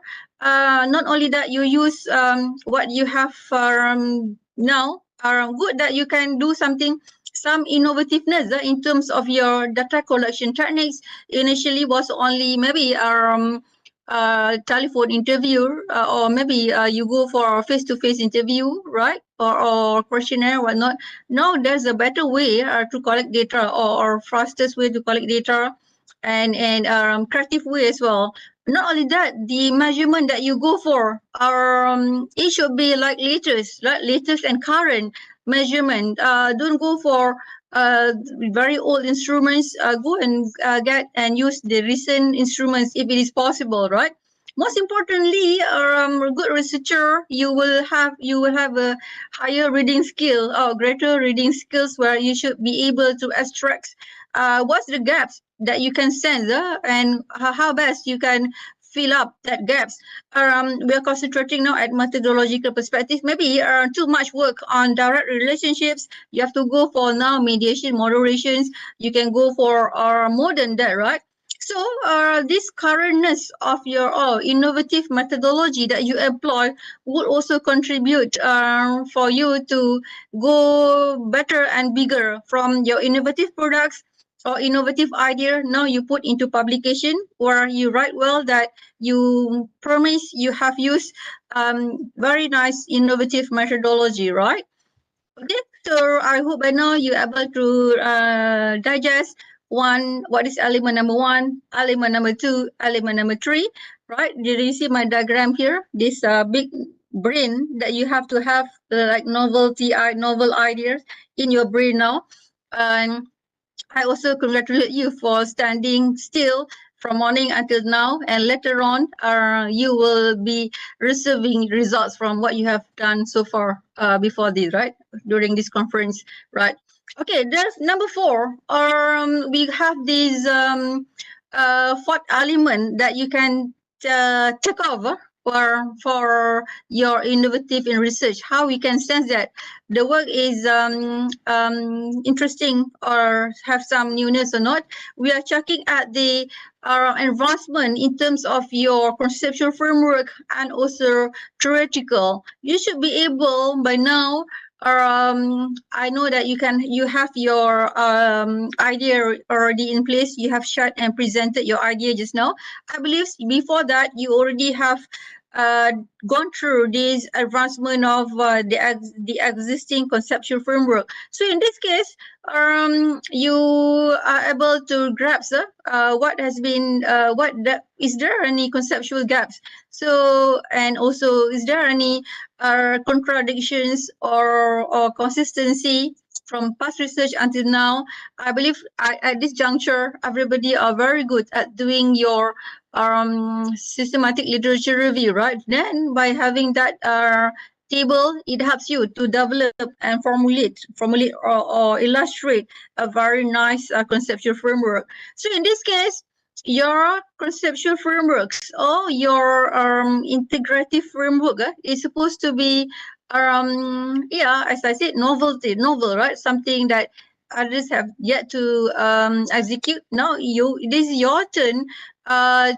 Your fresh idea. That's why everybody, if you are enrolling into PhD program or any other doctoral program, one thesis referring to one discovery, meaning that one thesis referring or prepared by one person, meaning that no similarity of idea, no similarity of discoveries. Every single thesis that you produce, or every master or PhD or whatnot, you are able to advance the existing body of knowledge, meaning that you already have your new theoretical perspectives, one after another. So I congratulate all of you for having this, for furthering a study, congratulating you for completing a study or PhD or master or not, because of you already have this unique or distinctive or new theoretical perspective that you uphold.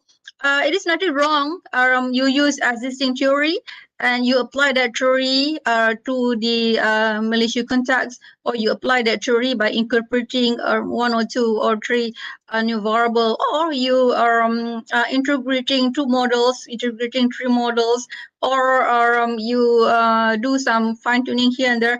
Anything new, anything that not similar to what has been available, you already successfully innovate your research, right?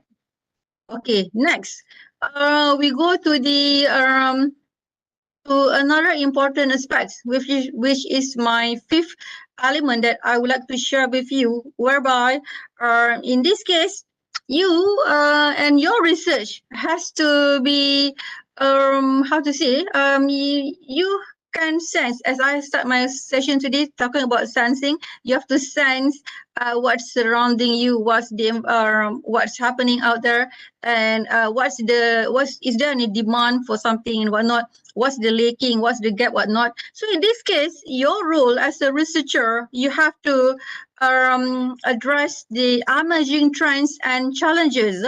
Previously, in 2020, we are into COVID-19, right? We feel sad that someone not here anymore because of that sickness.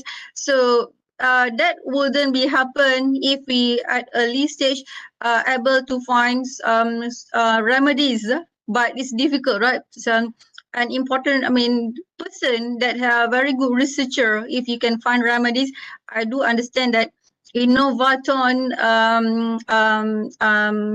competition that you have seen on TV where UiTM won that 1 million whatnot. So we congratulate them for thinking over and above, to stand still over and above, have a very unique idea where anybody else don't have that important significant idea. The contribution of the discovery is very big, very lasting, and it involves the benefits goes bigger and bigger, right, from that discovery of that how to overcome cancer, whatnot. So meaning that the person, if you're able to address the emerging trends, if you're able to discover what are the gap that we are experiencing, what are the problems that we are experiencing, you're able to state clearly your problem statements, you're able to identify and define problem statement. So in that manner, you're already at the forefront of everything. You're already at the forefront.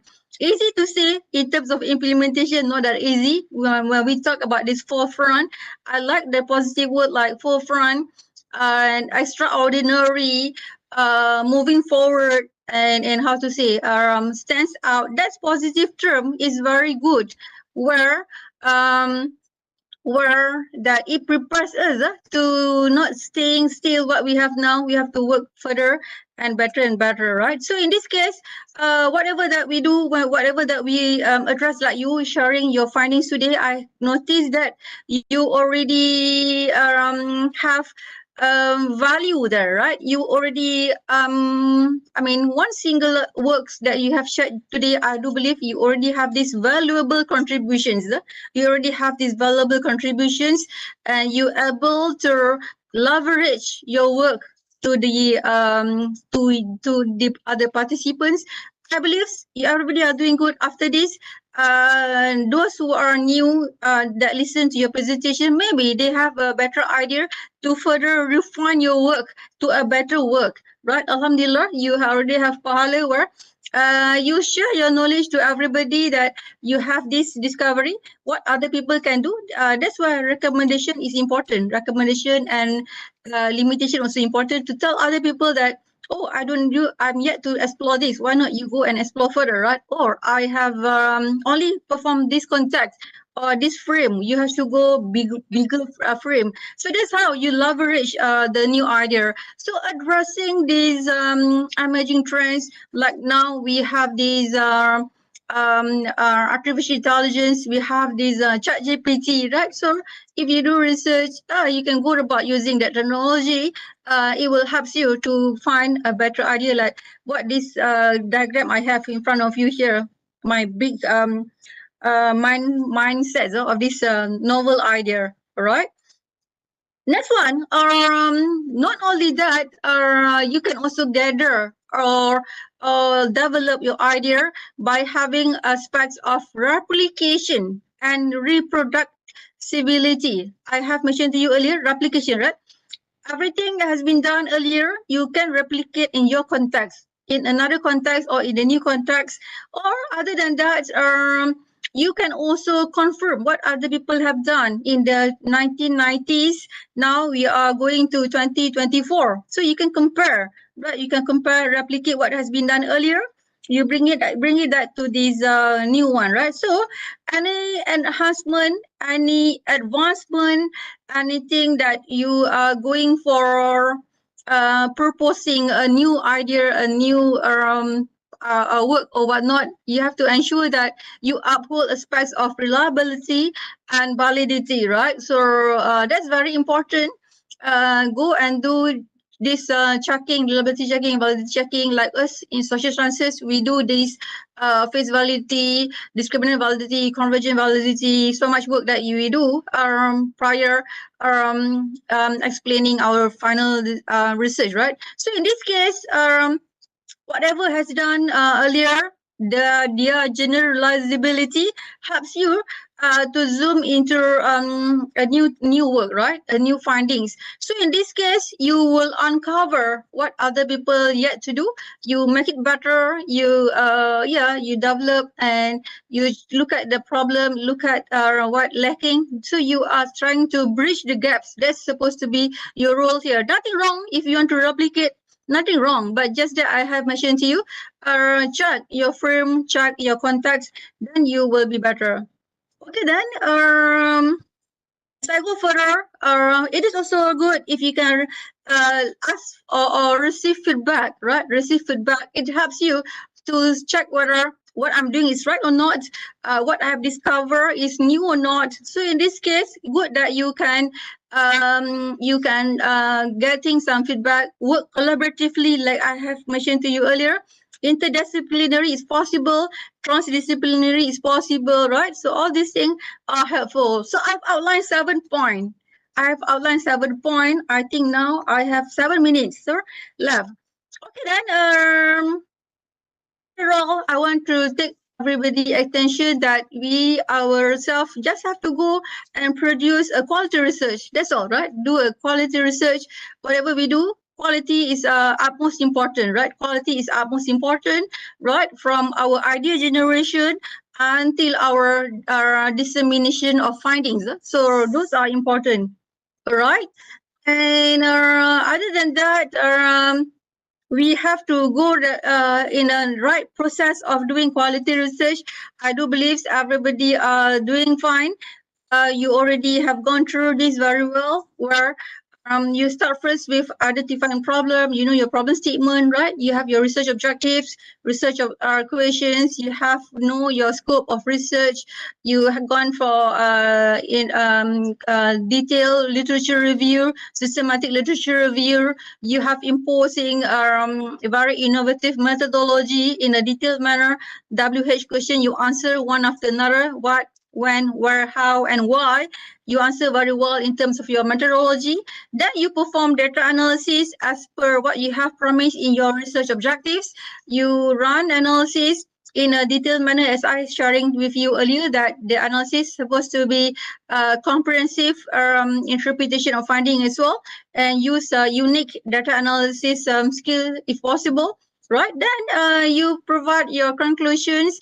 Before that, you have to discuss in a detailed manner, comprehensive manner, and finally you conclude and use up-to-date references, right? And also checking the whole thing. If all is in place, you're ready for publication already. Okay, then not to forget, nowadays we require to go for article clearance and be an article person as well, right? And okay, novelty. I believe I will always say that we ourselves become the editor to our paper, right? You ask yourself, is that my paper is novelty or not? Is that my idea novelty or not? We start from ourselves first. Thereafter, if you read you go through in the detailed manner that you can sense that lack of work on certain aspects. So I would say that novelty is there.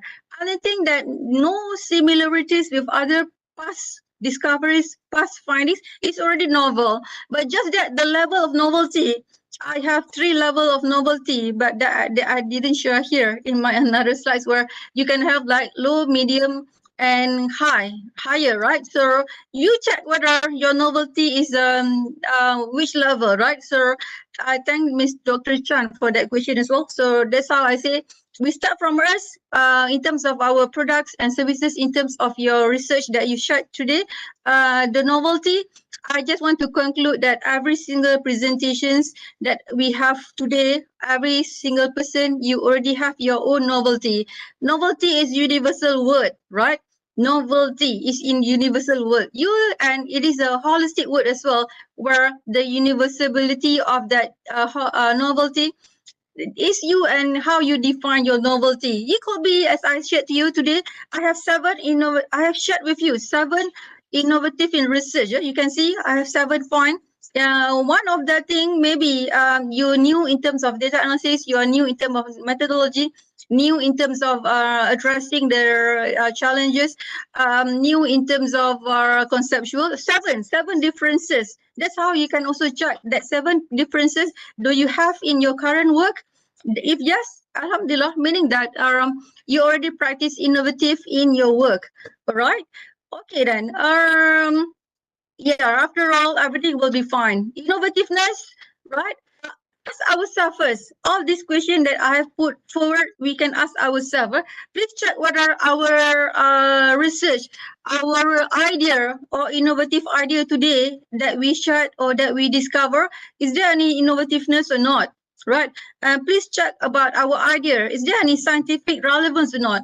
Check our idea. Is there any practical relevance? Not only scientifically, not only theoretically, we also need some practical relevance from our idea. That's what our friends that won Innovathon enjoy that 1 million, because of they have worked in a team. This research, it involves more than one person in research, right? So you work in a team, and you have different diverse functional role, and please check that finally you have to ensure that the work has a practical relevance.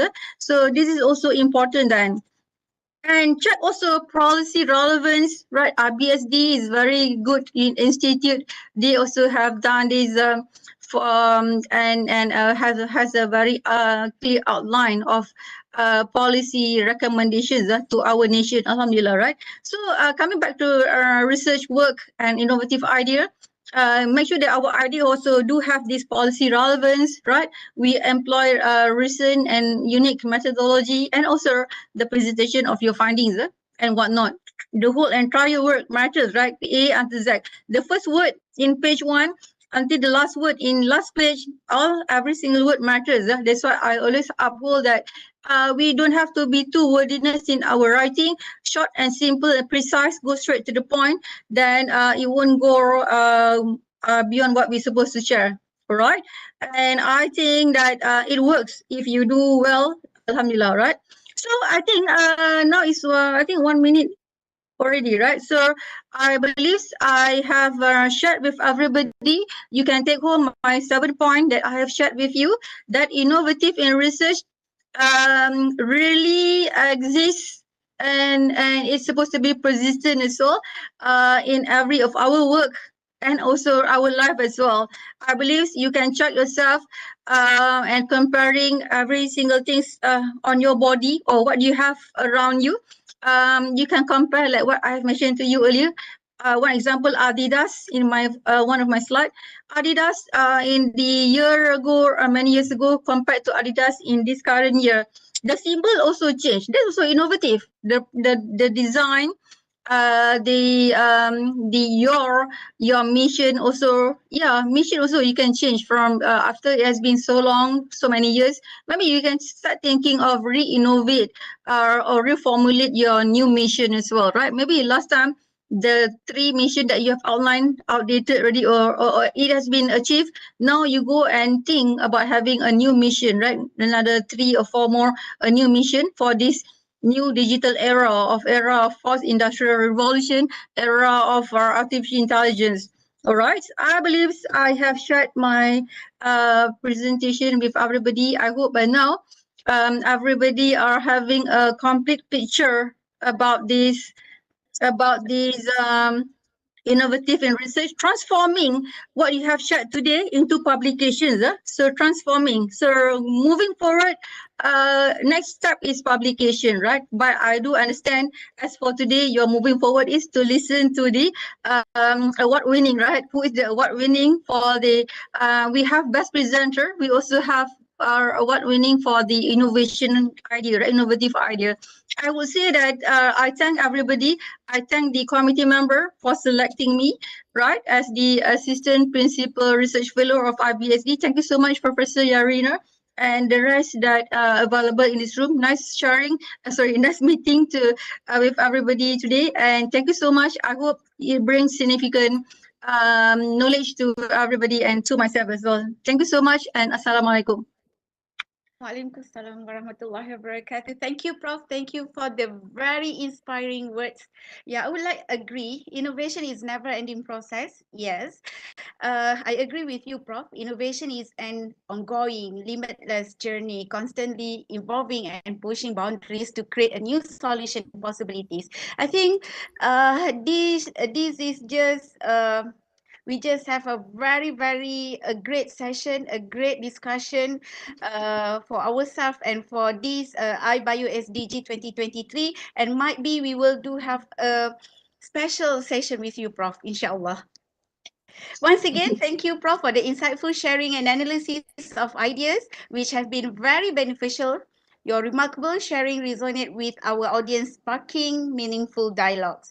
May your ITM researchers continue to advance and excel in the future, inshallah. Ladies and gentlemen, we have now reached the culminating moment of our conference. Throughout the last few months, we have had the privilege of working into groundbreaking discussion, engaging in enlightening networking, and fostering connection that will undoubtedly shape the future of our respective fields and experts. Before we conclude, it is my honor to invite a visionary of iBIOSDG Director, Professor Dr. Yarina Ahmad, whose guidance and support have been instrumental in making this conference a resounding success. Please welcome, Prof. Thank you very much, Dr. Hema. Okay, Bismillahirrahmanirrahim. Assalamualaikum warahmatullahi wabarakatuh. And good day to all. Dear distinguished guests, Professor Technologist Dr. Noraza Abdul Rahman, our Deputy Vice-Chancellor Research and Innovation, our renowned speaker just now, Professor Dr. Norazah Muhammad Suki, is actually our Associate Principal Research Fellow at iBIOSDG, Dr. Muhammad Fuad Abdullah, the President of 2nd iBIOSDG 2023, Dr. Faizah Pardi, President of SDG Innovation 2023, Dr. Siti Nurfatana Abdul Hamid, the Vice President of SDG Innovation 2023, and to our keynote speakers, we have Professor Dr. Muhammad Hafiz Muhammad Hanafiah from the Faculty of Hotel and Tourism Management, UiTM, our distinguished Professor Dr. Dixon Jivana from the Department of Social Forestry and Forest Governance, University of Philippines, Los Banos. Associate Professor Dr. Muhammad Asrul Nasid Masroom from the Faculty of Technology, Management and Business, UTHM, and our international partners, Professor Dr. Vladimir Foronda from the College of Agriculture and Natural Resources, Central Bicol State University of Agriculture, Philippines, all esteemed committee members, all respected participants via online. First of all, I am grateful for the privilege of standing before this esteemed assembly at the conclusion of the second International Conference of Biodiversity and Sustainable Development 23 and also SDG Innovation 2023. Today has been a testament to the power of collective dedication and shared commitment to the well-being of our planet. As we reflect on the insightful discussion, collaborative initiatives, and innovative solutions that have emerged, it is evident that the seeds of positive change have been shown. The theme of this conference and innovation, forging a collective and resilient path toward sustainable development for all life, has not only guided our deliberation, but has ignited a flame of inspiration that we carry forward into our respective sphere. The Institute for Biodiversity and Sustainable Development, iBIOSDG, is honored to have hosted this congregation of brilliance, including scientists, policymakers, advocates, and visionaries who have illuminated our path towards a more sustainable future. The rich tapestry of perspectives woven during this conference serve as a blueprint for action, urging us to implement tangible measures at local, regional, and global levels. Okay, before we bid farewell, let us remain mindful of the profound interconnectedness of all life on Earth. The decision we make today are the brushstrokes that paint the canvas of tomorrow. And together, we have embarked on a transformative journey. On that whole, the promise of a future where ecosystems flourish, biodiversity thrives, and sustainable development is not just an aspiration, but a reality for all. Allow me to express my heartfelt gratitude to the organizing committee, to the keynote speakers, and each participant for your unwavering dedication and invaluable contribution. May the bonds forged here endure, and may the echoes of our shared commitment resonate far beyond. As we return to our respective corners of the world, let us carry the torch of sustainable development forward and illuminating the path together a brighter, more resilient future for generations to come. And with that, I would like to thank all of you, and may the spirit of collaboration and innovation continue to guide our endeavors. Safe travels for those who are traveling, and may the seeds we have planted here blossom into a legacy of positive change. All right, I think this is the moment that everyone are waiting for. Before I end my speech, I'm thrilled to announce the recipient of the Best Paper Award of the second BIOSDG 2023 and also the winners of the SDG Innovation 2023 through the next video.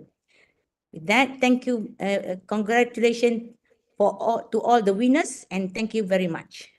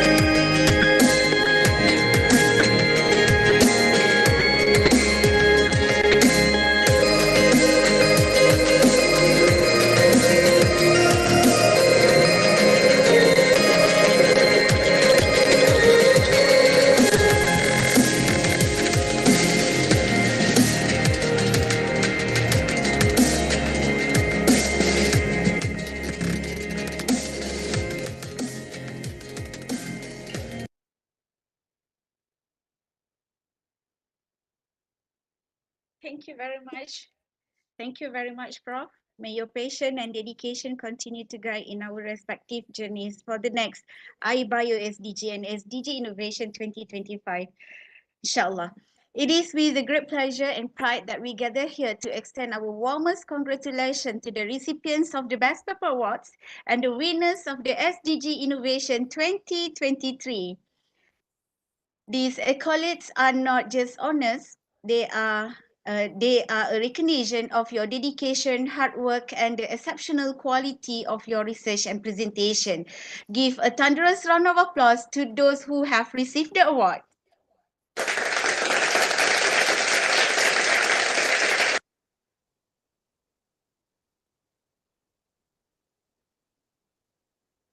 Ladies and gentlemen, what an incredible journey it has been as we gather here for the closing plenary session of iBIOSDG 2023.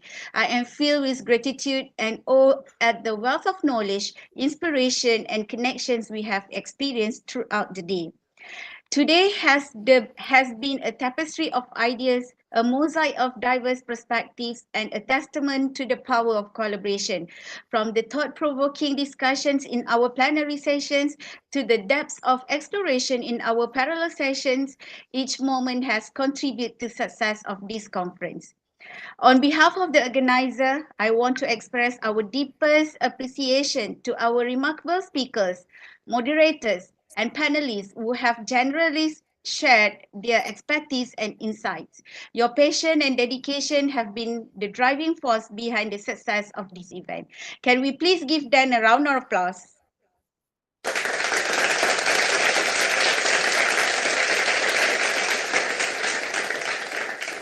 To our attendees, your engagement and enthusiasm have been the heartbeat of this conference.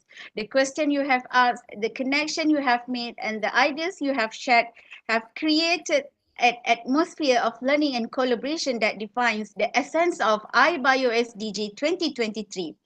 Before we conclude, let's take a moment to reflect on the key takeaways and insight that we have resonated with each of us today. Whether it's a new perspective, a potential collaboration, or another wisdom, let's carry them moments forward beyond the walls of this conference hall. An announcement here. Hope all the participants can scan the QR code for the attendance and the e-certificate purpose. You can have a link at the chat box. The secretariat already shared the link before. As we close this chapter of iBIOSDG and SDG Innovation 2023, let's look ahead to the future it has sparked for us. The conversations ignite today are seeds that will grow into innovative ideas, collaborations, and positive change. We would like to extend our heartfelt thanks to all those who have played a pivotal role in making this event success. Thus, from me, Hema Zulaika Hashim, and the Secretariat of iBIOSDG and SDG Innovation 2023, apologize if there are shortcomings. We will improve for the future. As we bid farewell, let us carry the spirit of collaboration and knowledge forward until we meet again at iBIOSDG and SDG Innovation 2025. Thank you, each and every one of you, for being a part of this incredible journey. Stay safe, and until we meet again at iBIOSDG and SDG Innovation 2025. Assalamualaikum warahmatullahi wabarakatuh. Thank you.